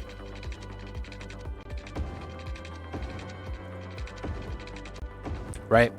Gravity is pushing down on you, and your spine absorbs it. And then when you're laying down, your spine is flat. So your body extends as a result.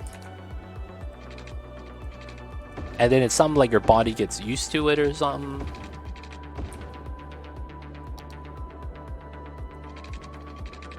So it goes like this. And then in turn, that means you grow taller this way.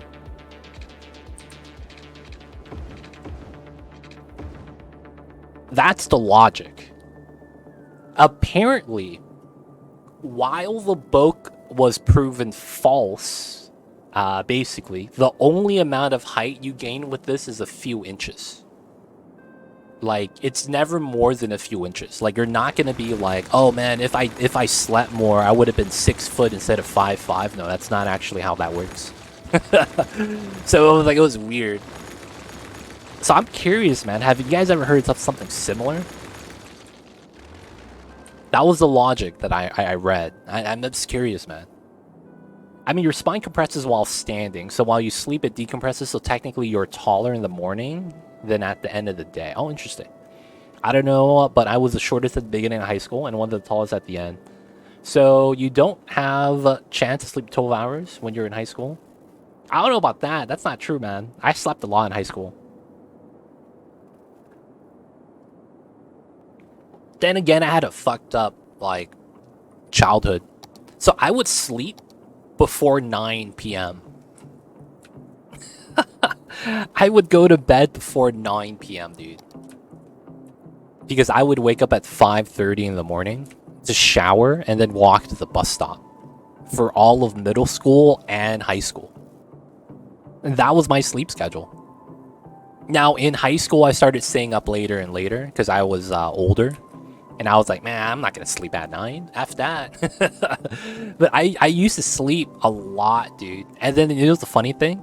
On the bus, I would sleep, and it's a 1-hour drive, on the way to school and on the way back. So I would get more hours of sleep on there as well.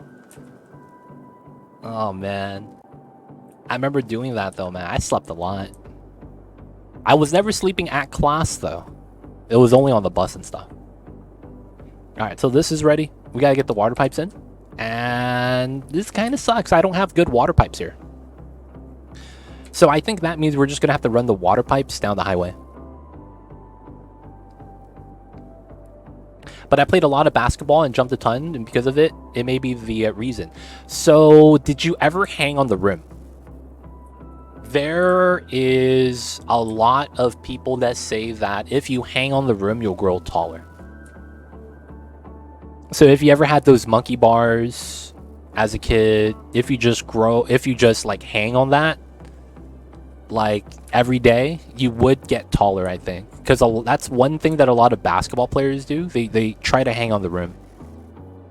And a lot of them do get pretty tall. That's one of the things you do to learn how to dunk. And almost everyone wants to dunk when they first pick up a basketball. Like, you just want to learn how to do it. And then that's like part of the steps, actually.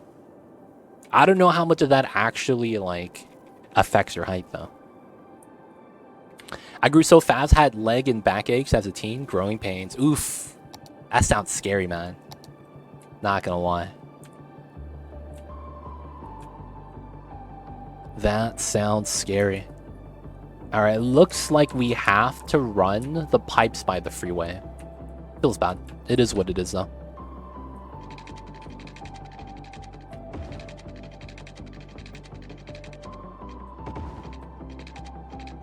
Alright, so this will go across.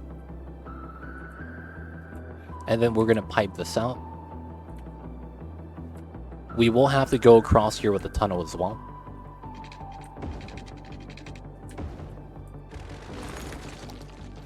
At the gym, we have hanging bars. You legit feel like your spine's decompressing, so I believe the science behind it. Oh, nice. The hanging bars. I see, I see. But yeah, man. I've heard stuff like that, man. I believe it, though. I want to say it's legit.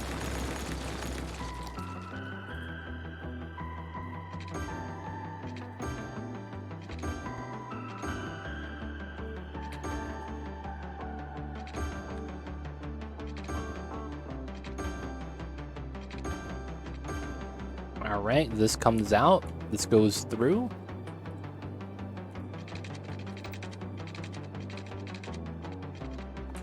Alright, and then we have to come in through here. This pipe's kind of jank, so I'm just gonna run this through. And then we're gonna delete this part. Looks like I do need this, though. That's fine. And then I would need probably like this. At least for now. And that's gonna be how we do this part.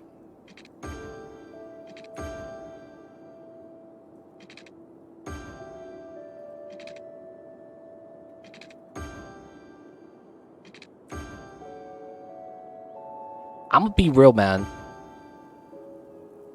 I remember when I was in high school, middle school, a lot of what I saw on TV never happened. I'm not gonna lie, man. Like, you would see a lot of stuff on TV as a kid and be like, oh yeah, this is how high school life is gonna be. I have never did any of the stereotypical stuff. Like, did you guys have physical tests in, like, middle school, high school? I didn't. Like, we had physical activity, PE class, but we never actually had, like... We were never actually... Is there, like, a proper name for, like, a fitness test? We've never did anything like that. And I'm like, that's normal? That's normal, right? What's going on, Hulk Bravo? How are you? Good evening. How are you, man? Happy Saturdays. The Only Rise, how are you? What's going on, dude? Hello, hello. I might want this line instead. So that we could do this. Might be a little bit right there, but I think that's fine. Oh, I got hit by the ads. The PE, yeah. I never had those in high school, man. It's weird. Beep tests, push-ups, pull-ups, sit-ups, 5K. No, yeah, we didn't have any of that. Oh, man. I think I've saw, like, there was also, like, a flexibility test I've seen on TV. There was the rope test that was, like, I forgot, there was, like, a TV show I used to watch as a kid. And, like, they all feared climbing up the rope because no one was able to make it to the top. Like, I never had any of those tests done as a child, man. And then, as a result, I used to think a lot of the television was mad fake. Like, man, they doing that on TV, man. We don't do that in real life. What the hell is this? Oh, yeah, that too. We did that. Oh, you guys had the rope test? What the heck? What is the beep test? I'm not familiar with that. I don't think I've ever actually heard of that either. Beep test?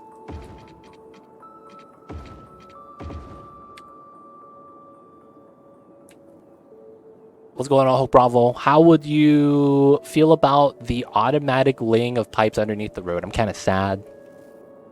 At the same time, I could see why a lot of people want it, though. Because this is just miscellaneous, tedious work. Right? In the grand scheme of things, the roads and pipes being the same thing is probably fine. From a gameplay standpoint, having to lay down your own pipes doesn't add anything to the game. So, argumentatively, I could see why they're doing it. Not really too mad about it, but it's, you know, it is what it is. At the start of the end of PE year, we had fitness testing, like stretching, pull-ups, crunches, etc. Yeah, we didn't do none of that, dude. What the hell? But yeah, hopefully you heard me, Hulk Bravo. I saw your comment, so I waited until after the ads to say anything. I usually got a level 8 on the beep test, and then one random year I got a 13. What, a shuttle run? What's shuttle run? Yeah, I don't know what that is. Beep test, shuttle run? Nah, man, never heard of that. Never tested except at the military, and they test us real good. I see you over there, obviously. A lot of it is very fake. As someone who worked at a bank, the vaults do not have giant wheels, nor is the cash just kept out in the open. That, you know what's another thing? Banks don't hold more than, I think it's like $10,000 in cash. Like, in the digital age that we're in right now, there's only, I think, at most like 10 grand in cash that they could actually touch, like at any bank, unless someone is making like a, you know, special request kind of a deal. I heard that there has been bank robbers that rob a bank and they ask for all the money and they give them all the money and it's like 10 grand. And they're like, there's no way there's only 10 grand here. It's like, yo, man, the fuck you think we have millions of dollars just lying on the floor? And he's like, yeah. And then he gets arrested, you know? God damn. They don't think it be like it is, but it do. But yeah, man. A lot of the times, a lot of banks, the giant vault is not even for cash. It's for safety goods. Like a safety vault, right? That's a thing as well, I believe. Runs from one side of the gym to the other, and you have to make it by each beep. Wait, what the hell? So that sounds like you run to... So the intervals get shorter then, right? Oh, that sounds horrible. Not gonna lie, I would like the road to have pipes built in. It's just tedious to lay pipe. Yeah, I feel that, man. I feel that. 16 was my best level. I was 21 continuous 20-meter shuttle runs where my interval must reach ends of the beep sounds. The best record between beeps decreases each minute, forcing the individuals to increase their running speed. Oh, wow. Okay, that sounds, yeah. Quick Google. Appreciate that, Rise. Each bank has a... Yes, that's probably autocorrect. That has monies in the top left drawer, I see. I was a teller 20 years ago. So that wasn't true back then, but it could be very true now. Oh, okay, I got you, Kieran. Yeah. So I read a news report that was reporting the guy that was trying to rob the bank, and that's what happened. Yeah, man, we only hold like 10 grand, dude. We have like no cash here, man. Everything's in the machines. We can't touch that. And then the guy's like, what? And boom, he's arrested. Feels bad.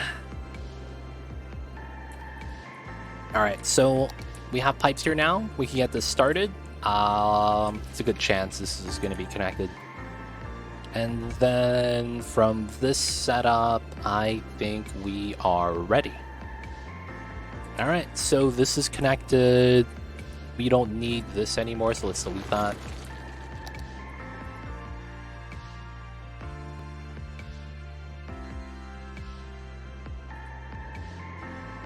Everyone's immediately exiting to do the U-turn setup right here.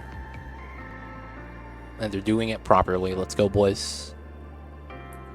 What's going on, Sean Marshall? How are you? We are building out our new industrial area over here. And I think we have something. But yeah, building out our new industrial zone. Just laid out the pipes, and we're going to get started with some zoning. We'll have some residency down here afterwards, but yeah, let's get some industry in.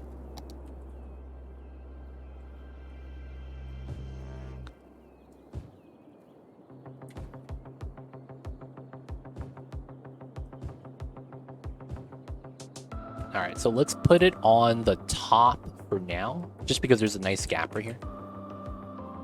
So you'll have people exit first side, second side. They should differentiate between which side. And then, of course, we'll add some commercial here.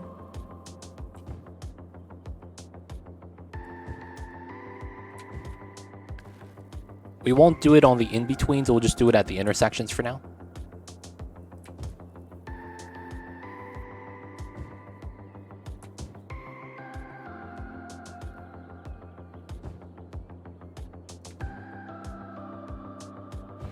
All right.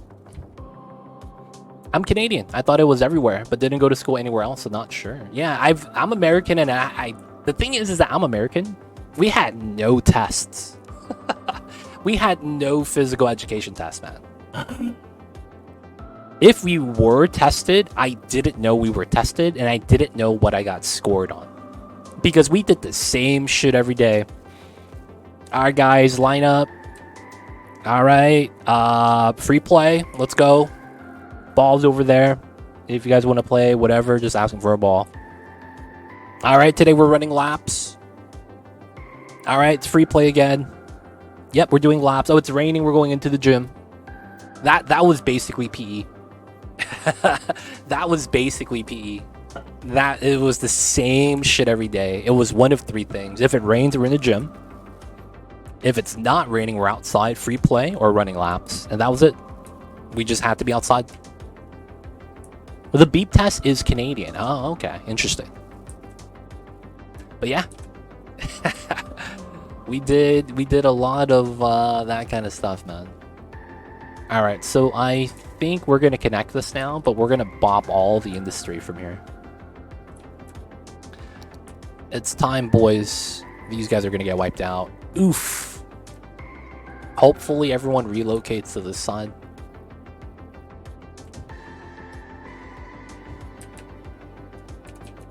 All right, speed this up. All right, as a result, we are going to connect this intersection. Hopefully it's not going to be that bad. Oh, there's so many citizens crossing right here. That's going to be bad. We're also going to change these roads back to double access instead of being a one-way. Yeah, the same. Just stretch us a bit. And then, okay, do whatever you want. Just do something. Yeah, man. They're lazy, man. Was that like that for everywhere else, too, man? I want to hope it was. Gonna find out I missed out about my childhood and shit. You didn't do this when you were young? Feels bad. Alright, let's start setting up this area. So, 240. 240, 240, nice. So let's downgrade this. There we go. This is just going to be a straightaway turn, nothing special. Because this is residential, we'll get a proper island here. Actually, wide sidewalks and no islands. Nah. We gotta get the island, man. Nah, Batman. There we go. Gotta get the concrete islands.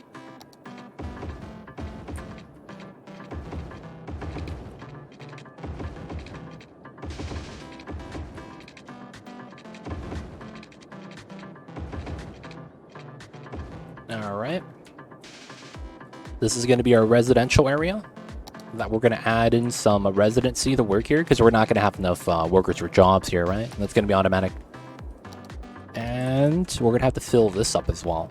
So, 1, 2, 11, 11, 11. Oops. Okay, it's not bad. I'll probably have to do the same thing here, because that's more or less what happened on the other side. Okay, and then this is going to be our grid pattern. We'll probably use the same pattern, except this is rounded off, so this is going to be a little bit different. Okay, so because this is low density, we don't need a slip route like this, although it would be nice. I don't think we need one. So we'll line up the bottom so that everything is more or less okay. We'll put the markers there as well. Okay, so first things first, this is not going to be an intersection. We're going to run this offset from the top. So this runs to the right before we get a left. We could actually do wide interchanges here.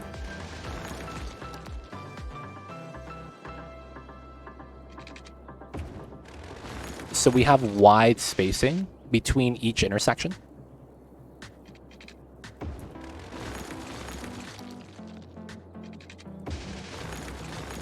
Which isn't that bad, I don't think. I think this is fine.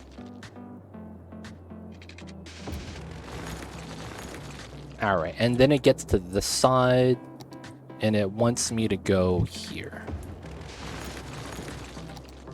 So right turn, left right, left, right, left. That's fine. I think it is. So we're going to do the same design here.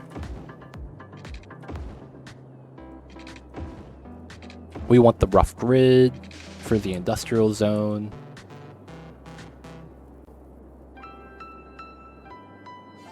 The only difference is that there's no connection here compared to the other side. But I think that's fine. And then we may potentially want to run this line through here still. Thinking about it. But for now, I think this is, you know, just going to keep it basic. Just so that we could have an easy setup.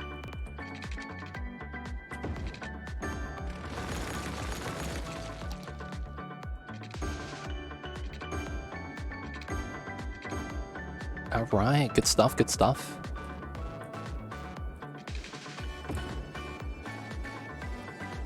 Probably want to go through this way.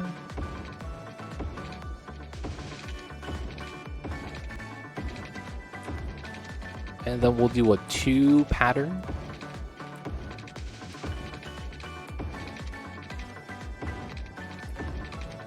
Hopefully this is not going to be problematic.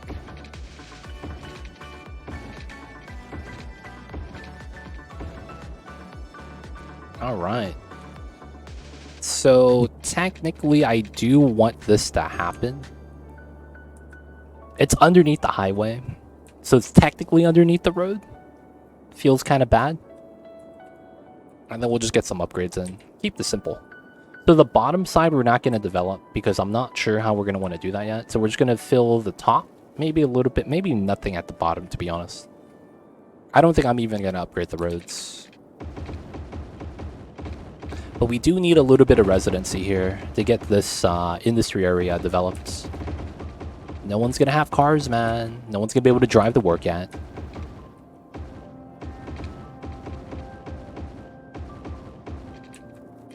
Alright, there it is.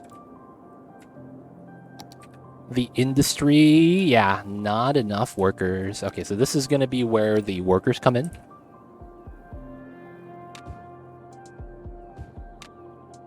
And then they're going to have jobs immediately. Yo, what's up, guys? What's going on, Dr. Evil? I see you over there. What's good, man? How you is? How is the weekend, dude? How's the Saturdays? Hope you're doing good. I hope you're having a good one. But what's good, Dr. Evil? How you be? What's the plan for the Saturdays, man? And then, of course, we're going to have some shopping.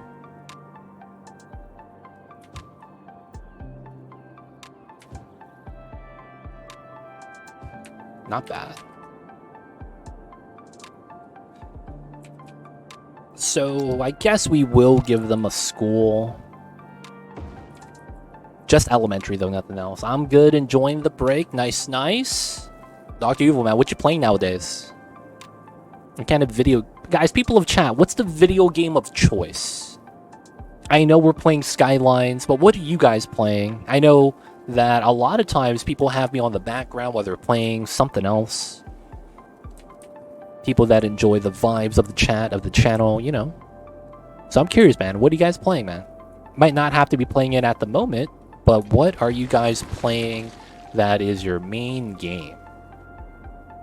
Modded Terraria. I see you over there. Dude, how is Terraria? Is it still going strong after the no updates? iRacing. Aspacks. I see you over there. Do you have that wheel setup?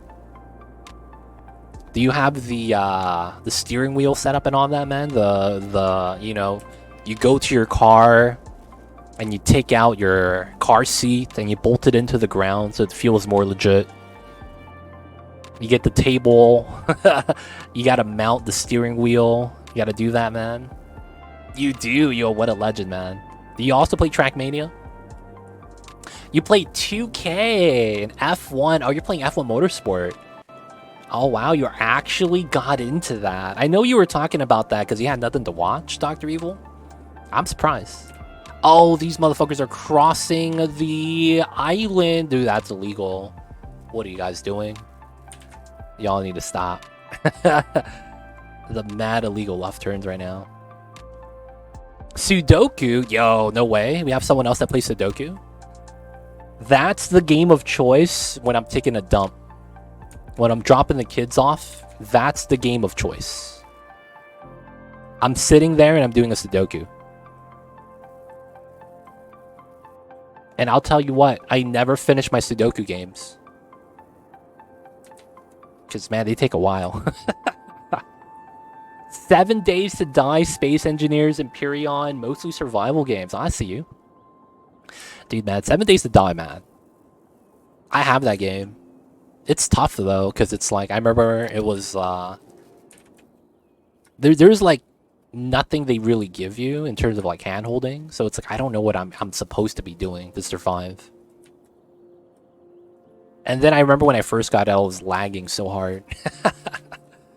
Oh, man.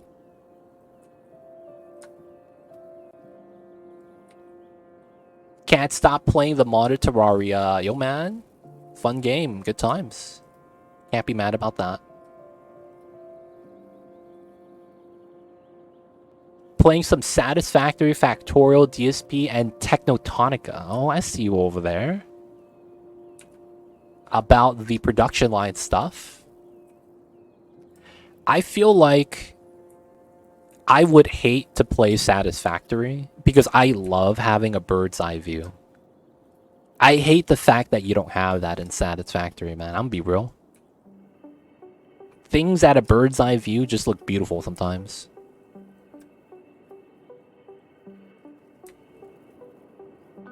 What's Technotonica, though? I'm not sure what that is.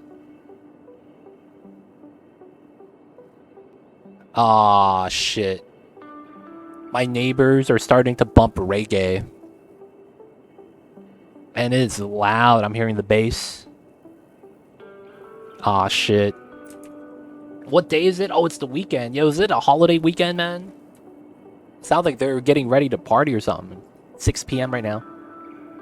Your main game is studying. I see you over there, Agent Smith. What are you studying for, man? You gotta do like a exam or something, like a bar CPA? Maybe you're doing your MSAT for Masters? Yeah, me and the homies been playing it a lot. OFC, can't be losing. So I'm playing it a lot to be able to leave them in the dust. I see you over there. I used to do that too in Mario Kart. I used to learn how to do the speed drift. And then the homies were like, dude, why are you faster than us? I'm like, it's all skill, baby. And then, you know, leave them in dust. Only way to do it. Only way to do it, man. Yeah, 4,000 hours, mostly at the highest difficulty. Wow. I see you over there, man. You got the hordes coming at you. Have you played Project Zomboid? It's a different camera angle. A lot of different mechanics just because of how it's developed, right? But I feel like I would have more fun with that than 7 Days to Die.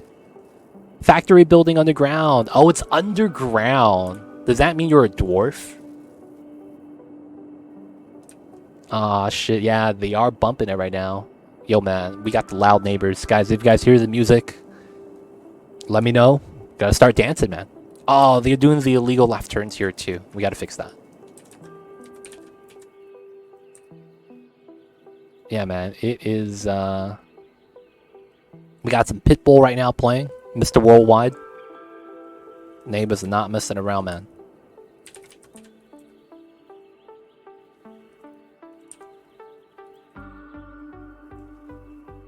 Aviation Field 1 exam.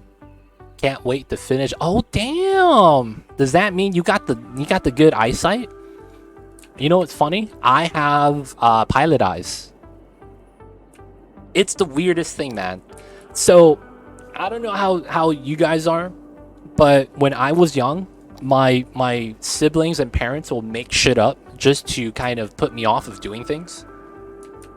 One of the things they told me was that if I play video games all the time, I am gonna get poor eyesight. I'm the only one in the family that doesn't need glasses. I'm the only one in the family that doesn't need glasses. Everyone else at my age had glasses for years. I had to wear contacts. I got my vision tested at Costco a couple years ago. And the guy taking my test was like, I can't even read that, man. He pulls up a sheet of paper next to me. Okay, that's correct. And I was like, all right, next, right? You gotta do another one? I can still read it. He's like, nah, man, you good. He's like, you got good vision. I'm like, yeah, man, I've been told I have pilot eyes. He's like, yeah, that makes sense then. But for the most part, I have good eyesight. And even though when I got out of college, I would do accounting, right? As my out of college job, I still was fine. Even after looking at all the spreadsheets over and over again. Oh, that's a popular myth. You could be a pilot and wear glasses. Oh, wow. Wait, so you don't need to have pilot eyes to be a pilot? Wow. Okay. I played Pharaoh, a new era lately, though. Very nostalgic. Old city build. Yeah, I've seen that. I've seen that. Isn't it advertised to get schools built ASAP as education it takes a while to build? Yes. You are 100% right, that sequence. You are 100% right. You want to educate your citizens as soon as you can. Now, you can see my spread. My spread is actually fine. I don't really care about the university level yet, so I don't have a university built. I just don't have one. But for the most part, yeah, we can.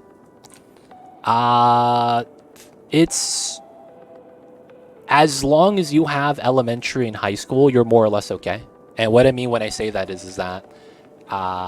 it's a lot of times the age group, right? So how education in this game works is only children could go to elementary school, only teenagers go to high school, and only young adults go to college. And if you're a adult and you're not actually educated in any one of these tiers, as an adult, you should be highly educated. But if you happen to not be because you didn't go to school, you stay at the education level you're at, which means you get fewer job options. And, you know, it's a problem when you're trying to manage jobs in this game. You can see my 3% unemployment rate. So, for the most part, that is true. But it's really just the elementary school, high school level that you really need to worry about. Because the thing about college is that getting a university down is great. The more educated your citizens are, the better they're going to be with trash processing. Higher education means your citizens generate less trash. So that's a benefit for you, if you didn't know that.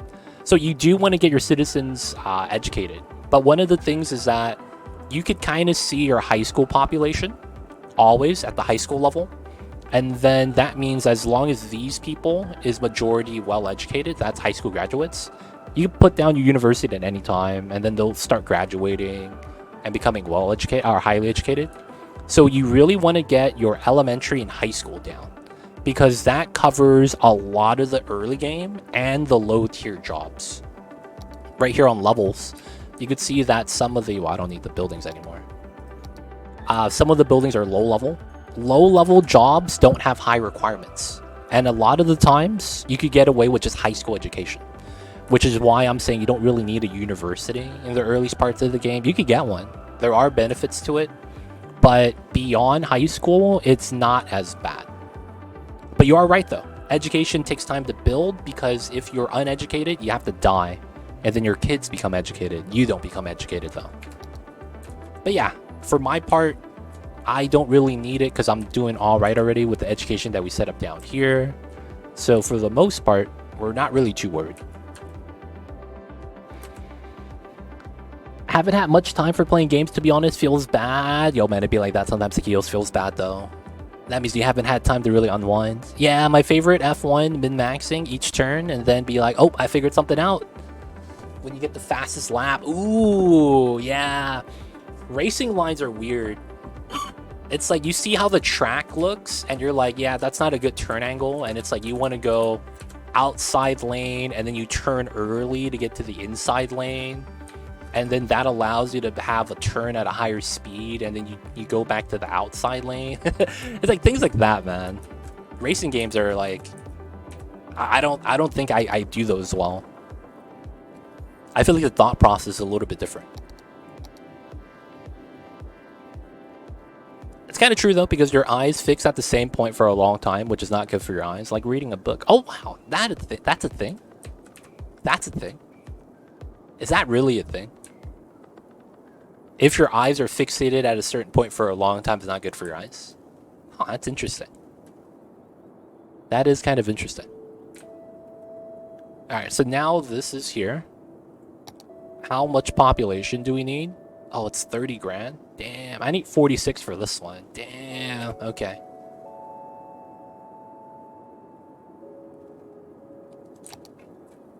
Looks like we're just gonna have to move more people in.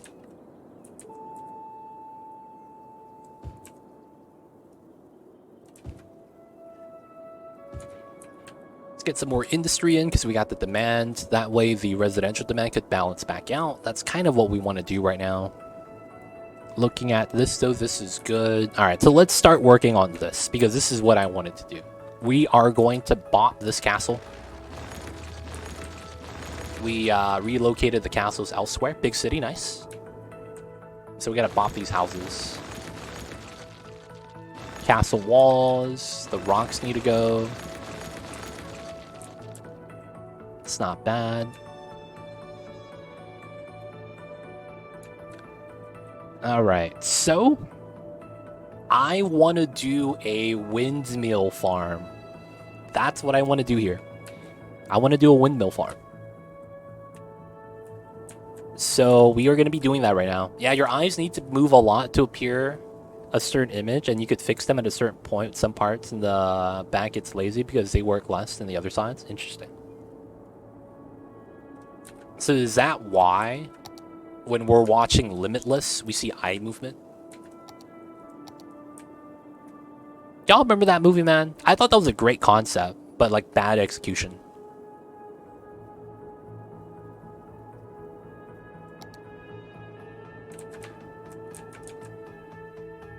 Alright, so we have this here. I kind of want to design something. So it's here, right? And then it's here. And then this is 5. So we want this here so that it could kind of appear as like the main building.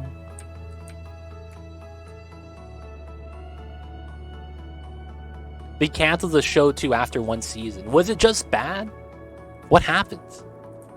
I feel like it's such a great concept. A pill that makes you really smart. Or is it because the smartest choice is not something that's actually society should do? Yo, man. I remember you talking about Eurobasket and about asking out if I get any production with that in my job. Guess who got 3 jobs of the Euro Cup game this month? Yo, that's awesome, dude. Good stuff. Yo, man, you remember the deal we had? That when you get a Euro game appearance, that you were going to write a... on a piece of paper, twitch.tv/2legitcity, and you were going to put it up on the screen for 5 minutes and be like, oh, my bad, and tell that to the boss. Ah, come on, man. Yo, man, you gotta hook a brother up, dude. You gotta let him know what it is. You gotta let him know, man. Let the people know. I'm just kidding, man. I'm just kidding. That was just a meme. I remember that conversation. Oh, we got a witness. Let's go. Boys, we got a witness. I'm in. We're going to get some free advertisement, boys. It's finally here.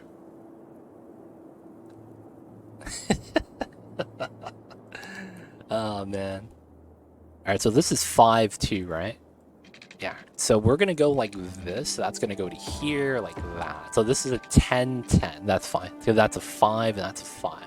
5 plus 5, 10. Yeah, that makes sense. So I think what I am going to choose to do here is... Alright, so here's the plan. We are going to go uphill. I think... Well, no, this is logic. Windmill farms do better when there's more wind. And guess where there's the more wind? On the high ground. So naturally in this game, top of mountains because of the elevation height. I don't know how the wind physics works or how this actually applies to anything. But this top of the ground is how you get max wind power. So we're going to elevate this terrain so that we get max wind power. Now over here we get pretty good wind power as well. 7 megawatts is not bad. Go up to 8 at the very top though. The water too. You don't say. I know, right? So if we terraform this and we move the terrain higher, we're going to have the wind be a little bit stronger. So we're going to make the windmill farm on the top of a hill. Now, before we go up the hill, though, we're going to want to add some things at the base, and then we're going to climb uphill off of this roundabout. I don't know what I want to put here, but I feel like it should make sense. So we have the disaster response unit right here. What we could probably do is put some of the buildings like, you know, there is a road maintenance building right here. This fits probably pretty well, right? Some of these buildings that, you know, look kind of weird. Add a little bit of usage for this, right? Just to have some building variety. I usually build wooden turbines at the sea. Yeah, there's a lot of people that do that too. I just find that we should do a proper windmill farm on the hills. That could be kind of cool. But it's pretty dope. Boss called me, offered me all these gigs for the re-announce. We're going to do these productions. I'm, I guess, one of the top dogs. Either that or everyone else is like, nah, son. I'm busy. Get the new guy. Yo, man. If you ever hear conversations at the top level, it's literally like that. Everyone's familiar with each other. Everyone's comfortable with each other. And they just talk like that. Dude, get the new guy in, man. Fuck that, man. I'm going to Vegas.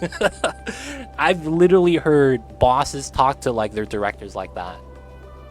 Yo, man, get that guy to do it, man. Why are you calling me, dude? Man, what the... I'm out this.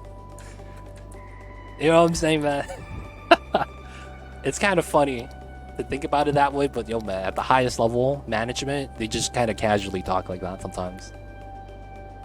All right, for the sake of the design, I think we'll do a 10-10 setup. So 10-10, and then this lines up, and then from here, I think we're gonna go uphill from this side. So then we're gonna want a building here. I think one of the best things to do is to make like a box right here that goes with like the back side of this, and we try to fill this up. And it could be like a little area at the bottom of the hill. We just have to make it come together. But yeah, Dr. Evil though, outside of the memes, that's pretty cool. That's gonna be good experience, man. You'll get to see how the cookie crumbles, how the process works. And then you could talk about it. And what I mean when I say you could talk about it is, you know, that's gonna be something you could talk about at the job. So, yo, man, I worked at production at the Euro basketball game. I know how it works. Like, yo, man, I know how it works. Do your measurements get thrown off when you upgrade to bigger roads? No, I accommodate for that. To give you a good idea, this is a rounded circle right here. This is a 8x8, right? This is a 8x8. This distance to here is also 8 units long. Now, because this is a wider road, this is 1 unit larger, so this is a 9. So this is 9 units, this is 8 units, and that's to accommodate for the shape. So yeah, for the most part, I am accommodating for it. So yeah, my things don't get thrown off. So that's basically my experience with the game. Like, I know there's a difference, and I know the value already. Hey man, I'm just saying, man. You know what you could do? If you get really into basketball, you could be a scout for a American team. I'm not even kidding. If you're watching the games, you're watching the players. And if you like basketball, you're going to be like, huh, this guy does that, this guy does this. You're literally just scouting out the players at that point. I'm just saying, man, you can, you know, have something like that. And then it just comes down to if you could actually talk to an organization, if you're going to get more gigs doing production for Euro basketball, and get some good money with that, man. But yo, Sean Small, hope that helps. Hey man, what's going on, Vinny? How are you? Welcome in, welcome in. Happy Saturdays. Hope you're having a nice weekend. We're trying to wait for this to develop. I should probably add a little bit more industry, to be honest. While we make a windmill farm. Nothing special, you know, just a couple windmills. Trying to get a little bit of power. Yes, thanks, nice. How did you get those roads? I'm using a mod. So my roads are modded. So I like this color, so I'm using this color. So if I go to my mod and I change my roads to green. Hey, my mod. My mods. Oh no, it just didn't change the highways. So my small roads are green now. I don't like that. I'm change them again. So that is called Road Color Changer Plus Plus. So that's how that works. For the most part, I know that that mod that I'm using has a lot of problems. So good luck using it. I used 22 mods, so I don't have any conflicting mods. But this mod is broken. It's listed as a broken mod on the workshop. So fair warning. You could play with it, but there's a chance that you won't be able to actually play. Feels bad. Feels bad. Oh, Repaint is another mod that works well. Nice. Yeah, I don't use Repaint, so I wouldn't be able to say anything about that. But yeah, I have heard people tell me after they get the mod, hey man, this mod's broken. I'm like, oh, it is? I didn't know, my bad. Because I really just didn't know. So yeah, watch out with that, man. Watch out.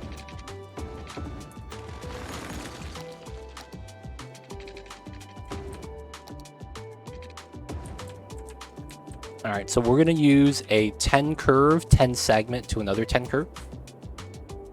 And then we're going to want to place some buildings here. Road Color Changer Plus Plus. Alright, so what makes sense in this area? What would we want by the windmills? We would probably want some sort of facility that looks like it's managing the power.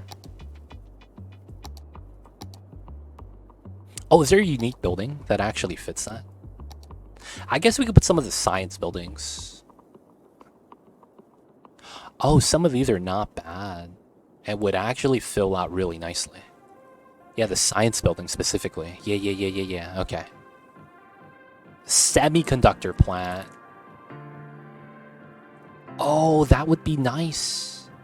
Alright, so we wouldn't have this. Let's look at this. This is too tall, but I think this fits well, like back here. Dude, this might be kind of nice. What the hell? Dude, what the hell? Okay. This could fit back here as well. But I think we're gonna go with the electric car. Yeah, because this fits really well right here.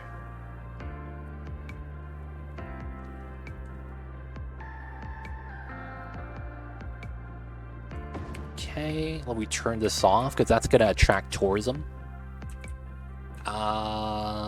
There is parking that we want to add in, right? So it doesn't make sense that we would park on the side. You can't be in the file. Oh, did it remove it? Exclamation point mods list. Type that in chat. You will get my collection of mods. It should be part of the collection. There we go. You got it right first try. Good stuff. Alright, so we're going to relocate this. So we're going to use a couple of meme strats.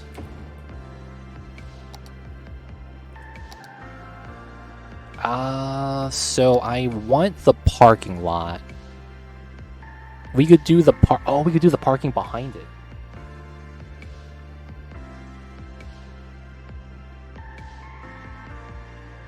That's probably viable. And that's probably this lane. Ooh, okay. So let's pull this as further out as possible. We know this is likely to go here, right? And then I just want the parking lot in the back. Oh, we would get this here too. Wow, that's really good. Okay. So we would want this line. This line. We have anarchy to make this work.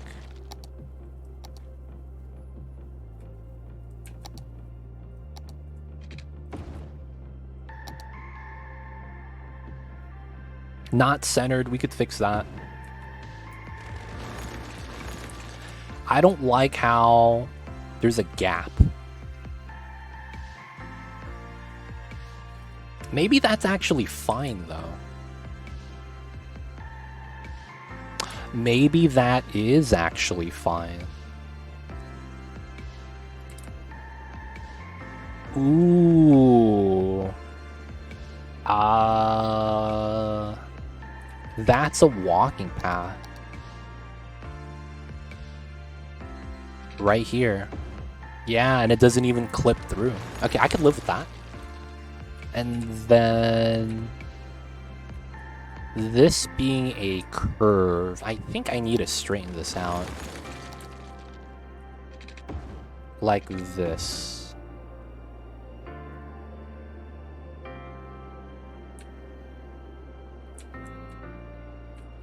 And then I don't know if this should come through. I feel like it shouldn't.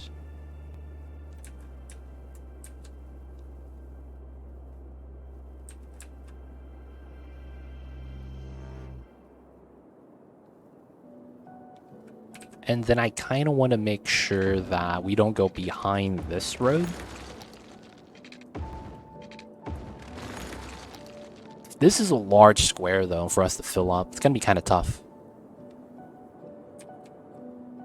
We want this to look very much like a nice little area, though. Face the backside road.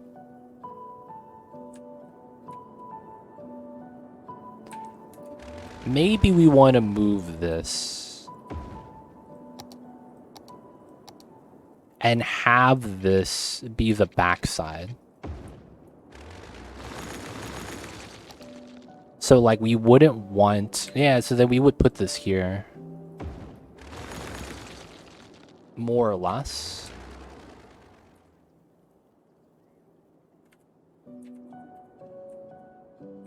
So parking, semiconductor, this continues up the path.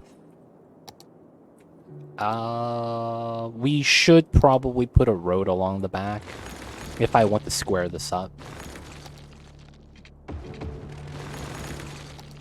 That's probably here. Which probably means I need to change the curve type, which is fine.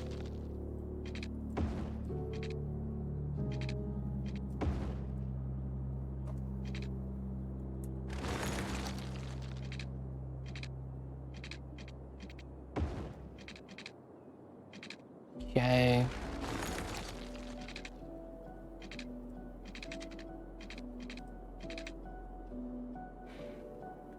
We need a 120 right there.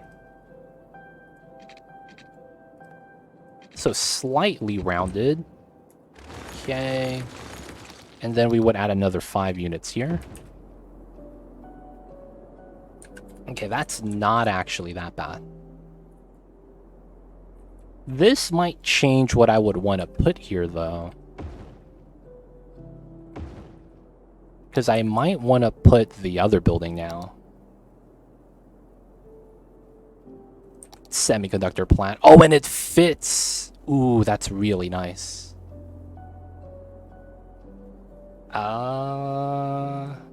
Yeah, dude, that's actually really nice that that fits. So I do want to put this here.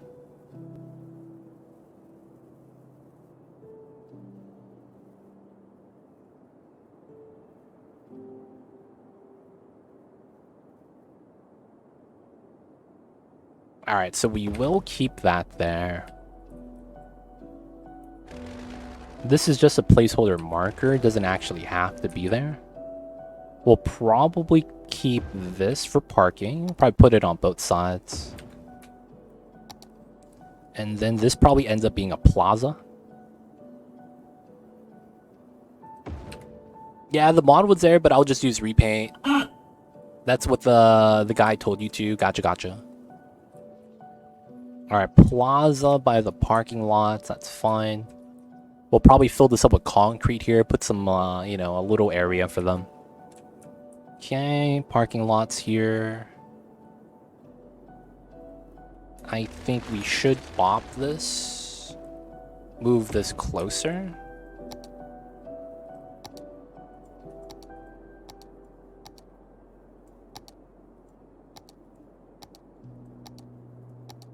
Alright, and then we'll put the parking lot on this side as well. I think, though, it probably is better if we just square this out, but I think we'll just keep it like this. So it's going to be these two plants. This doesn't do anything. And then this doesn't do anything. This has to pull up. And then I want this to be squared out. Okay. So I want this centered still, like that. I don't really mind it. And then the building is centered. We'll run a route around this. We could run this here if we really wanted to. Which is not a bad idea. Because it's like we should have a use for the round. And then at this point, we should fill this in. This shouldn't do anything on this side. If anything, we'll round off the corners, but I think this is okay. And this building...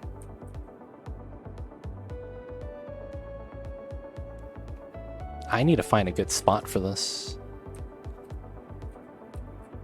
Alright, so with this setup, couple of factories, disaster response.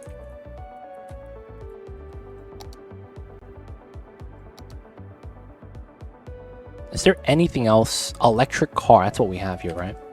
Yeah. Nanotech does kind of fit. Research center. Oh, it's on the side like this. This wouldn't be bad. Research center right there. Robotics, though. Little bit too large. Semiconductor we have. Software development studio we have. We're not going to have a rocket here. Oh, television station. Oh, this fits? Oh, wow. That's actually kind of impressive. Sun energy. Solar power. I see you with that. I mean, it's an idea. I think this makes a lot of sense here. And I'll put it in the back. We'll have it on the back side. Yeah, I think we'll use some of the... we'll probably use regular commercial right here, though. So we'll turn this off because there's no water yet. Let's go back to the parks. We're going to use parking on both sides like this. Short setup. Just for this guy. It looks like it's connected, which is why I actually don't mind this. Oh, couldn't we get... Wait a second. Is this actually nice parking?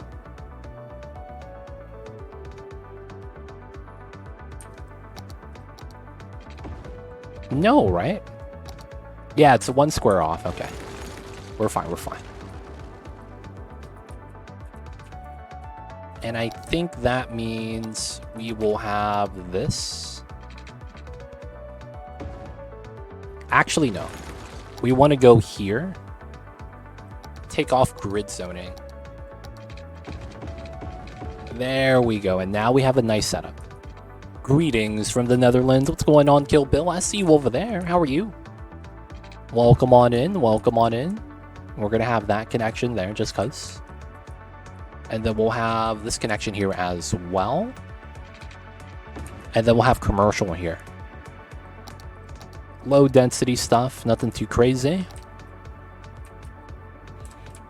And then right here is probably going to be stuff we want to fill up with.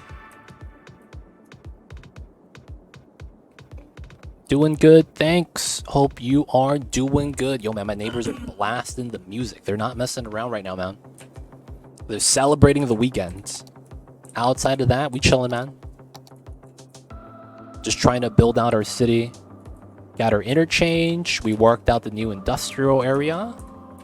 Looks like we have a lot of people that want to move in right now. Makes sense. They want the jobs. And then right now we're trying to set up a windmill farm. But yeah, we're doing the base of the farm first before we work on the uphill. And then we have this space that I want to fill. What's something very large and industrial looking? We don't have a lot more of that, huh? I want something that's not going to attract too much traffic as well. Oh, there's no water here. Oof. Okay, we'll set that up right now. Okay. So they want me to do this. Yeah, that's fine. Hey, Pigeon! Coming in with the 47 months. Thank you so much. I see you over there, Mr. Pigeon. How are you? Hope you are doing well. And of course, I was here earlier and wasn't able, but now it is. We back. Thanks so much, Mr. Pigeon. Thank you for the support. I see you over there, man. Happy Saturdays. Hope you're doing good. And of course, hello, hello. How you doing, Mr. Pigeon? Thank you for the long time support. 47 months, man. Not a lot of people can say that. So thank you, Mr. Pigeon, for supporting me and the Mamba. But how's the Saturdays, man? Hope you're doing good. Hope you're doing well. How am I? I've never used repaint before, man, so I can't help you, dude. I'll be real. You see the mod I use? I just turn on a couple buttons, and it immediately works.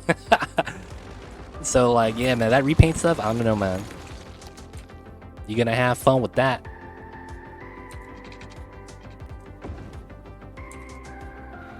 I messed up my shoulder. I don't know what's up with it. Been icing and heating it. How's the city? Oh, dude, this guy, man. He's not messing around when he's playing Rocket League. He puts his shoulder into it, and now he's got injured, dude. Feels bad. Realistically, though, Mr. Pigeon, you probably slept on it wrong. That's where my guess would be. You slept in a weird position, and as a result, it's you know, feeling a little sore. I don't know. Getting old, fam, dude, man. If the weather changes in a weird manner, you know that it was weather related. You know it's weather related if it's something happens.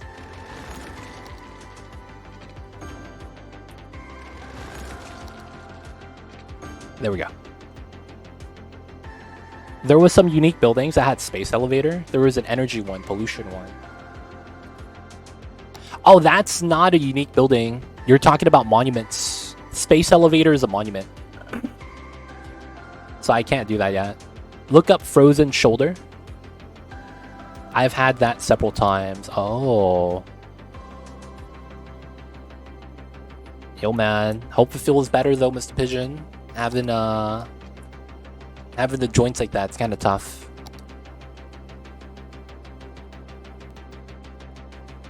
Mr. Pigeon, do you do a lot of body movement? I have heard of something similar happening before, but it happened to someone that... How do I say this? Oh, this is not bad here. Part maintenance.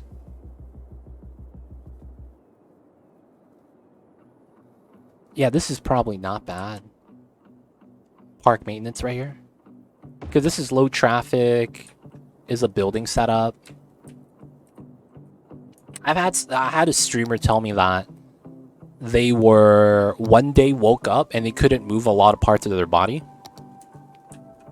And so he called his sister, and his sister took him to the hospital.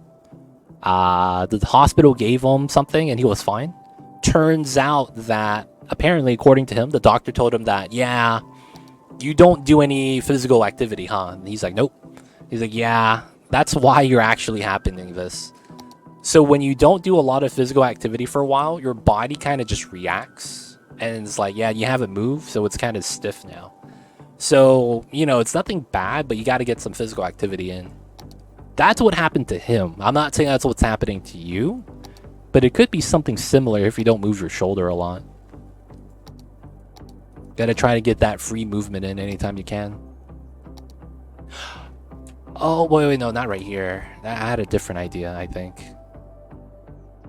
No helicopter pads here either. Not that. It's like in my blade, not in the ball part. Oh. Oh, your shoulder blade in the back. Is it a knot? Maybe it's you gotta get a massage.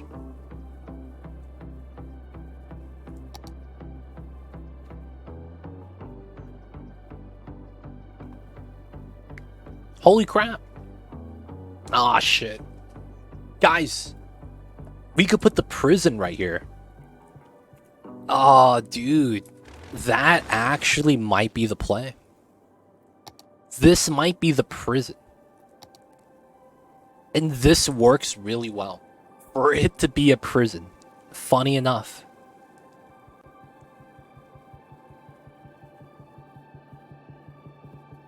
I thought it was not, so I rolled a tennis ball on it yesterday. But today woke up and it's really bad. Oh, wow. Is it sharp pain or is it like a dull pain that's everywhere? Because what it could be is a pinched nerve. That's kind of tough to fix. But if it's a dull pain that feels like it's everywhere, that might be more like a muscle thing. Yeah, it's sharp. I move certain ways and I have to stop and go, ah. Ooh, that might be a pinched nerve. That's tough. I could see how rolling a tennis ball would cause that to happen. Because it's like you're kind of just randomly just moving the muscles around. Tennis ball rolling takes 2 days to feel relief. I see you over there, can't I? Is that true? Yeah, man, I see you guys over there.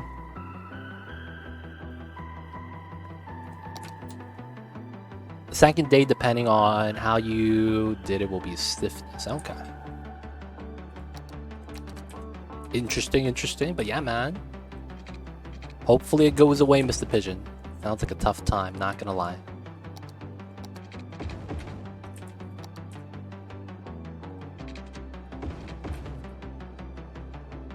GG's only.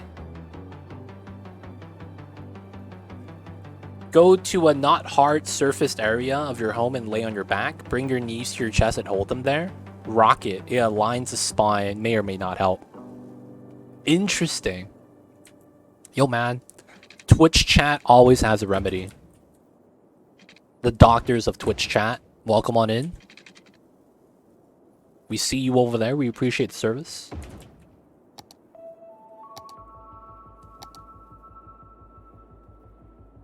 This is pretty centered. Can't complain.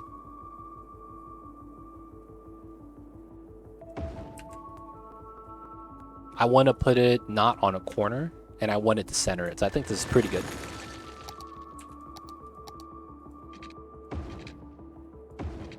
That should help. And then this should help. And then... technically, this is fine. Twitch MD, more or less, yeah. Yeah, because after you traumatize the fascia, so your body is flooding the area with liquid, so you have to continue massaging it and heat cold cycles. Interesting, can't I? I see. Coming in with the knowledge, y'all.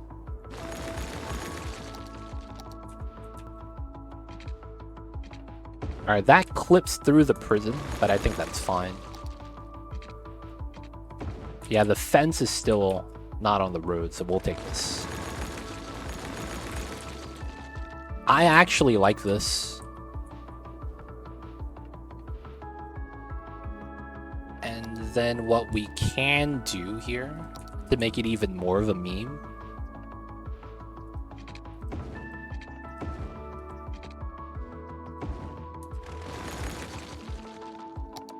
We'll put the police headquarters right here. Aw, snap. I guess it'll be like this. Yeah, we can keep it on right now. So we'll put it on a triangle. So it has their own little street. And right behind them is the prison. So they handle the business. Yeah. That was Granny MD. She taught me when I was real young. Yo, man, that's awesome. Gotta love it, man, when people remember the things that their grandparents passed down to them.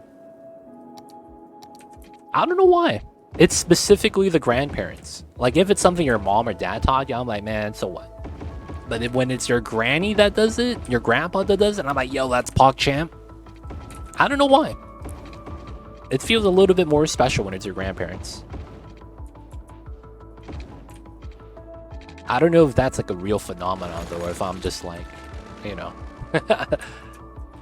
if I'm just being weird. Oh, rip. I can't move this in now as a result. Oh, that sucks. I wanted to get this building in if I could.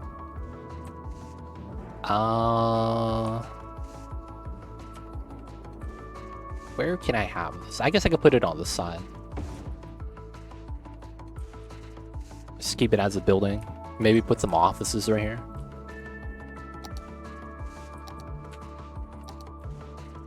Wouldn't be too bad, actually. Get some offices right here. But we'll leave it like that for now. It's probably alright.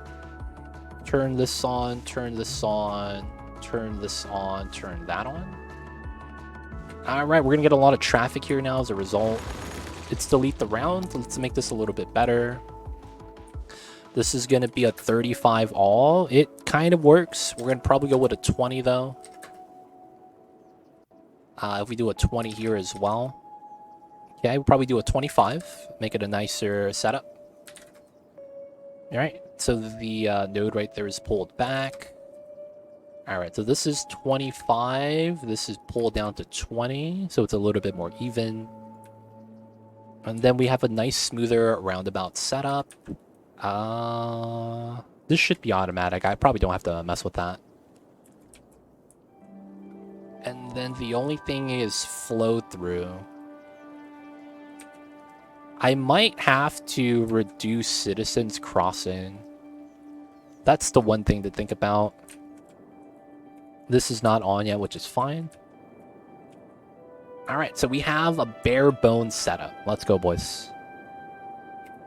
Options. Road color changer plus plus. I have them on the left side because I want them to be darker. And this is for small roads, this is for medium roads, and this is for large roads, and this is for highways. So you could change the color of, doesn't show, no, it's an RGB slider. If you hover over it and click it, it should tell you. You see that? So that's a 37, that's a 36. You could hold shift and move all of them at the same time. Hope that helps.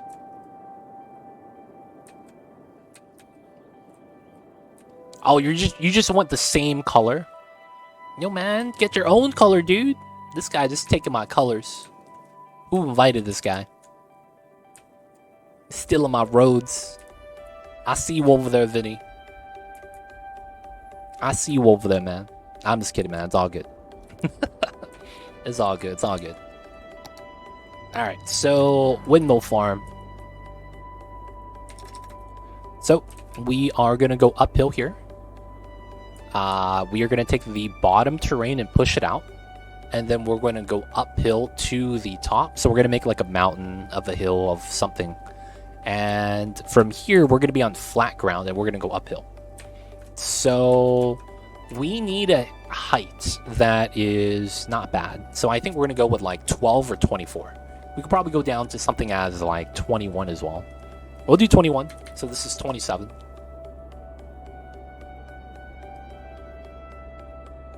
All right, so we just added a spot right here. And let's check this out. So yeah, this elevated spot generates more wind power. Who would have thought that if we elevate the terrain, we get more wind? So guess what we're going to do? This is not enough to hit max power. We're going to elevate this a little more. So we're going to add 9 meters to this. That's 36.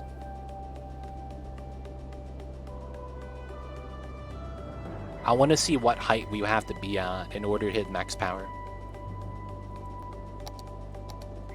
Alright, 6. This is 7 megawatts. It's close.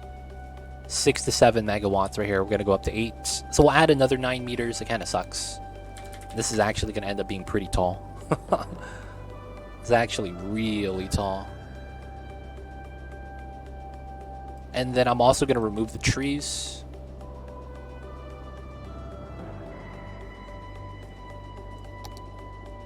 Yeah, the trees did bop the wind power. So this is a good height. Looks like I could have went down a little bit too. So we're going to go down in height because we can. So we're going to go down 3 meters. That's going to be a 42.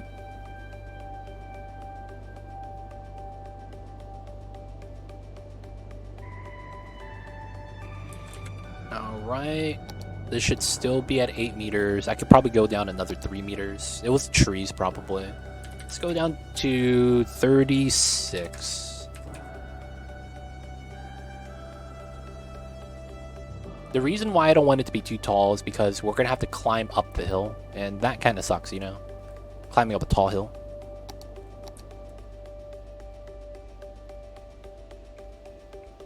Seven to 8. I can't complain about that. But you know what? I will. Gonna add 3 meters just so that we get to the max power of 8 megawatts. Alright, so that's gonna be the height. So we're gonna give ourselves a little bit of space between each one of the setups.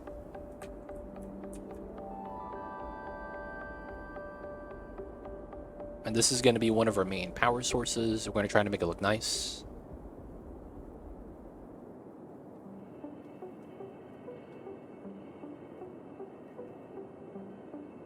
Alright, so in order for this to look somewhat good, I feel like this has to connect to something. So we'll set this up first. The bottom needs to be pulled out a little bit more though. And then I might want to hug this.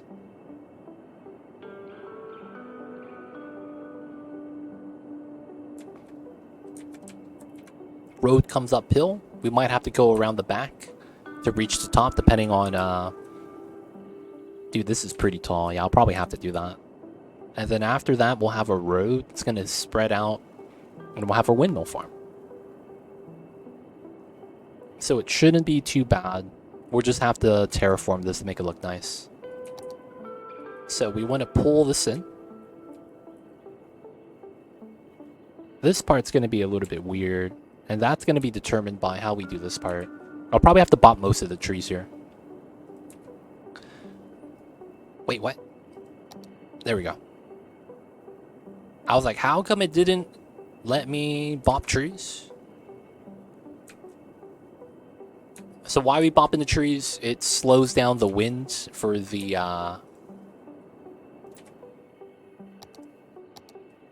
There we go. It slows down the wind for the wind turbines. Okay, so that's fine now. So from here, let's start playing with elevation heights. Let's go down to 50.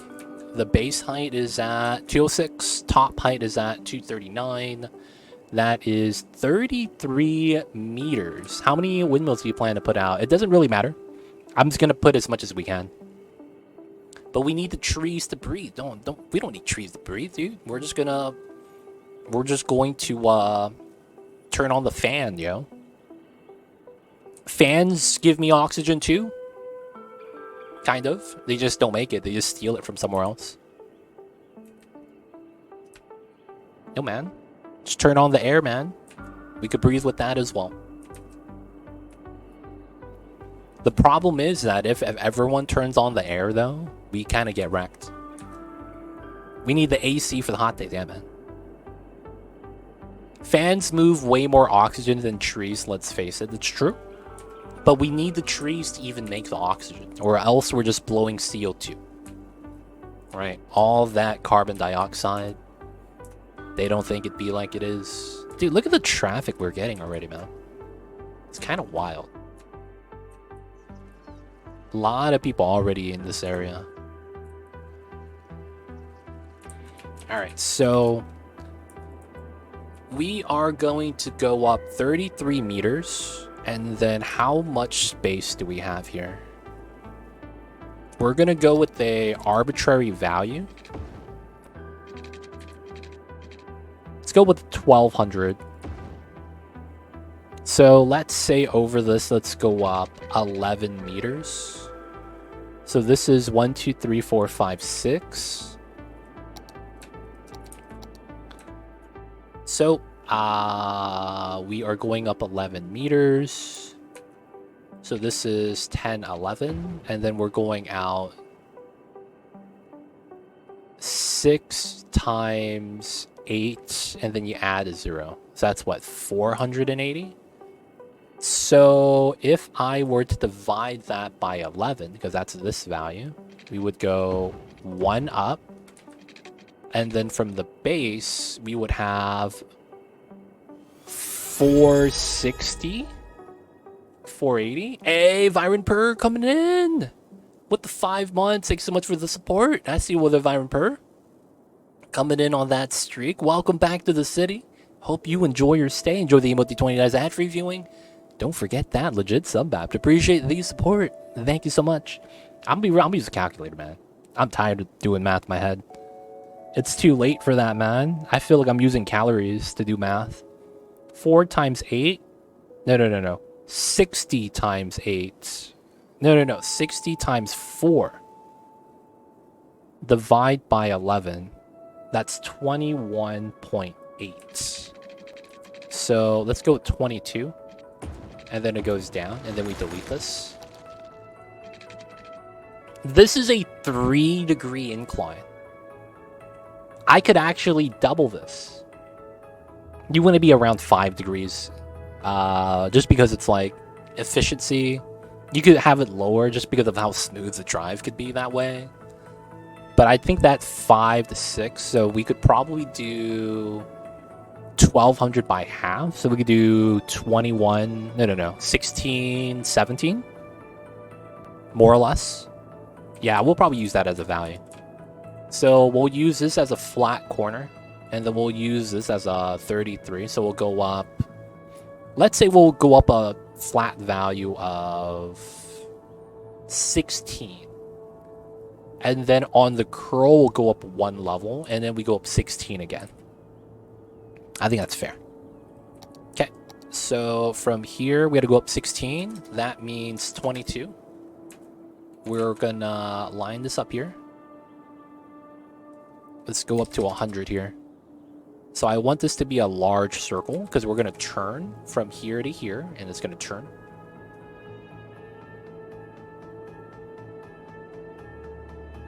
All right, and then we know that it's going to end up here. And we're going to over push this for the sake of how the game works. So now what we're going to want to do is measure this. This was 140. Right? 140.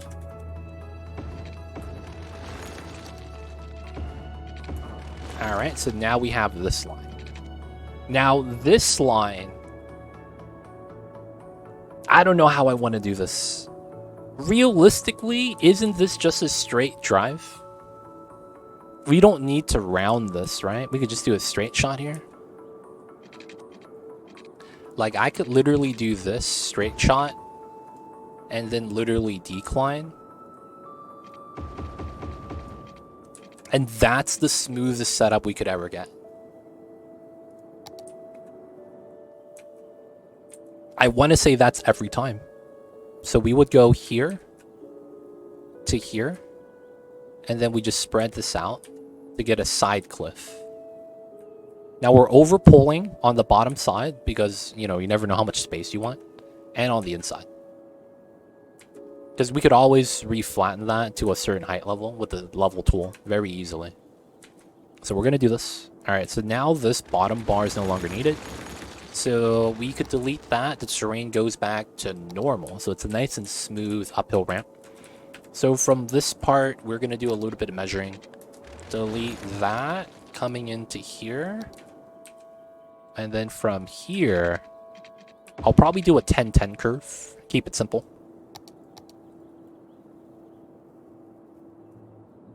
We should probably do a smaller one. Let's do an 8-8. So 160, 160. And then what we're going to do here is I'm going to go down 1 meter in height. 160 plus 1. And then what we're going to do here is take this height and spread it out. We are going to anchor this like so. And then we're going to take this tool and we're going to smooth that out. And then this should allow us to just get a uphill curve slightly. And then we're going to do it uphill this side. So from this side, you should actually grab this height, 223, pull this out.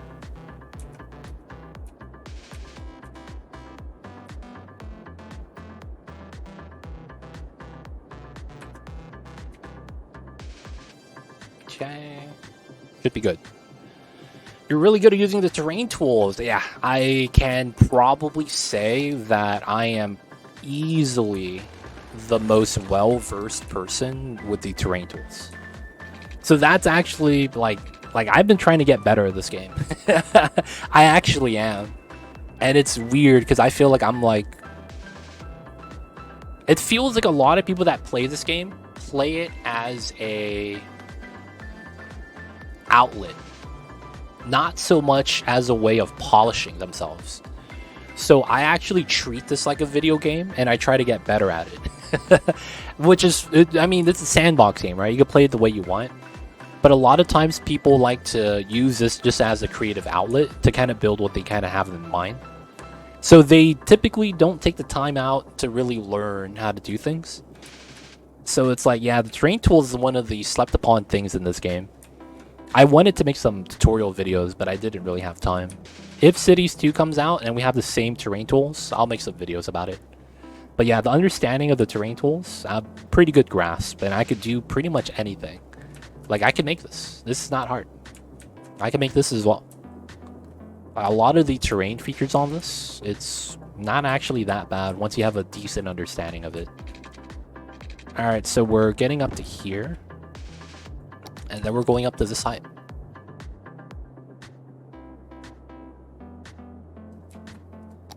And then this line is 60. So it's here. And then we delete this. Alright, and then we could do the slope tool here. So we are going to do this.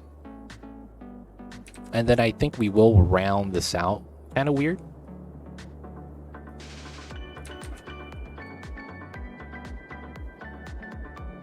And then this comes out straight.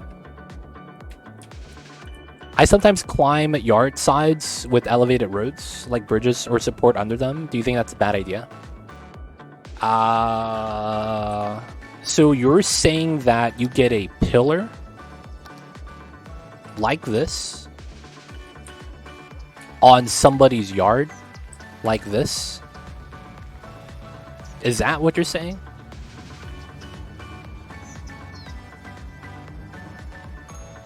That is technically something... Oh, mountainsides. Oh, it's because you said yard side, so I'm thinking the yard of a house. My bad, my bad. So you're saying that you have something like this. So if I'm at 1,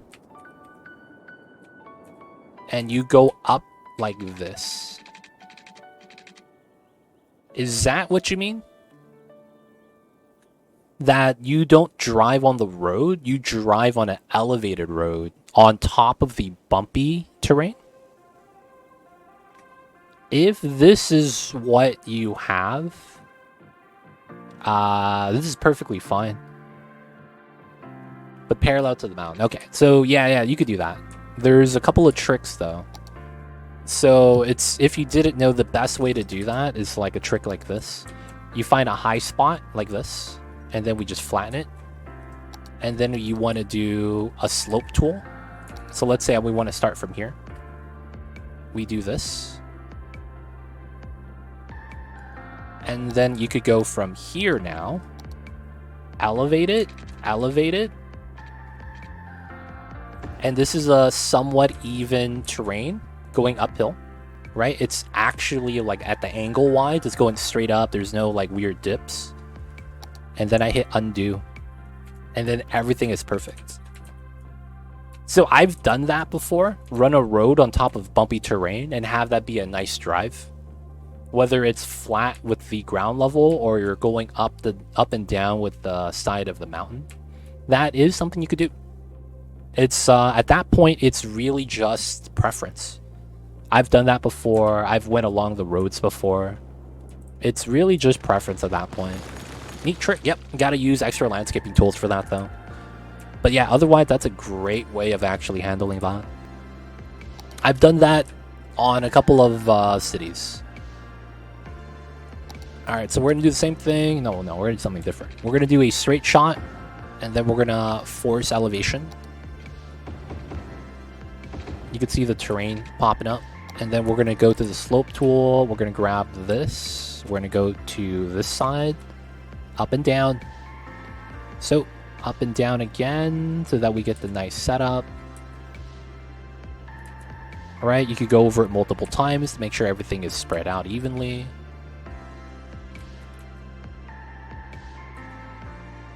All right, and this is pretty good. So from the top right here, we're just gonna do a simple setup, 10-10. This actually doesn't matter. We're just choosing a random value. All right, and then from here, we're just gonna snap straight. And then we're gonna feed into our farm area. I think we're just gonna do a simple pattern for the windmill farm, nothing too crazy. So what we're doing in this setup, in lieu of using power lines, right? I'm using electric roads. Electric roads make it so that the power goes along the roads and we don't need power lines because of that. So it's kind of convenient. So you could see there's no power lines to this area or a power, generator. So through the freeway, we get power. And then through this road, we get power. So once we have this setup, we're just going to have power on the roads. And we're going to have roads because you're going to have to drive up to the windmills to do maintenance.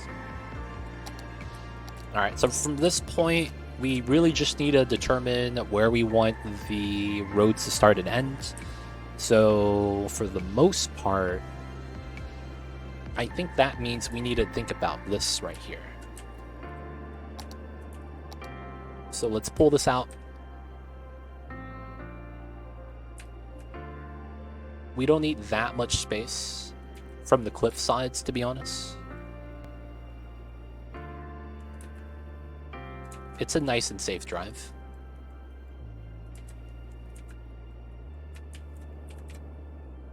Push this down on the bottom as well. Alright, this side is fine. I actually don't want as much on this side. I might want to push it in, actually. Now, of course, there's going to be a couple things about this we're going to change up. So I think we will want this. I want this trimmed out a little bit extra. This is going to be a little bit weird. This is going to be a little bit like a weird shape. Okay.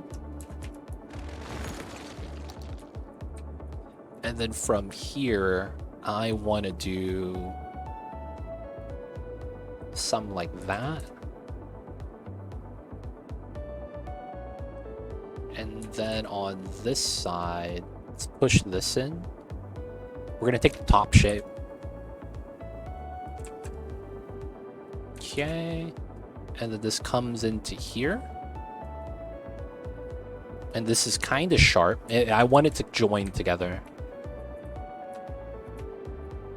Make it a dinosaur with windmills up top. Nah, man. We're gonna do an actual design. So we're at 239. We're gonna double it. I added a digit instead of doubling it. My bad. So it's 439. We're gonna use that as the new center where the rocks are. And then we're gonna make a new mountain right here.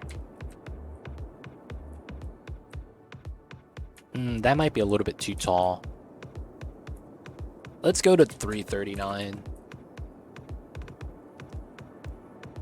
So this should be the peak. It should be okay. And then I want to start making our mountain setup. So we'll set this up here. That's going to be 1, 2, and then we need this one 3. And then we'll run that across from this side. Alright, so we want this to be a little bit of a wider setup. So let's go like this. Actually, let's pull this one a little bit further out. It doesn't have to be an even shape. Okay, so we got somewhat of a starfish. You guys can see it. So now some of the legs are a little bit longer. We're going to be utilizing the legs.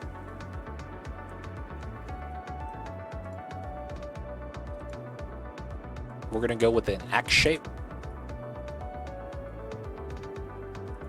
And then we're going to go with an overlapping X. Not really overlapping X though, but you know, y'all get the idea. Coming in right there. Here, here.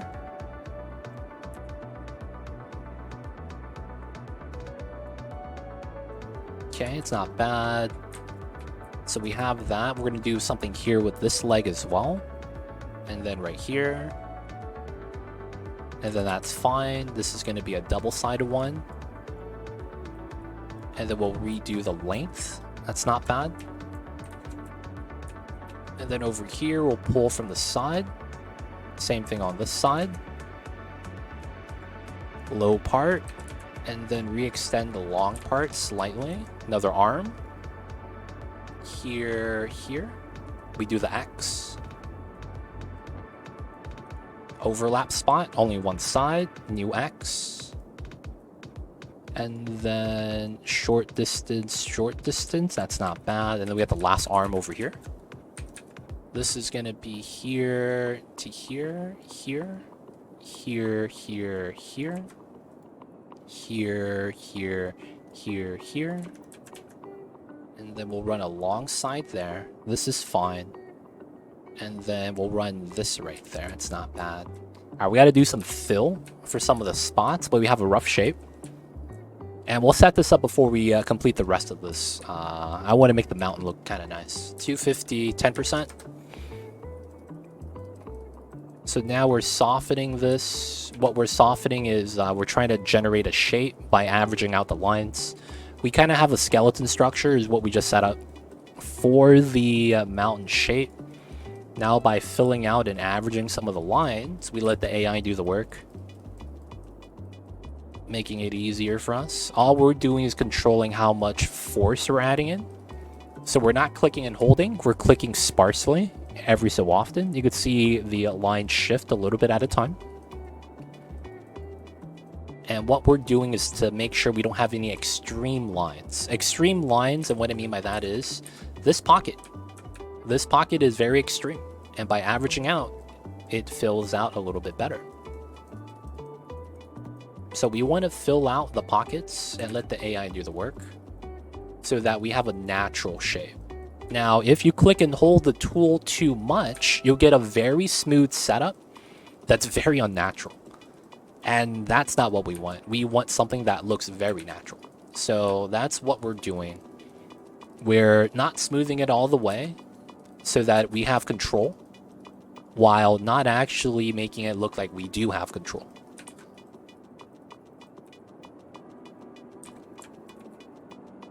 Alright, a little bit off the top. So we have a rough shape of this mountain now.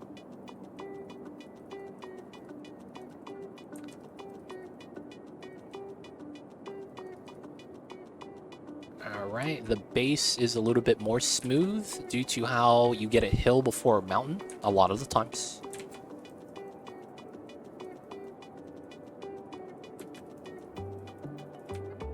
And then this part has to blend in. Alright. So we have more of a mountain on this side now instead of having flat ground. So the cut through of the valley is more justified. Basically, this is sunken down. And then we have to incline back up on this side. I needed a reason. So the mountain was the reasoning. And then we'll have to redo the trees. So we aren't done with this. We have to make it more realistic. This is only just shaping it.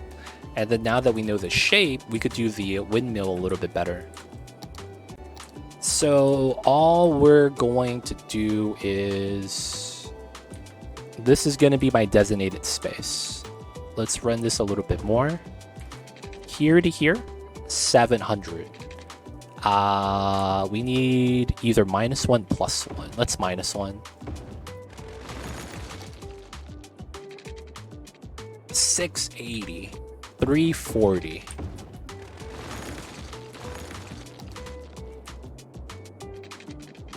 We did it, boys. All right, so 340.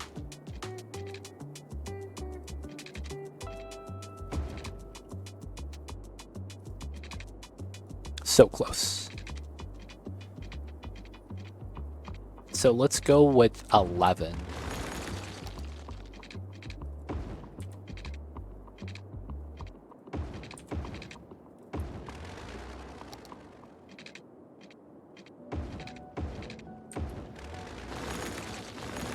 All right, just so that we have spacing.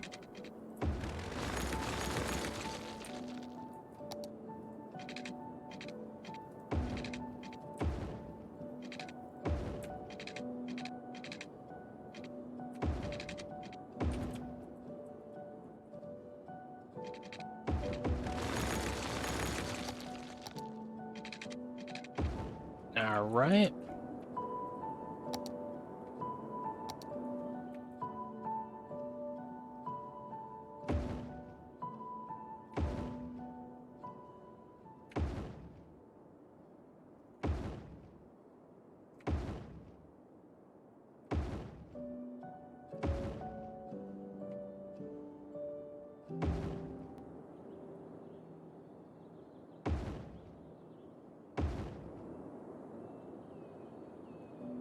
We got a windmill farm, boys. Probably don't want that one there. Delete that. Now we could get a set of farms in the middle. I just don't know how much space you want between the wind turbines. Right? It's not a lot of power, but it's honest to work. Oh shit, someone died at the prison. Ah, someone probably broke out, stabbed someone at the television station. Ah, shit. That last one was 6. Aw, feels bad. Hey, heck, dude. This is 7. This is not even at 8. This guy's at 8, though. It looks like there's like a line somewhere. Like going like this. Where these right here are generating a little bit less. But then the ones on the right of the line are all at 8. You see this line? It's like right here. Because this is flat. I don't know why it's like that. Either way, we'll take it. Have a small little windmill farm here. Alright, let's remove the trees.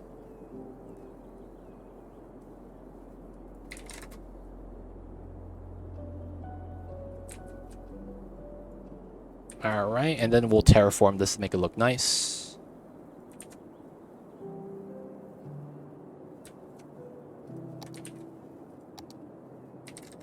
Okay, so first things first, we have to trim this part. Don't have to trim a lot, actually, just a little bit. And then we're going to bring the mountain cliffs back to here, which wouldn't be that bad. I see the whale. I see the whale.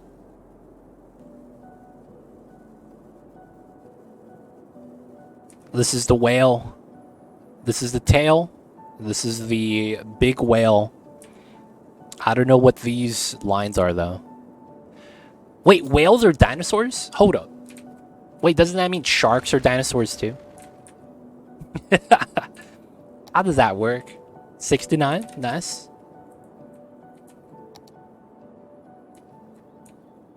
Well, I see it. I see you over there. Alright, 69 is too strong. We're gonna go with something shorter. Alright, we're just adding texture to the side of the wall right here. Simple design. Nothing too intricate. We're just adding a texture of a cliff on the side.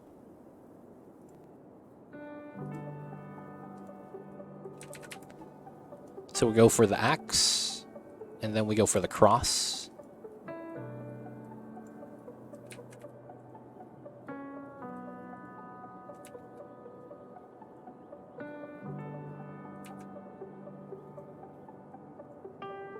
Okay, same thing on this side. We're not going to go all the way down. That's a smart move. Oops. And then that goes that way, and that rounds out. It's not bad. We could touch up that spot. That spot, that spot, that spot. Not bad. Push this down. And then we got to do it on this side. So this side's not too bad.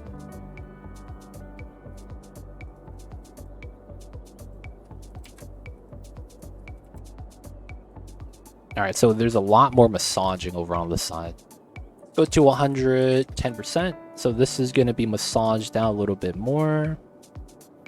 Doesn't have to be a flat massage. Could be windy. That doesn't really matter, to be honest. This part, I want to touch this part up a little bit.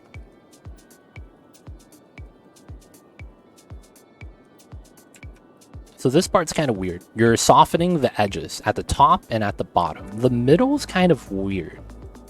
You kind of want to leave it be and kind of, you know, smooth out some of the extreme lines. But the majority of the work is at the top and bottom of this.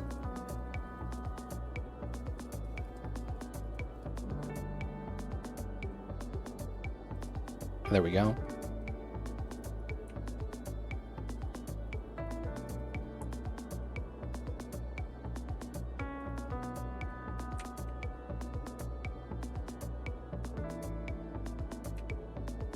Gotta get the nice terraforming in. Some of the lines are a little bit too accentuated. Just gotta smooth it out.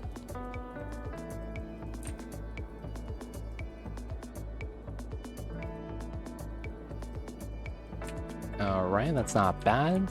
So you can see how it has a texture now. And there's a visible cliff. That's going to be what we're going for. It's not bad. This is a little bit smooth, which is good. We'll bop the veg that's no longer needs to be there. I thought we bopped the broken trees. What happened? Why are they back?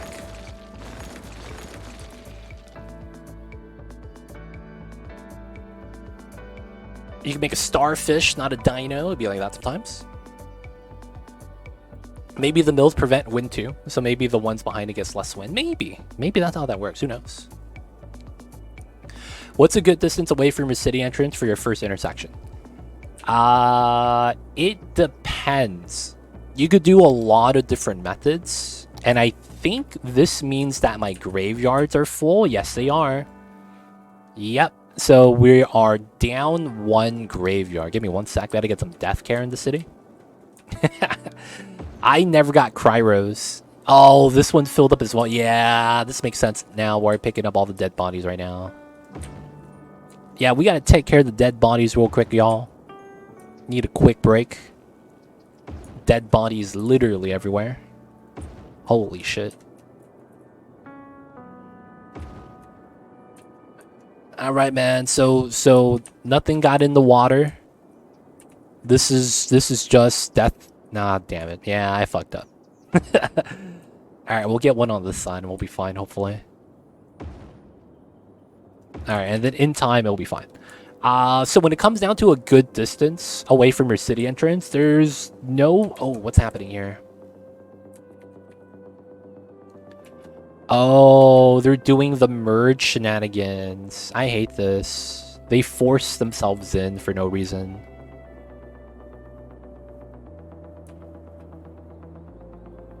absolutely hate that, because that shouldn't be an actual problem. Alright, given how this works, we're gonna force everyone to stay their lane.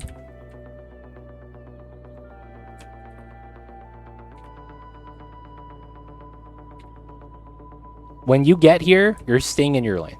I don't give a damn what you're doing. Just stay your lane, don't merge. And then when you get to here, you could merge to whatever lane you want to go to. God damn. Okay. So we do this, we do that. Alright, sorry about that, man. I had some weird issues with that. Is cities your list of mods? Exclamation point mods list. So mods with an S and then list. That will actually give you my collection of mods. So what's a good distance away from your city for your first intersection? So it depends.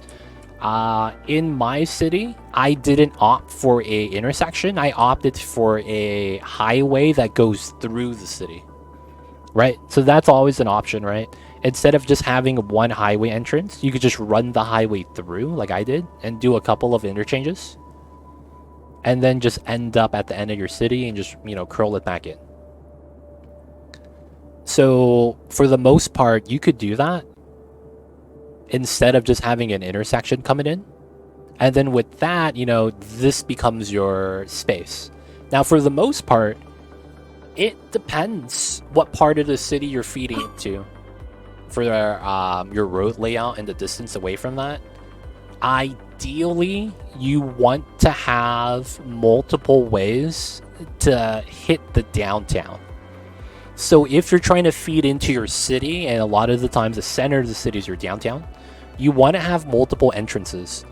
So if you do, you know, like a downtown, so to speak, a lot of the times you're going to want to make sure that while you feed into your downtown, hopefully that freeway has a way to go into the opposite side. So you could approach the downtown from two sides. That way you could have split traffic instead of having everyone clog up on one street. So it's kind of like this. If I have my downtown here, they could take the highway, exit out here, or they could keep going and exit out here. And then we split the traffic at this point, because the distance from here to here and distance from here to here, it's better to take this, let's say for example. So that way the traffic is a little bit more evenly split. So you want to think about things like that. If you're feeding into an industrial area, you want to have it be, you know, directly to the industry if possible. For the residency, there's a lot of leeway. Do whatever you want. Commercial areas don't really exist in a sense that you have purely just commercial, but you can do that if you want. The problem with it is that the game, oh, it's a fresh city. It doesn't matter. If you're starting a fresh city, normally the amount of distance that you have from this, you could immediately just draw a line and have that be the start of the city. It doesn't really matter, because in this game they give you a lot of distance between the intersection and how you're actually able to do it, that it's gonna be fine. They're merging in late. What the hell is this? They're merging in late. And everyone's coming in this way. Okay, it's fine. I need to know why it's a volume issue right now, though. Everyone's going in here. They're a garbage truck, though. I count 15 garbage trucks. 1, 2, 3, 4, 5, 6, 7, 8, 9, 10, 11, 12, 13, 14, 15, 16 garbage trucks. What the hell is this? Why is there so much garbage everywhere? I love the road mod. Hopefully you find it, man. I did an underground grid once, had access all over the city. It was awesome. I would route under neighborhoods, etc. Oh, I see you with that. While that is really good, I feel like that's never going to work out until we get flying cars. Realistically. I feel like once we get flying cars, like traffic's not going to be a thing anymore. But then it's going to mean that like police chases are going to be wild. Make them their own service ramp? Oh man, not on this design. I would have to do it somewhere else. How do you deal with abandoned buildings? Are you using a mod for that? I don't get abandoned buildings. So abandoned buildings like this, if someone moves in and really wants his spot, he basically just builds over it. I don't have to press anything. So if that makes sense, the AI will just replace the buildings on their own. The mod to remove abandoned buildings is to automatically do that. Like, how do I say this? As soon as it happens. Because if you have an abandoned building, some of the things bad about it is still there, right? Like the dead body. I'm not sure about that, actually. But yeah, I leave them alone. I don't do anything with the abandoned buildings. What's going on, Kino? How are you? Welcome in. Hello, hello. I don't think this is real traffic, man. Because, like, it used to be back here, and now it's clearing up. It might be just purely because of the number of industry I have, or people going in that side kind of weirdly.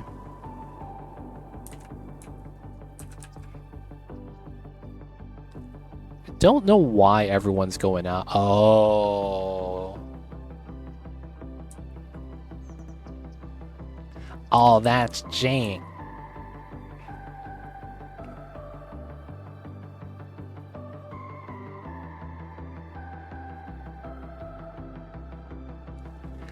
Oh, that's jank, but it works. So this only has traffic because of people merging. Isn't your Clover the only access you have to the north side? Technically, this is access too, but yeah, that is true. But there shouldn't be enough. This is all low density. There shouldn't be enough of anything to attract this many cars.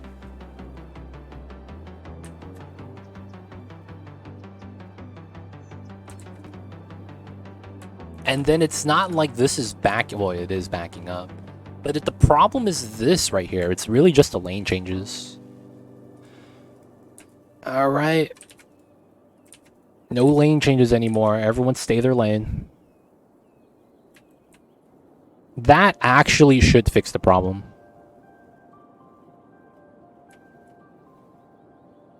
Why is everyone changing the lanes later, though?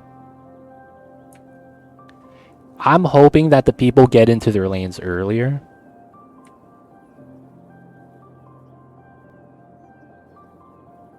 This did clear up, though, almost immediately. That's the crazy thing about that. The moment I forced them to not change lanes, it cleared up. Of course, all the cars backing up has to leave somewhere. That's basically what this junction is. We could technically make this left turn lane so that the throughput is a little bit better. So it looks like I need to upgrade this due to the asset difference, and then I could add in this. Okay, left turn, left turn, left turn, left turn. Okay, so we're gonna give them left turn lanes dedicated. So left, straight, right. Left, straight, right. Y'all know what it is. Left, straight, right. Alright, we should allow the double straight. Realistically. We should. We gotta have the throughput. Alright, so that is a dedicated lane. You have to be in your lanes here, no changing midway through. That way they would slide into the left turn lane as early as possible. This motherfucker, what was that? He busted a reverse while driving, swerved to the other side, and then came back. What was that? What was that? The police in this game, man, they are wild. Alright, we're going up here to 25. And then this actually should automatically work. Oh, there's a couple things on here we gotta change. Flow through. We're allowing citizens to cross the street, though. I don't know if that's smart. Alright, so now that we have lanes for everyone and everything's working, seems to be pretty good. It's cleared up, boys. Now it's just these guys feeding out and merging. Now it's because all the cars are leaving at once that it's a problem. The moment this clears up, and it will, I think the problems are gone. Not bad. And now this is clear now. So earlier, it wasn't even that we were having traffic because of volume. It was just because the AI is a little bit jank. You are right, though, can't I? That is my only accessing point to the top. I might need a second interchange. I would hate to add a second interchange on the side, but that would be the answer. We would have to bop this neighborhood and then put an interchange right here. And then that would be the feed out. And then we would immediately have an access from this side of the city. And that would solve any problem we would have here, I think. Because we would go here, here, here, and then this goes into local. So this is technically better to get to here because of the driving speed. Oh, so the vanilla game was like that? I thought abandoned buildings stays if you don't demolish them. No. Well, no, it depends. So the abandoned buildings depends on what happens to it. If you play with disasters, you have to get this building. Otherwise, the buildings can't rebuild. So that happens when you get like one of your service buildings burns down, right? So let's say that you have a park asset and that park asset, you know, burns down. In order to rebuild it, you have to have that disaster building, which is what we have right here. So once we have that, we could repair the buildings. Now, of course, that's only happening if it's a service building. If it's a zoned building, yeah, the two houses that were here earlier are gone now because they got automatically replaced. But yeah, that's how that works in the vanilla game. I don't have a mod that manipulates that, so yeah. That is base game features. Okay, so that was not bad. We get in some more right here, right now. I think we might want to bop this industry.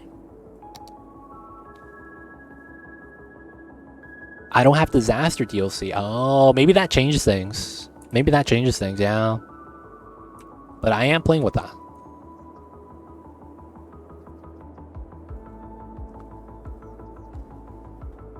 Alright, so how do we want to continue to develop this? Oh yeah, we were supposed to work on this still. On the side. I really should try to work on that right now. I have so much demands.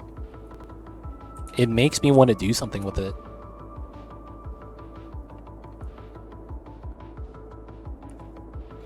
I have so much demand. Alright, we'll just wait. It should be alright. But we'll continue doing this. Because this is what we were working on earlier.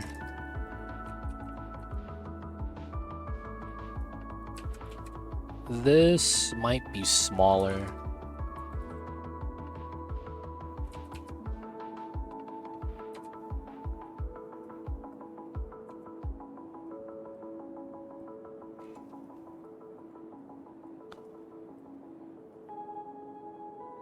Some of these are not that large.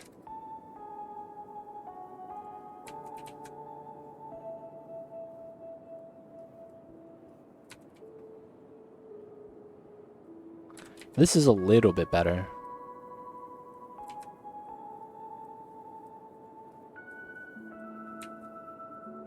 Shape is more pronounced. Get a little bit of that bumpiness.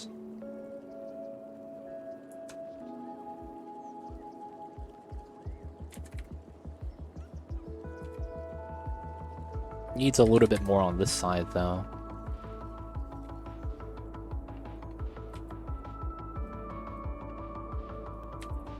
Whoa, that lag.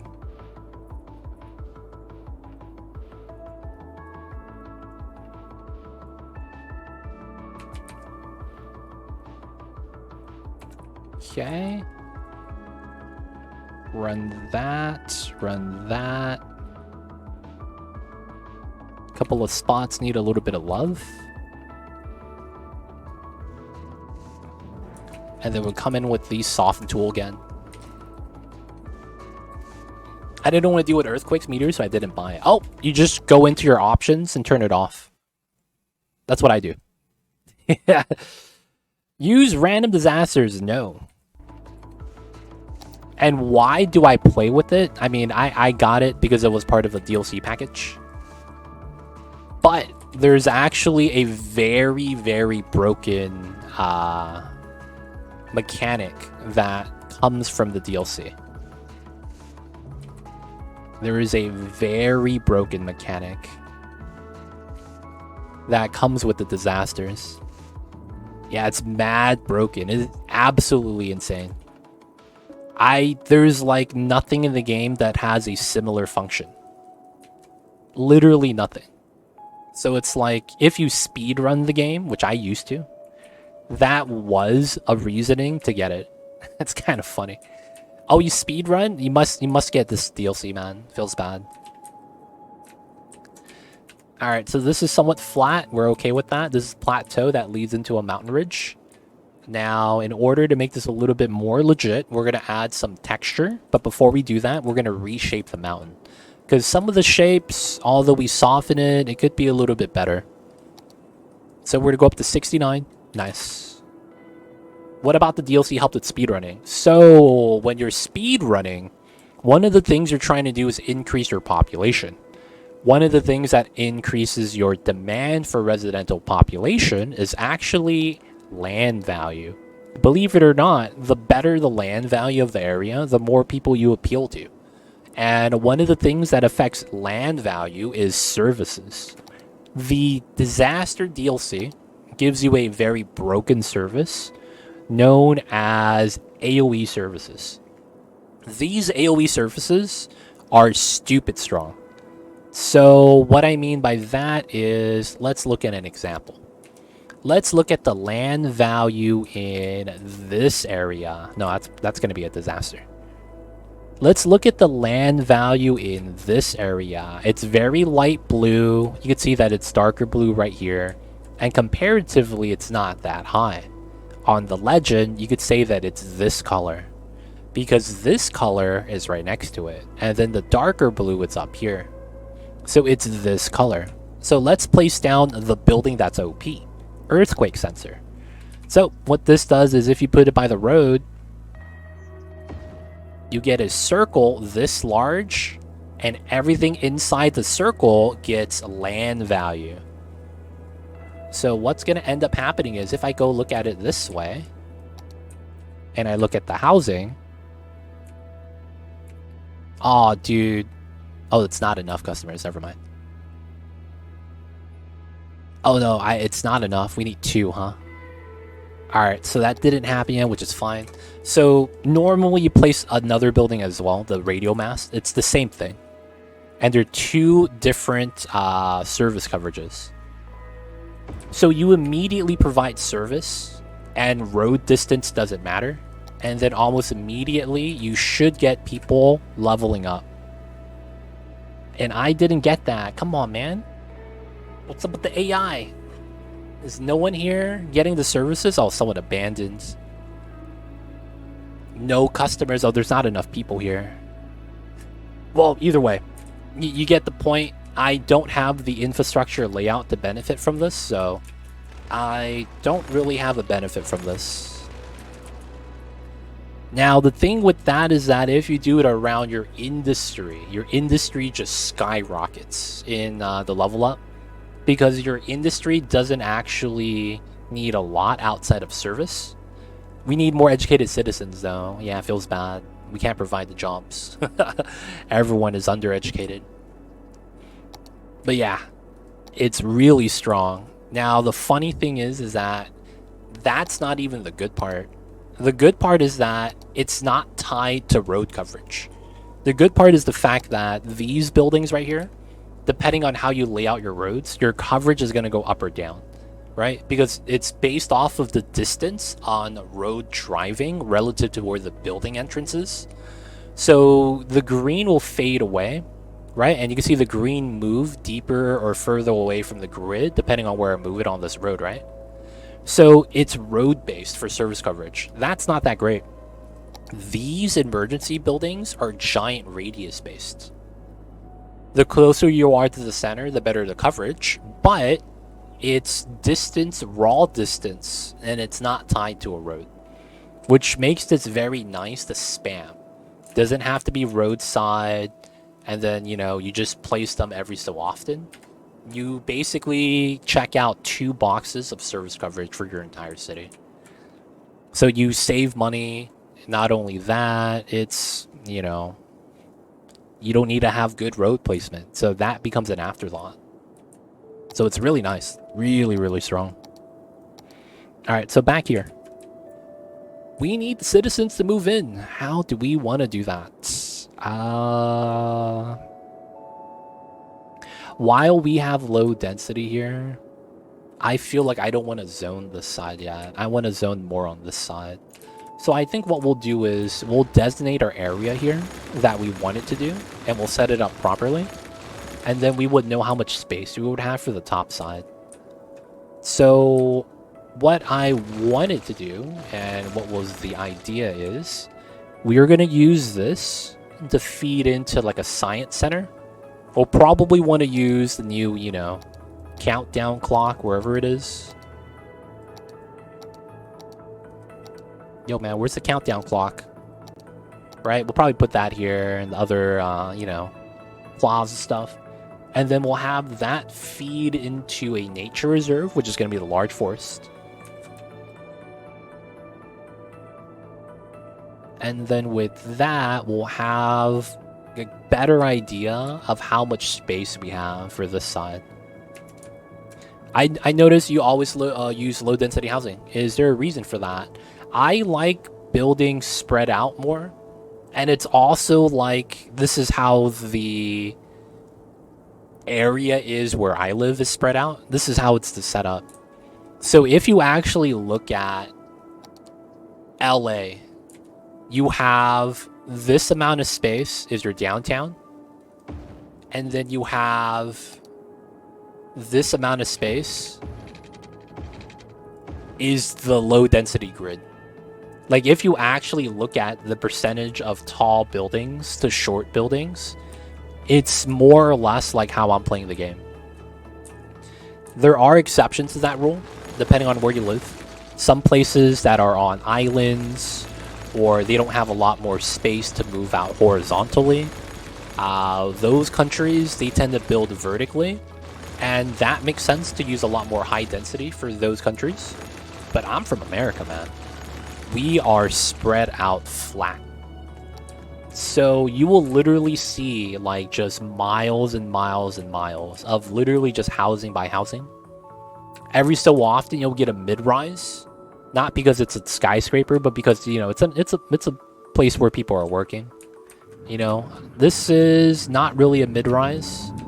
This is still, a normal short building. Something along the lines of like maybe this building, the Majesty. Nah, this is somewhat tall. That's actually a little bit on the tall side, but it is not really extremely tall. Like you'll have a couple of those and it goes back down. And then the nice large skyscrapers like this one. That people like, dude, a lot of people like using this one because it's nice and tall.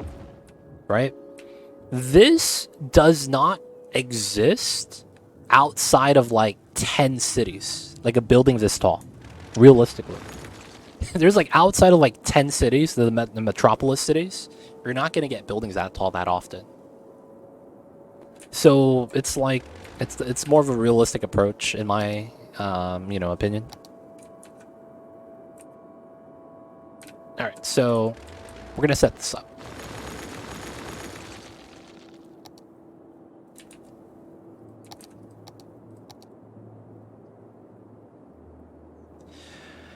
Okay, so chances are that's an arbitrary line. We're not measuring that. We're probably want to curl and go down this way. Make use of the space. And then...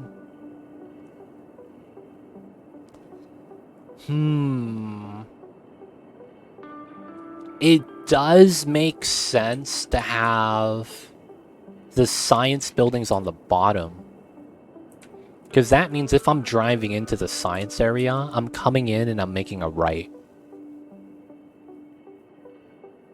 And then when I'm leaving, I'm coming out and I'm making a left. The people that I am bopping are the people going to the park. And I think there's always going to be more people going into a couple of unique buildings, right? It's about, 20, 40, 50. It's about 100 every week. And then we'll probably get less than 100 going to the nature reserve. That's probably going to be the logic that I want to use. So if that's the case,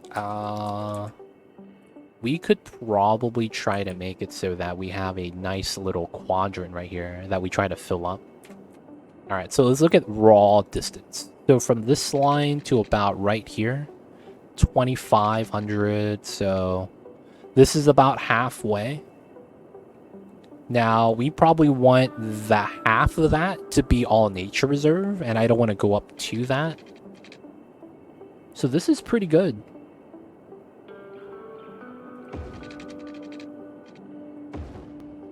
We do this area, and then we come in, come down, and then it's very likely just goes through, and it's the nature reserve.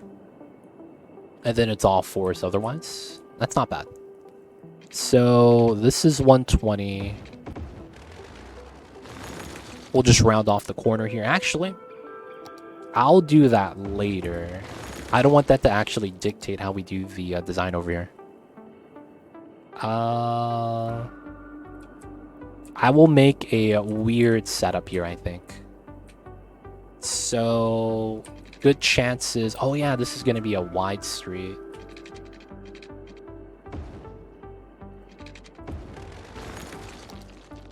Oh, and then I would do this.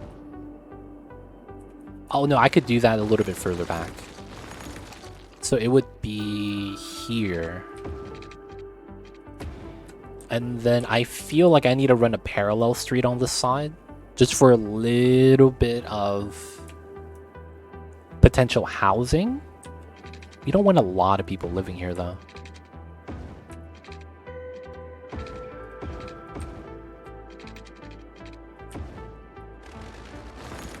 So this is going to be exiting, coming in. So that means that if I do a round on this corner, which would be entirely fair, because we would have it like that, it's very likely that we will want a setup like this. This doesn't have to come in. How long is this? 220? That's actually right here, right? So we could delete this. Have that line up. You would come into here from this left turn. Weird low density area. And then we could round from that. This comes up, that goes over. Due to the nature of this area, I'm probably okay at pulling it here. And just run this as a four-way intersection.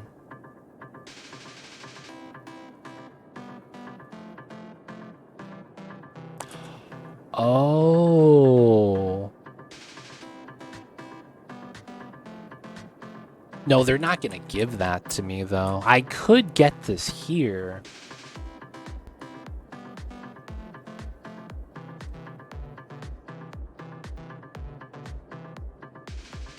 No, I probably keep the 4-lane. Yeah, that's probably fine. Alright, so we delete this. We gotta reroute that. So 11 goes out to here. Right, this is probably going to get rerouted to 11 as well. All right, so we'll have a little bit of a science center, main street. We'll have the plaza design. All right, so this is going to be a box. Probably keep that as a square. And then we get this shape.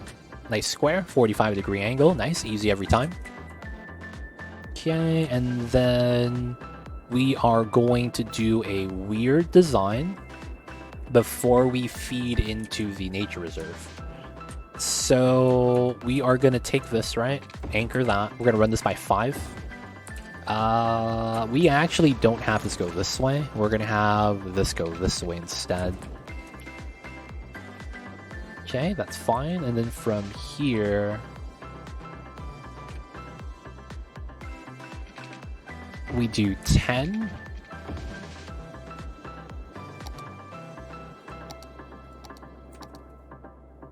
It does center. Okay.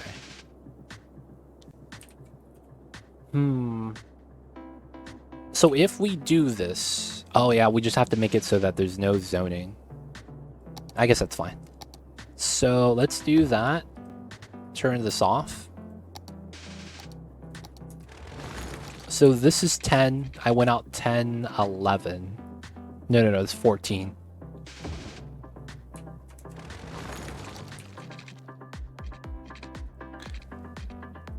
All right. So this comes out here. Nope, that's not even true.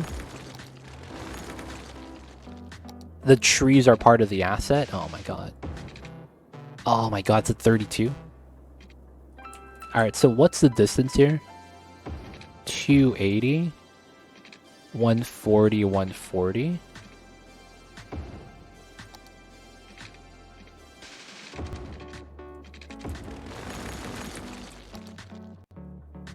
Yeah, I could actually pull it to the 280 and do it. Okay, that's fine. That's good to know. Alright, so it's 280.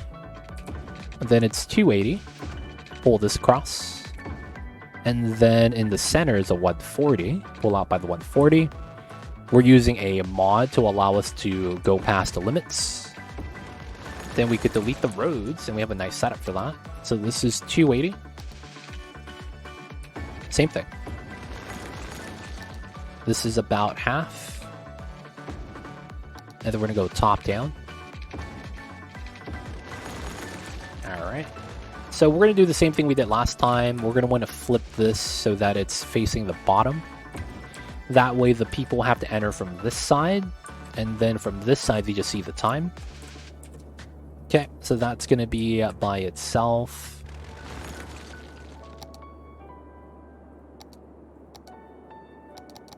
We're going to upgrade this one way. No zoning on this. Okay, that way we could have that be somewhat of a plaza. It ends the street over here as well. This is a connected street, actually. And for some reason, this is not a middle node. There we go.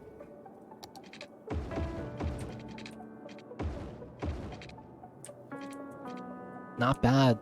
That is the countdown. Yes, in 9 days, we are going to have Skylines 2, and I'm going to be playing it. I will be playing it on launch, if you guys are wondering.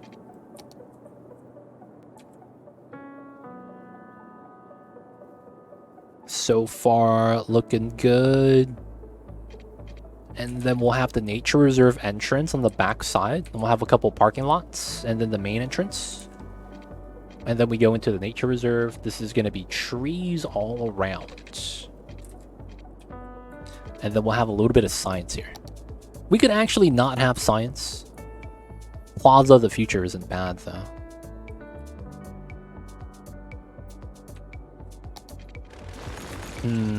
I might want to do this design, just because this is centered. Right? So because of that, I could put this here. Not bad, not bad. So the thing with this is that I want a center line. So here, here, here, here. I want this. So we're going to do this. that, delete the middle, anchor straight, and then we have a center now. We pull from the center. You have to pull from the center. If you don't, you fuck it up. And then we delete this. And then now... Oh, this is still not centered? Oh, that's messed up, boys. Alright, so we'll do it again, except we won't pull it out all the way. No grid, road length only. 80... 80? How come I can't center this? Is it because of the other grid?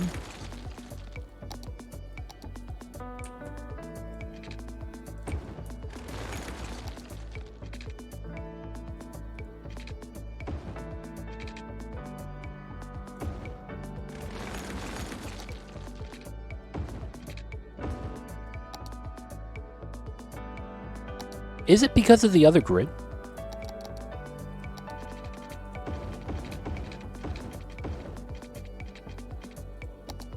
How come I can't center this?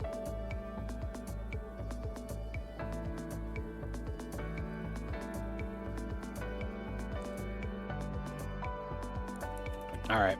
We gotta do the strat. I hate this. But we gotta do what we gotta do. So... Go this way. I need the grid back for this. So it's this way. What's the strat? What's the strat?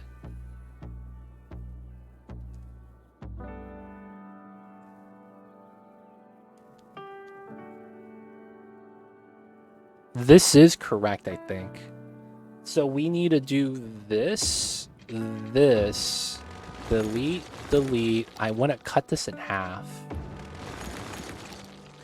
And then from here, we don't do road length. We do it halfway. And then from here, we want to do road length grid anchor.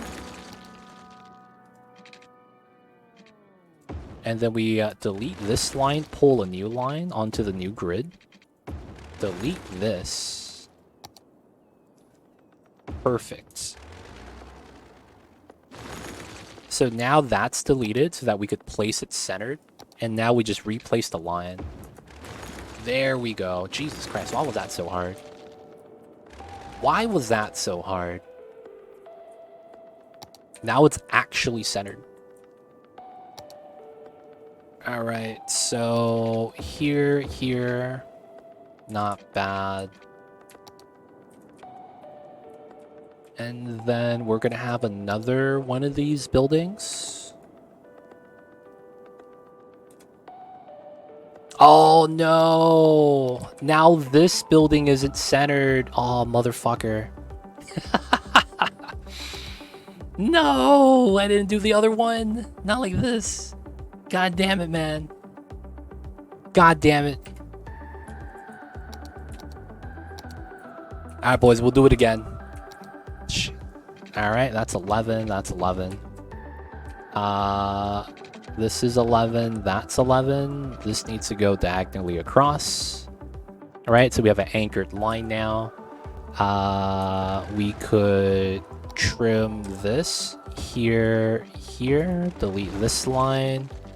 We have this line now, 4 straight. Right? And then that's not bad. This is the centered line. So now we delete this, this, that, that. Right? And then this is the new centered line. We pull it here. Delete this. We go up. To here is 160, so we delete this as well.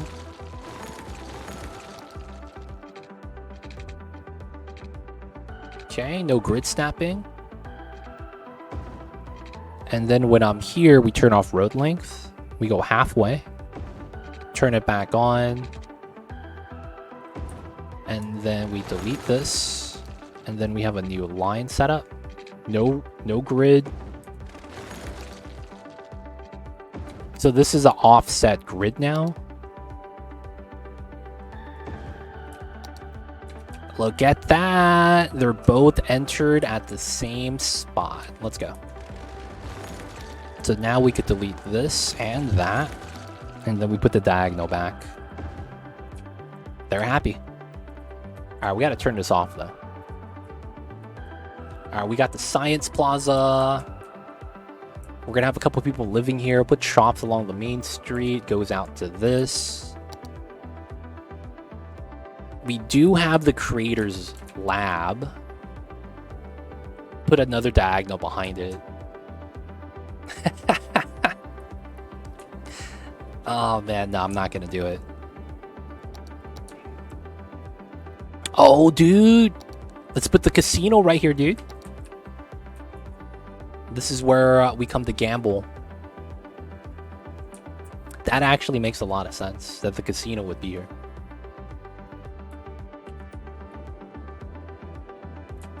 Don't know if I want to put that there yet, but this is a pretty good start, I think. Alright, so we could let this rock. And then we'll have to do the nature reserve behind that. Maybe an airport? No. This is a bad spot. It's right next to the windmill farm. So that means you can't really land this way unless you want to go through an obstacle course. You know what I'm saying? So that's a bad idea, man. I'm just saying. I don't want any, like, higher level interference from anything nearby. And that's, like, right there, man. Can't be doing it. Can't be doing it. Alright, let's texturize. Oh, actually, I gotta redo this part. I said I was gonna do it earlier and I didn't. Alright, so we're gonna re-anchor this. That line. I want this line a little bit better. This line as well. This comes in from this side to that side. This comes up this way. That way is not bad. Get a line up this way. This looks like I need this. Need that, which is not bad. Okay. Bam, bam. Let's go out here. This comes in from there. Goes down a little bit lower. It's not bad. And then we go in like that. There we go. That's a little bit smoother with that setup. Okay, we want to go in like this. And then that probably wants to come in from here. Here like that. There we go.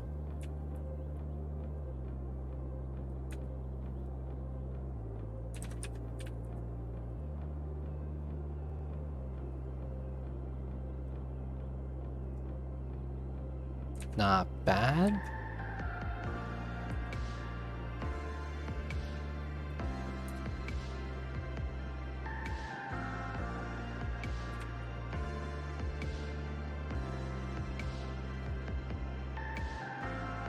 Sometimes the line needs to be a little bit more accentuated, just a little bit. Want to make sure some of the lines stick out.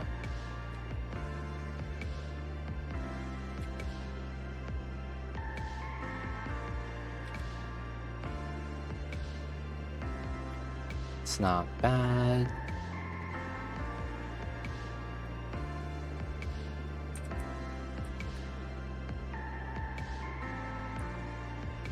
Okay, that's not bad. Actually, that's here.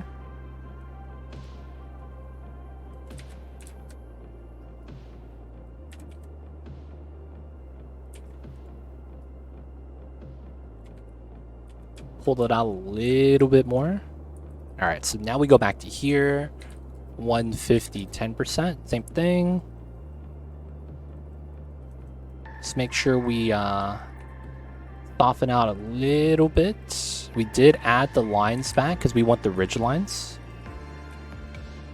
The ridge lines makes it look nice. But we still gotta touch it up.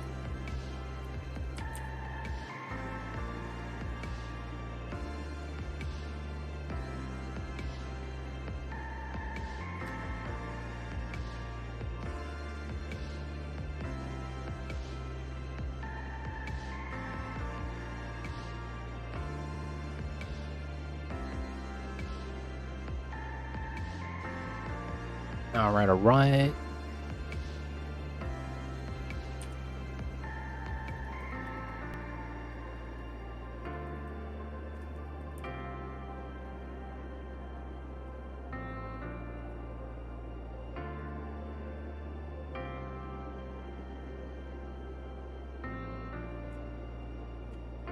Okay.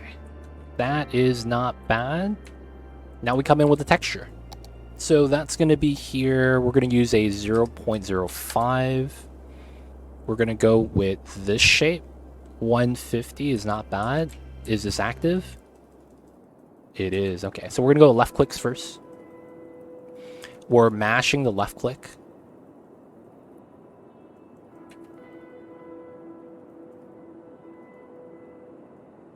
And this is going to give some natural dips. So some of the smoothness we added gets removed because we're adding in a lot of like natural dips, natural bumps and bruises to this. And that's going to make the texture of the mountain a little bit better looking. Because it's going to seem more natural this way with a lot of the bumps and bruises.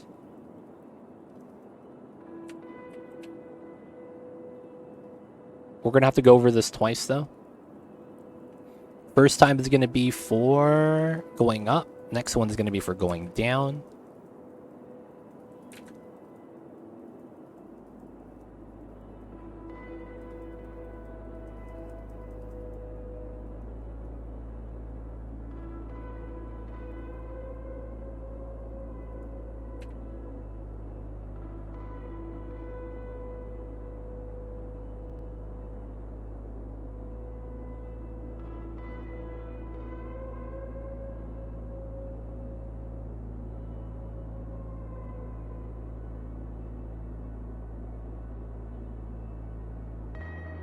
You really can't tell at the moment, but it's going to look good. Alright, so we're only doing this mountain part, right? Now we're going to go over it again, going down this time. So it's basically left click, right click.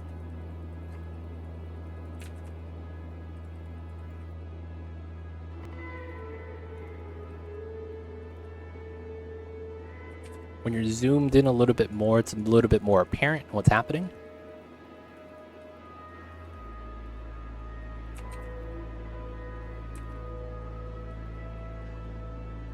Basically, we're making it so that it's visibly just not even.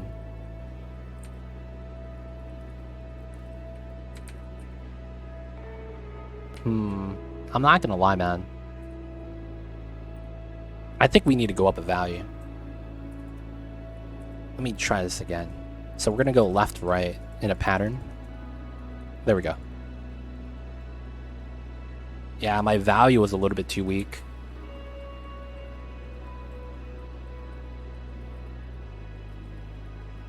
There we go. It's coming together now. You uninstalled? Oh my god. I'm sorry, man. I hope it lives up to the hype. Because I don't think it will. There's a good chance we're all going to go back to Skylines 1. After like a month of Skylines 2. I see you over there though, Grand Seal. Hopefully though, it lives up to your expectations, man.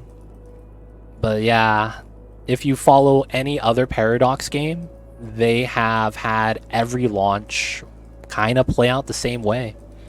Everyone's hype, everyone buys the game. Turns out that it's missing half of the game. And then they go back to the previous game.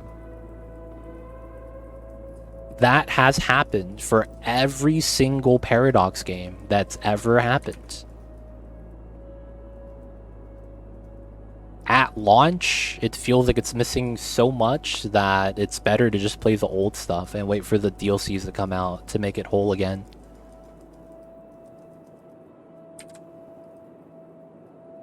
I'm worried about that though. Because in every one of the videos, there were no cars. So although they advertise the AI traffic fix, I need to see it, man. if that makes sense. Like, that doesn't really mean anything until I've seen it happen. Because it's, I don't know why, in every single one of the videos, you could count the cars. How many cars you actually see on the roads. And that's worrying, man.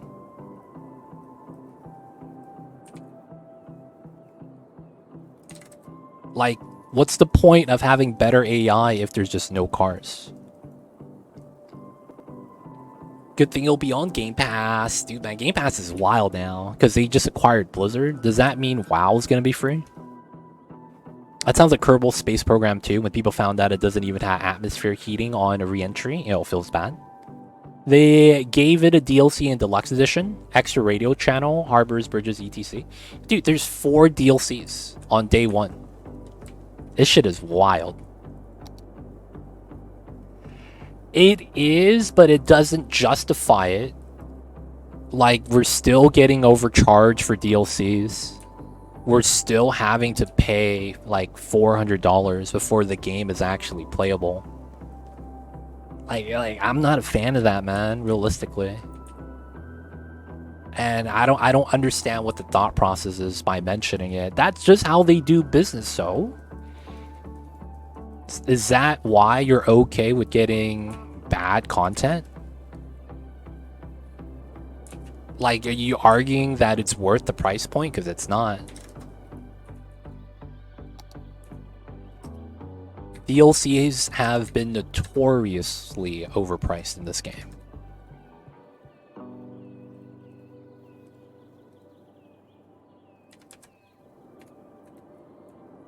Alright, so the textures are in. We're going to do the textures here now.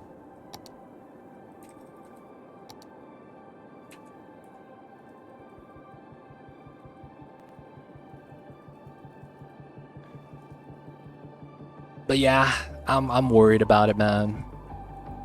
The biggest thing about Skylines 2 is that we don't know what the mods are going to look like. And that's big because this game lives on mods. Without the mods, like, you would probably lose about 80% of your player base, if not 90.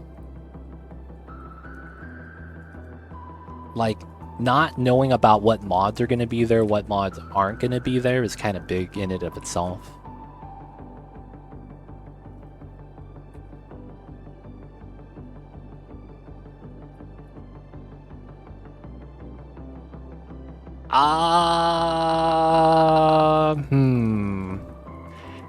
I don't think that's an argument, because the moment this game gets a loot box, it's a dead game. Like, if this was a game that actually can have loot boxes, maybe that's an argument, but that's not really an argument. Because that alternative doesn't apply to this genre of game.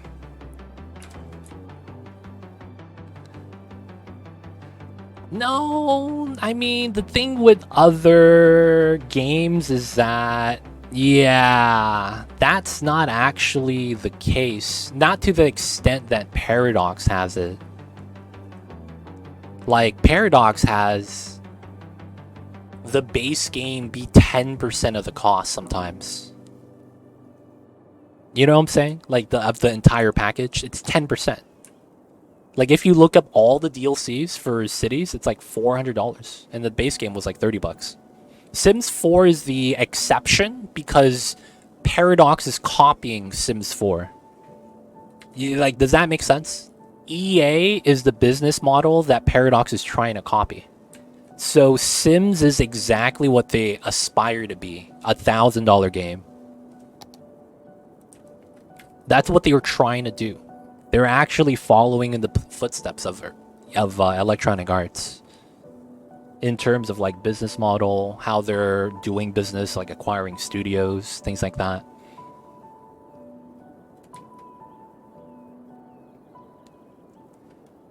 The problem with that argument, Akios, that cities once started with no mods and that we could hopefully be patient, is that while that is true, it's hard to use that as an argument for this game because of the fact that It already exists. The argument back then was that they didn't have a foundation of what people want or don't want. So as a result, they needed time. But everything happened right before their eyes already with Skylines 1. So why do they need more development time? They know what works, they know what doesn't. They've went through the life cycle of a game. That's the thing that doesn't make sense. All of the arguments for why they have to do what they want to do only really make sense if it's a new game. This is a sequel. This is different. We're having features not even making it to the sequel until a DLC comes out, right? None of that makes sense. So it's like we could actually have a lot of mods day one because we know that the game's coming out, same engine, right? So the mod makers, it depends on how diligent they want to be because they've seen some of the capabilities already. So we could have a better launch than Skylines 1 did. But, you know, that doesn't change the reality of the situation with what I'm mentioning, right? Like, it's just, you know, it's weird. And it's very, for lack of better words, is business. You just have to understand that, you know, for the sake of business, that you're paying the shareholders. You know, that's really what it is, right? Publicly traded company. They're currently worth 2.5 billion. They got the cash, and they just trying to make as much as they can. I just don't get why people argue on their behalf when they're a consumer getting exploited. That's what I don't understand. Like, why are people, like, trying to argue on their behalf? It doesn't really make sense. I get it, there's fanboys, but it's like, come on, man. All up in the Kool-Aid, don't even know the flavor.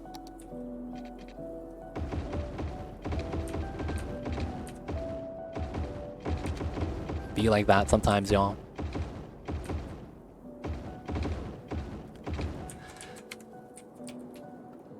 Look up train sim DLCs? Dude, that's wild. Space Engineers doing the same, yeah. And the thing is that type of practice, I mean, what's happening with EA now? Dude, you know what I'm worried about? I'm super freaking worried about this. The guy that was CEO of Unity was fired. I hope Paradox doesn't hire him, dude. That's literally one of the things I hope doesn't happen, man. Like, deep down inside, if that does happen, I might say goodbye to this game. That guy that Unity hired was the guy that created loot boxes for Electronic Arts. And then he got let go because he tried to push a more extreme version of that. And he just got let go from Unity, so he's looking for a job. Right? Paradox went from 3.5 billion to 2.5 billion in the last year. So they have a loss, you know? And it's probably due to the fact that everyone's going back outside again, so less people playing video games. That makes sense. So, you know, if they're looking to make that cash back, there's a good chance they might look for a change in upper, man. I don't know, man. As one of those things like, oh, he got let go, huh? Shit. Did you see what he tried to do with Unity? Yeah, man. He tried to charge people based off of game installs. And he would actually generate more revenue than the games themselves. The moment I heard that, man, I was like, yo, capitalism never sleeps. It really doesn't, man. These motherfuckers are working hard because that shit I would never be able to even think about. And the worst part about that was when he tried to justify it. See, you guys aren't CEOs. You guys are just people. You guys are stupid. You gotta let me do what I want to do because I know what I want to do. That's basically what he said when he was talking about, oh yeah, the people having backlash to our new model. They don't know what they're talking about. They don't understand.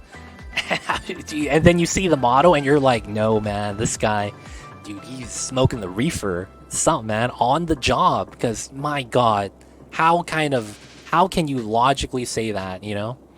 How can you actually try to justify that, say? Like, Like, this motherfucker's smoking reefer on the job, something, man.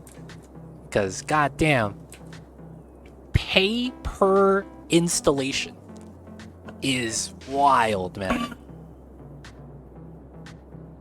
That dude wants to have a breath, some different air, man. The only problem, yeah, man, something in the water, dude. Like, he probably got his own G Fuel, and they're probably, like, spiking that with something, man. It's probably, like, he's on that good stuff, man. I want to see the CEOs play their games. They can't. You got to understand, you know, when it comes down to it, they're not a director. They're not in the development process. They're literally looking at numbers and making decisions. That's literally all a CEO does. Make sure we're making money. When we're not making money, figure out why, and then you make the big decisions. We're not going to make this anymore. We're going to make that again. We're not going to do this. We're going to do that. They really don't know anything about the games themselves, to be honest. They just kind of have to believe the director that it's a good game. Yeah. They all they do is babysit the shareholders. Realistically, that's what they're really here for. But yeah, you know, it is what it is. I just hope that it's gonna be a good game. I'm not gonna lie to you guys. I'm gonna keep it real, man. If it's a bad game, I'll let you guys know. But I love playing city builders. I like building and managing cities, and I like looking at the cars move. So I want to see the people give us good cars, good car AI, tools for making nice interchanges, and hopefully we get everything we want, man.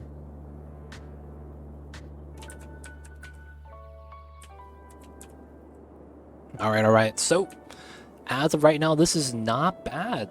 Not bad. So we're gonna make the nature reserve right here. I don't know if I want to do that right now.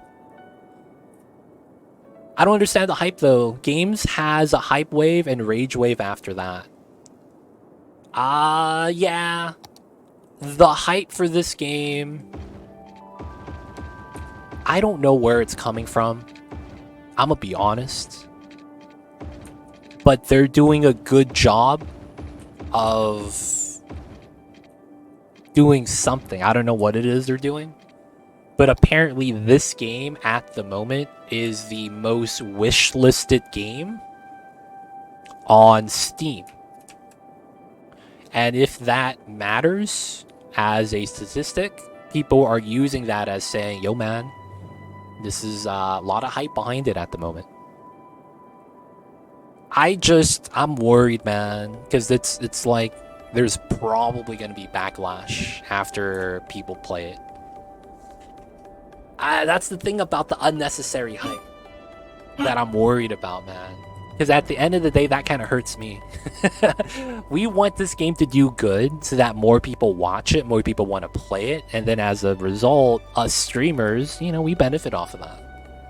As much as I'm being skeptical, I do benefit from having the game, you know, do well.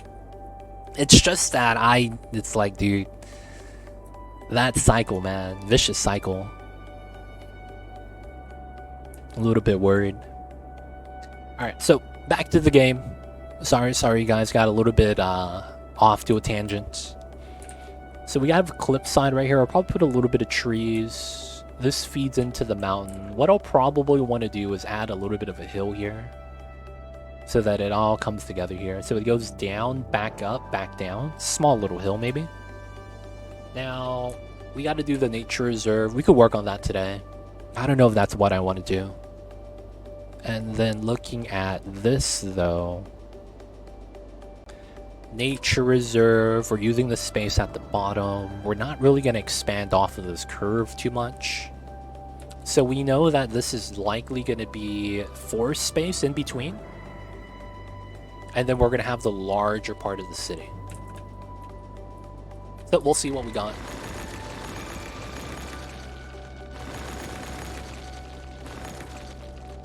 Just so you guys know, I would rather be wrong than right. If I'm completely wrong with cities and it's great, yo man, so be it. That is awesome. But yo man, if things go wrong, man, all I gotta say is the signs are all there. The signs were all there. Huh.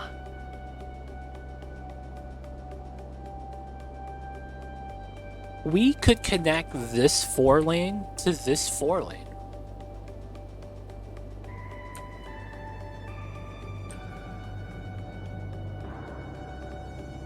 That would be actually not bad.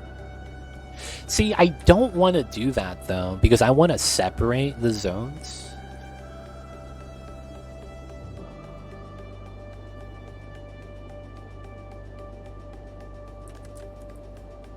I know I want to expand out this side a little bit, but I know we're not going to go too far out. Probably stay within the green right here, the dark green. And then if anything, we expand out this way and go towards the coast. That does mean that I might not want this going this way, and instead we delete it and it goes the other way. That honestly makes a lot more sense.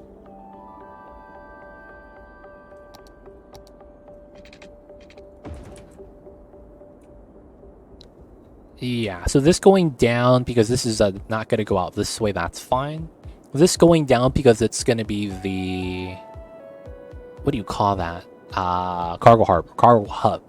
And then if anything, we'll do like a bypass round setup. So that the cars going straight down could go straight down. And then we'll have a roundabout for the other lanes.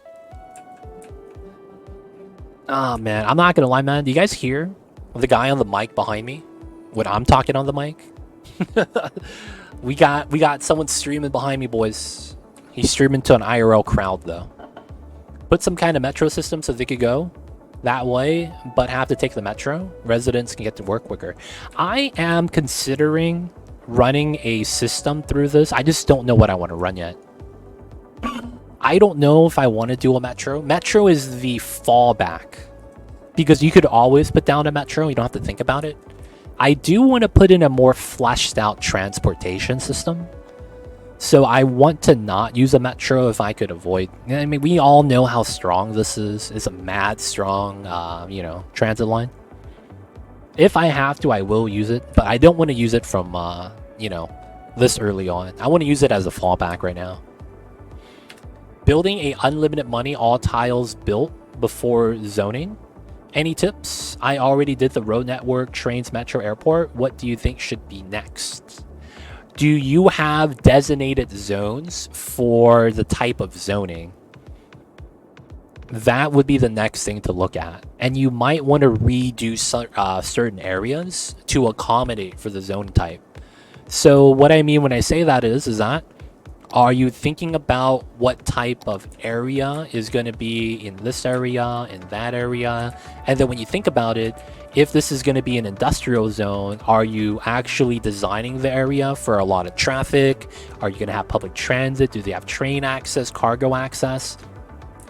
And then it's like, are you going to be putting your trash there at the same time? Is your train going to be on the same exit?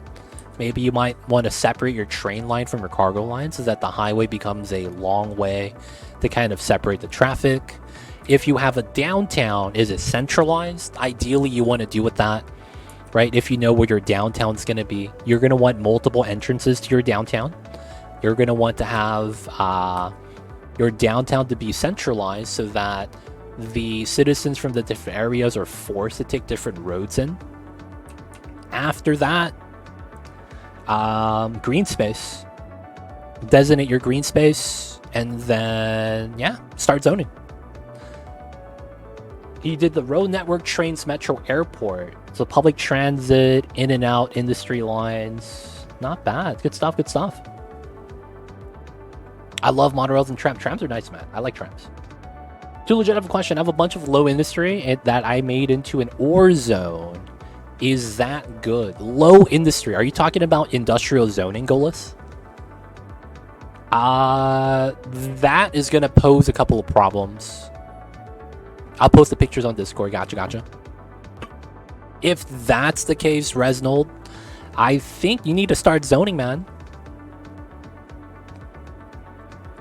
Start trying to fulfill your population. Right? Make sure your unemployment is somewhat low. Not really low, but, you know, somewhat reasonable.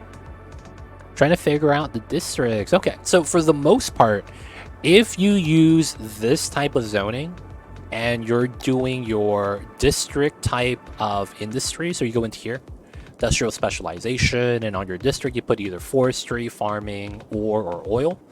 The thing with this is that you have to be playing with unlimited ore and oil when you do this. I am using a mod that allows me to paint resources on the ground, so I have oil right here. I can just paint on the ground. Oh, my brush is very weak, right? I could paint oil, I could paint ore. That adds the color to the ground. You need unlimited ore and oil if you're going to be playing with that.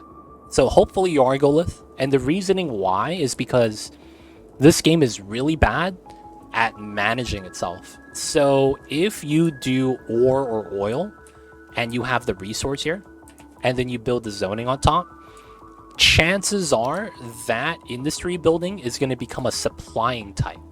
There are two types of industry buildings when it comes down to industrial specialization. There is the raw resource harvester, so it's the guy that picks up the crude oil, and then yeah, that doesn't matter. That doesn't matter. And then you have the other type, which is going to be the processing building.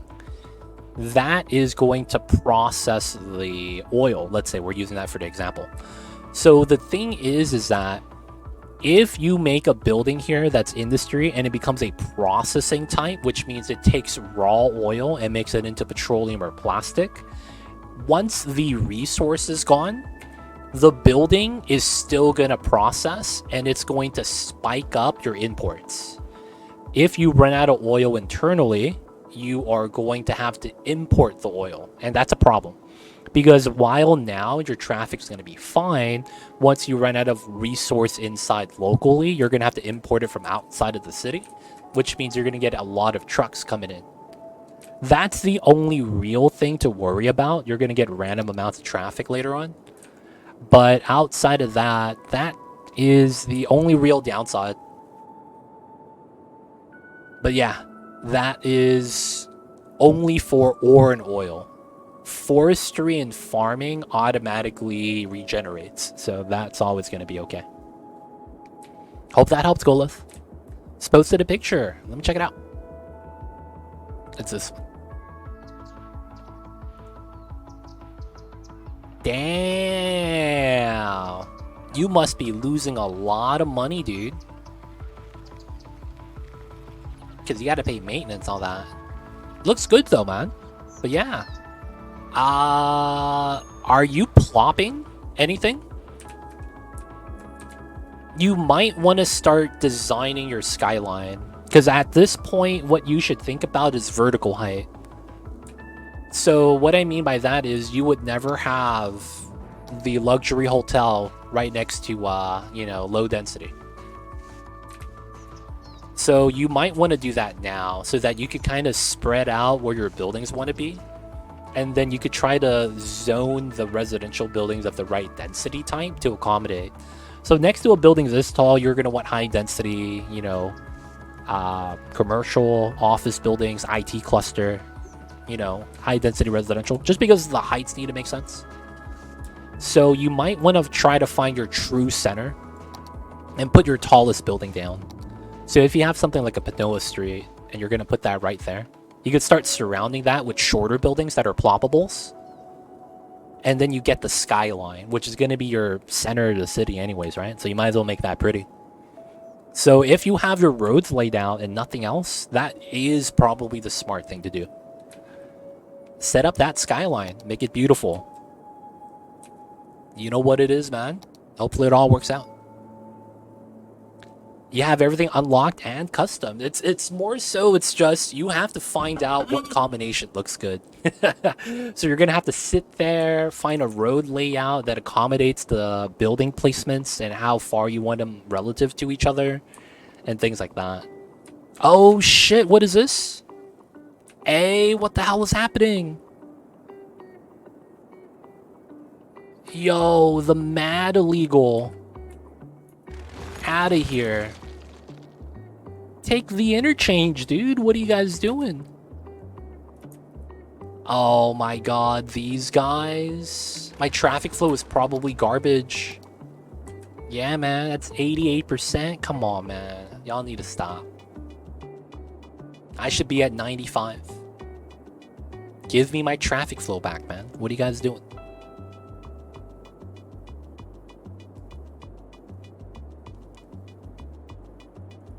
Alright, it's fine, it's fine.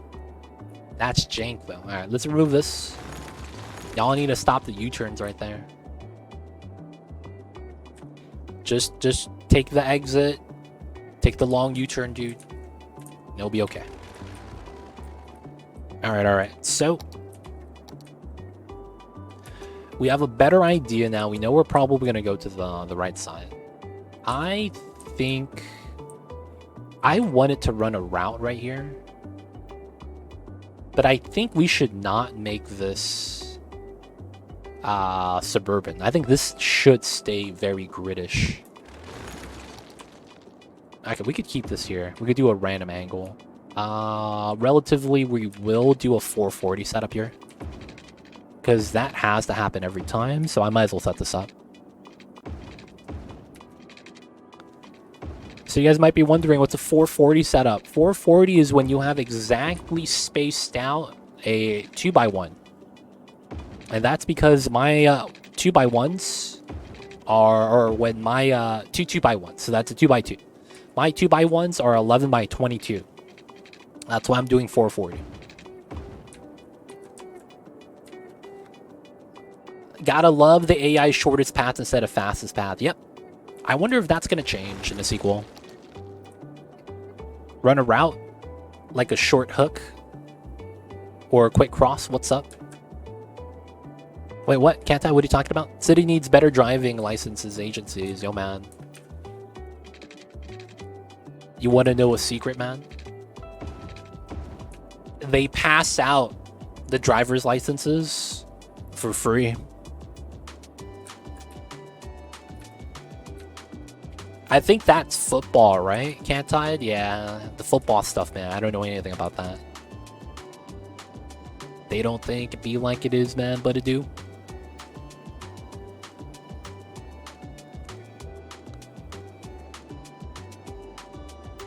Alright, so I want to make this into a weird shape somehow.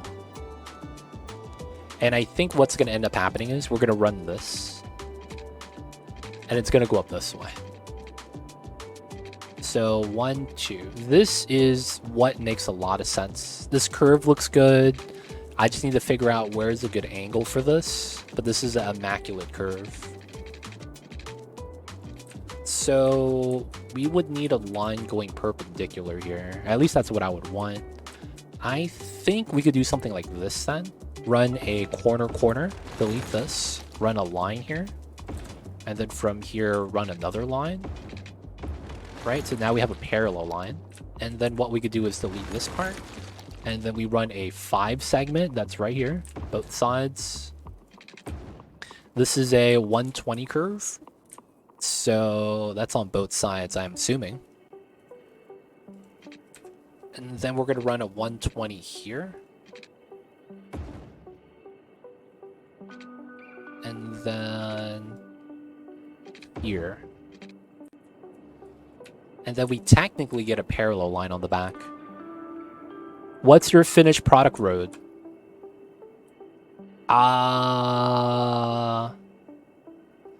Thanks, but I filled up the first tile. I'm trying to expand next. What's your finished product road? What do you mean, Golith? Finished product road?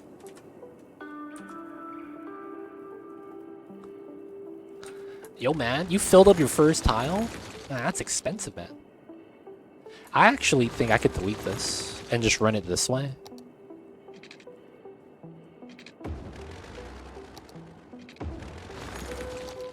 And we run it like that. We might want to curl this out as a result. Oh, I always run a 4-lane. I very rarely run a 6-lane road. Very rarely. I probably don't do it that often anymore.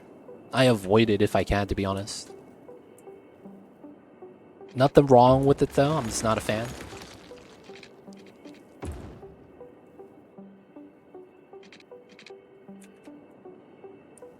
All right, not bad.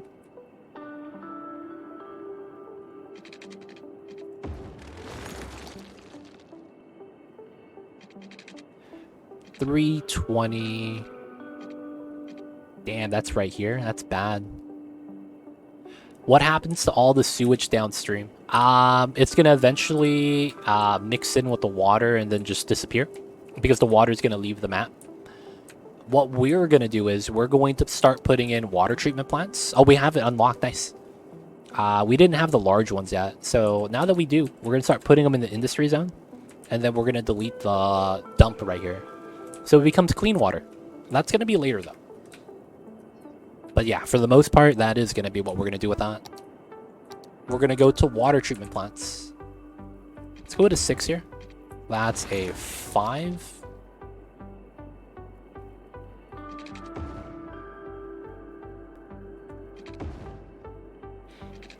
$420. Oh, this is a bad line.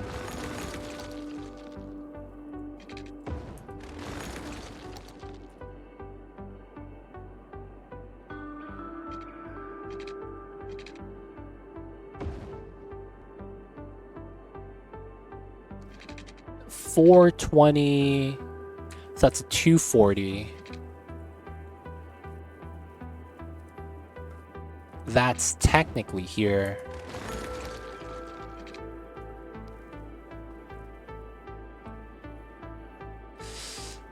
Now the thing is that my curl is here though. Let's just see how it looks like.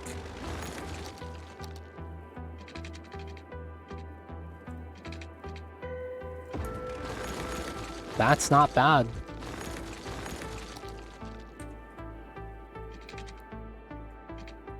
It's actually not bad. And we'll probably move that line out to here. This is not bad. I think we'll take this. Curl is out right here. This is the curl in. And then this is probably going to run to the backside line. We could do another 440 here. I want this to be a little bit larger than the industry zone. And then what we could probably do is run a curl in the back. And then we would have a midpoint curl as a result. Right? And then we basically line up the back like that. That's probably not too bad. I'll just have to change this up slightly to accommodate for that. And then it should work out pretty well. I probably end up doing something like this, to be honest. Let me change this up really quick, though. So I kind of want this here. Well, this is a broken road setup. There we go. 11 here and pull this out by 5. So technically, I kind of want to line this up. And then we want to do a midpoint off of that. So this is 220. So this goes down by 40, which is back here. Okay, so if we do this again, it should be a little bit better. Yeah, 220, 220. And then it's 120, 120. That's pretty good. So we'll take that. We'll delete this line. Pull this out.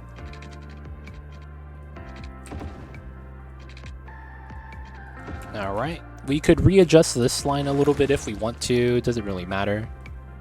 I'm just going to put it more centered. If we decide to pull a line out that goes this way, we could readjust that. I could do this now. So this becomes a box grid like this. Now, if I wanted to adjust, I can as well. But I think we want to delete this part and run a line from the middle. Pull this out by 11. And then I was thinking about running this line here. So this has to be minimum 5 length so we get a proper intersection. 200 to 40. That is not bad. So we were on 40 units. We'll roll. Okay, so we could have moved this a little bit more to the left. That would effectively not give me anything.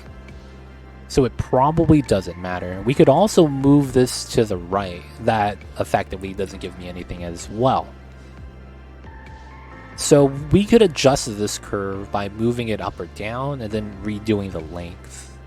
And then, of course, this length is going to go straight out a little bit more or curl out a little bit sharper. So I think this is fine. With the entries, it's 1, 2, 1, 2. That's not bad.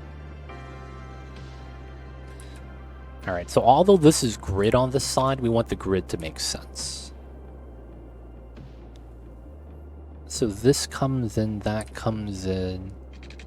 This being box grid like this makes a lot of sense. At the same time, it doesn't have to. Because this street comes through. This street comes in. It makes me want to run this through like that. So it's a nice long street. There's also the roundabout cut through that I haven't done yet, that we can think about. I guess for the sake of the design, I shouldn't overwork this, right? So yeah, we'll just do it simple. We will run this through here, run this down. So this is going to go up, down, just because of the pattern we have from the main street.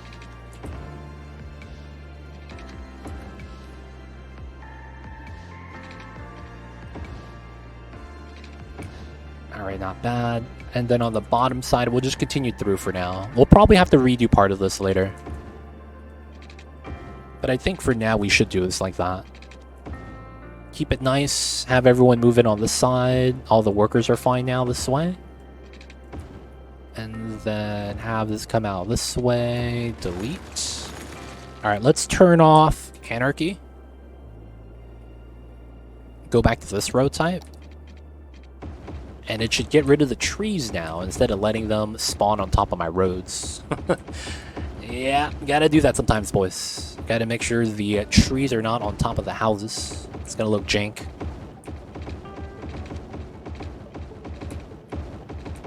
We did a little bit of thinking for the grid, though.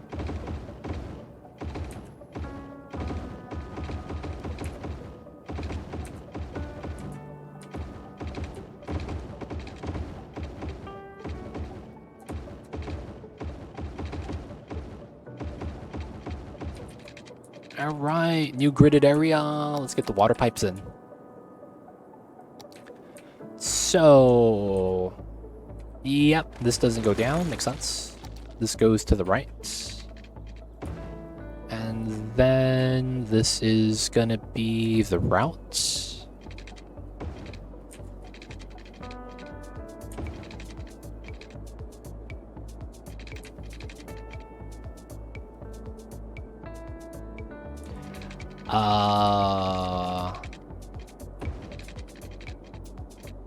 Here, here, here.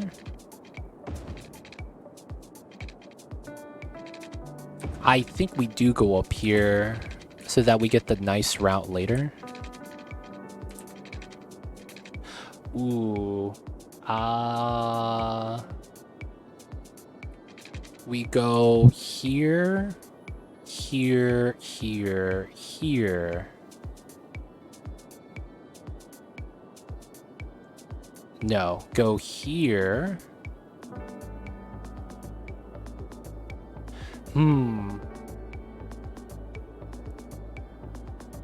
I could go from this route instead.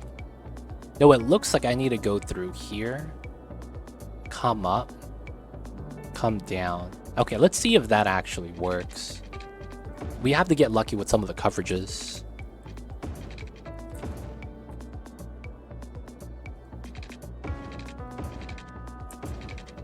Yep, a lot of these pipes just don't work out. What we could do is go this way. And then we would have to do it like that. Well...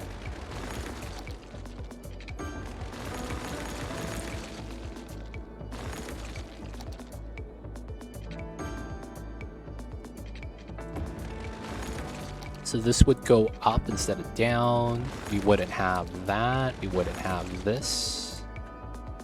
And then we would have it like... Oh, wow. That almost worked.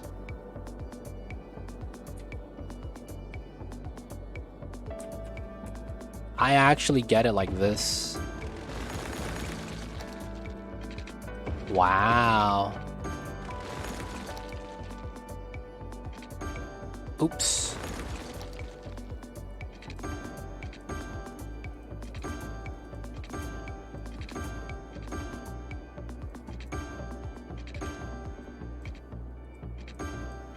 Best pipes in the business, boys. Y'all know what it is.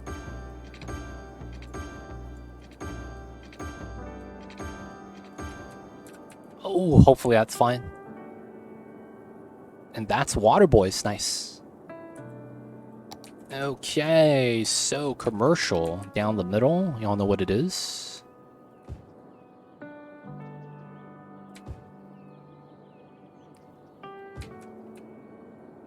Over here.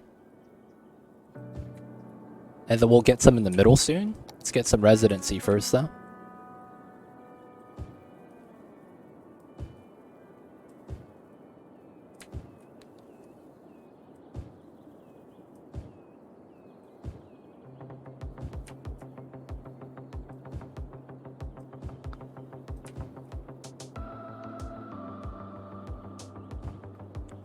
Alright, alright. People are gonna move in ever so slowly. We'll get the commercial along the street that we need.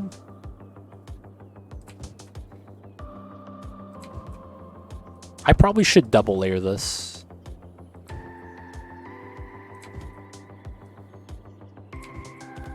And then we don't need that yet. Yeah. Not bad. So we know we're gonna have trees here in between. And then we'll have to do the trees on the side. I probably don't want to go too much further out from here. Gabriel Chase, what's good, man? I see you over there. Hope you're doing all right. Hope you're having a nice weekend, man. Hello, hello. How are you?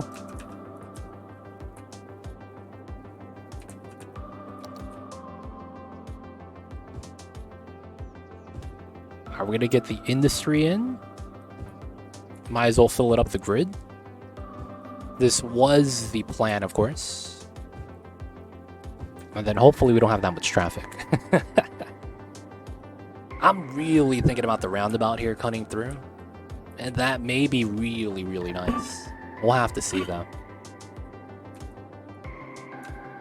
Traffic problems to resolve. Yo, man, don't know what traffic problems are. We have smooth traffic. Where am I losing 2%, though? Where am I losing 2%?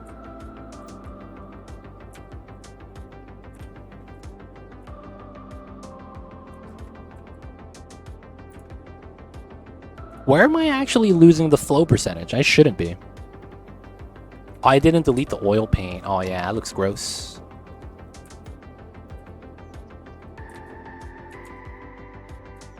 Did I not do speed limits on this one? No, we did it.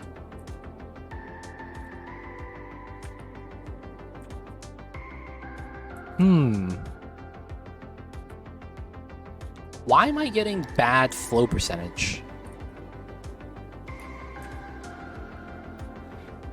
Will you remove old industry zone? I'm gonna remove most, but not all of it.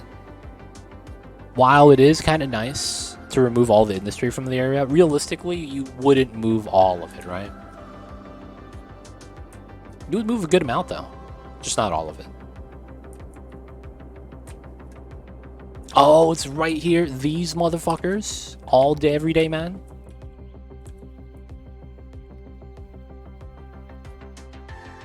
Cat's the best, man.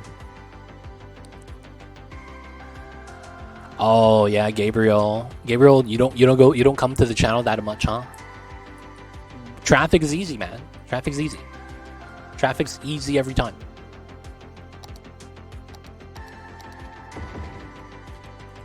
Despawn, stop despawning. What are you guys doing, man? Can't drive this way. The AI doesn't care. There we go. Despawn. This is how long it takes for the AI to understand that the road changed. We're on 3x speed right now, by the way. The AI will literally take minutes for the AI to update, to properly understand that they can't come this way anymore. It literally takes you 5 to 10 minutes for the AI to update. This is the best example.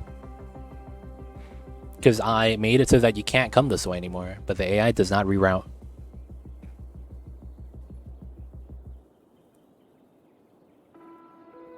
So anytime you guys have traffic, you guys try to fix it, understand that the AI is still using the old route. And that is a problem with this game.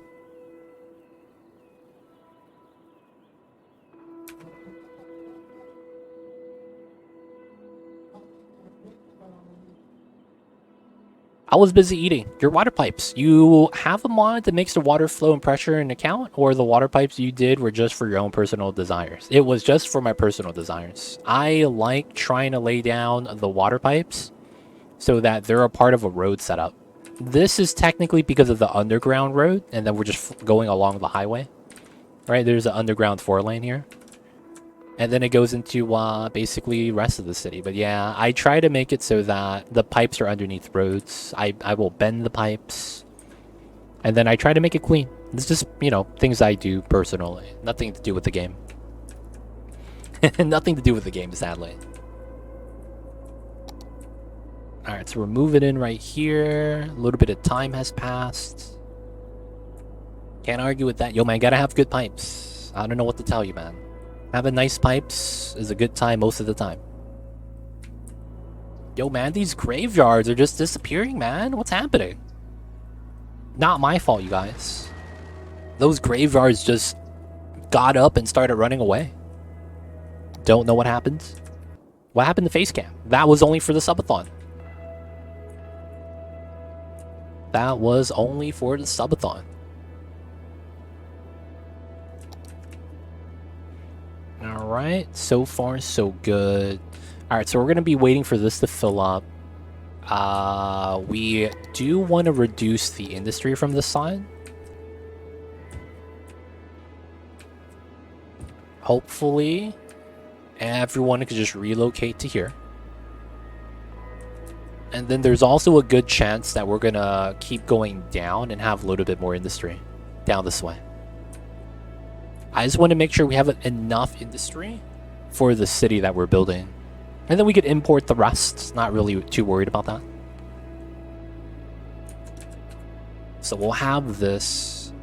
I will remove most of this industry. But I am going to have a little bit over here.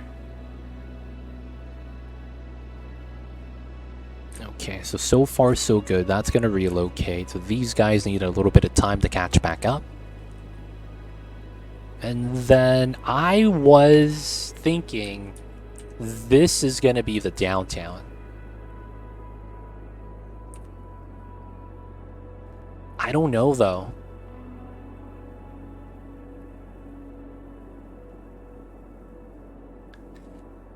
Because that would make this interchange kind of heavy. Because that would be the way in.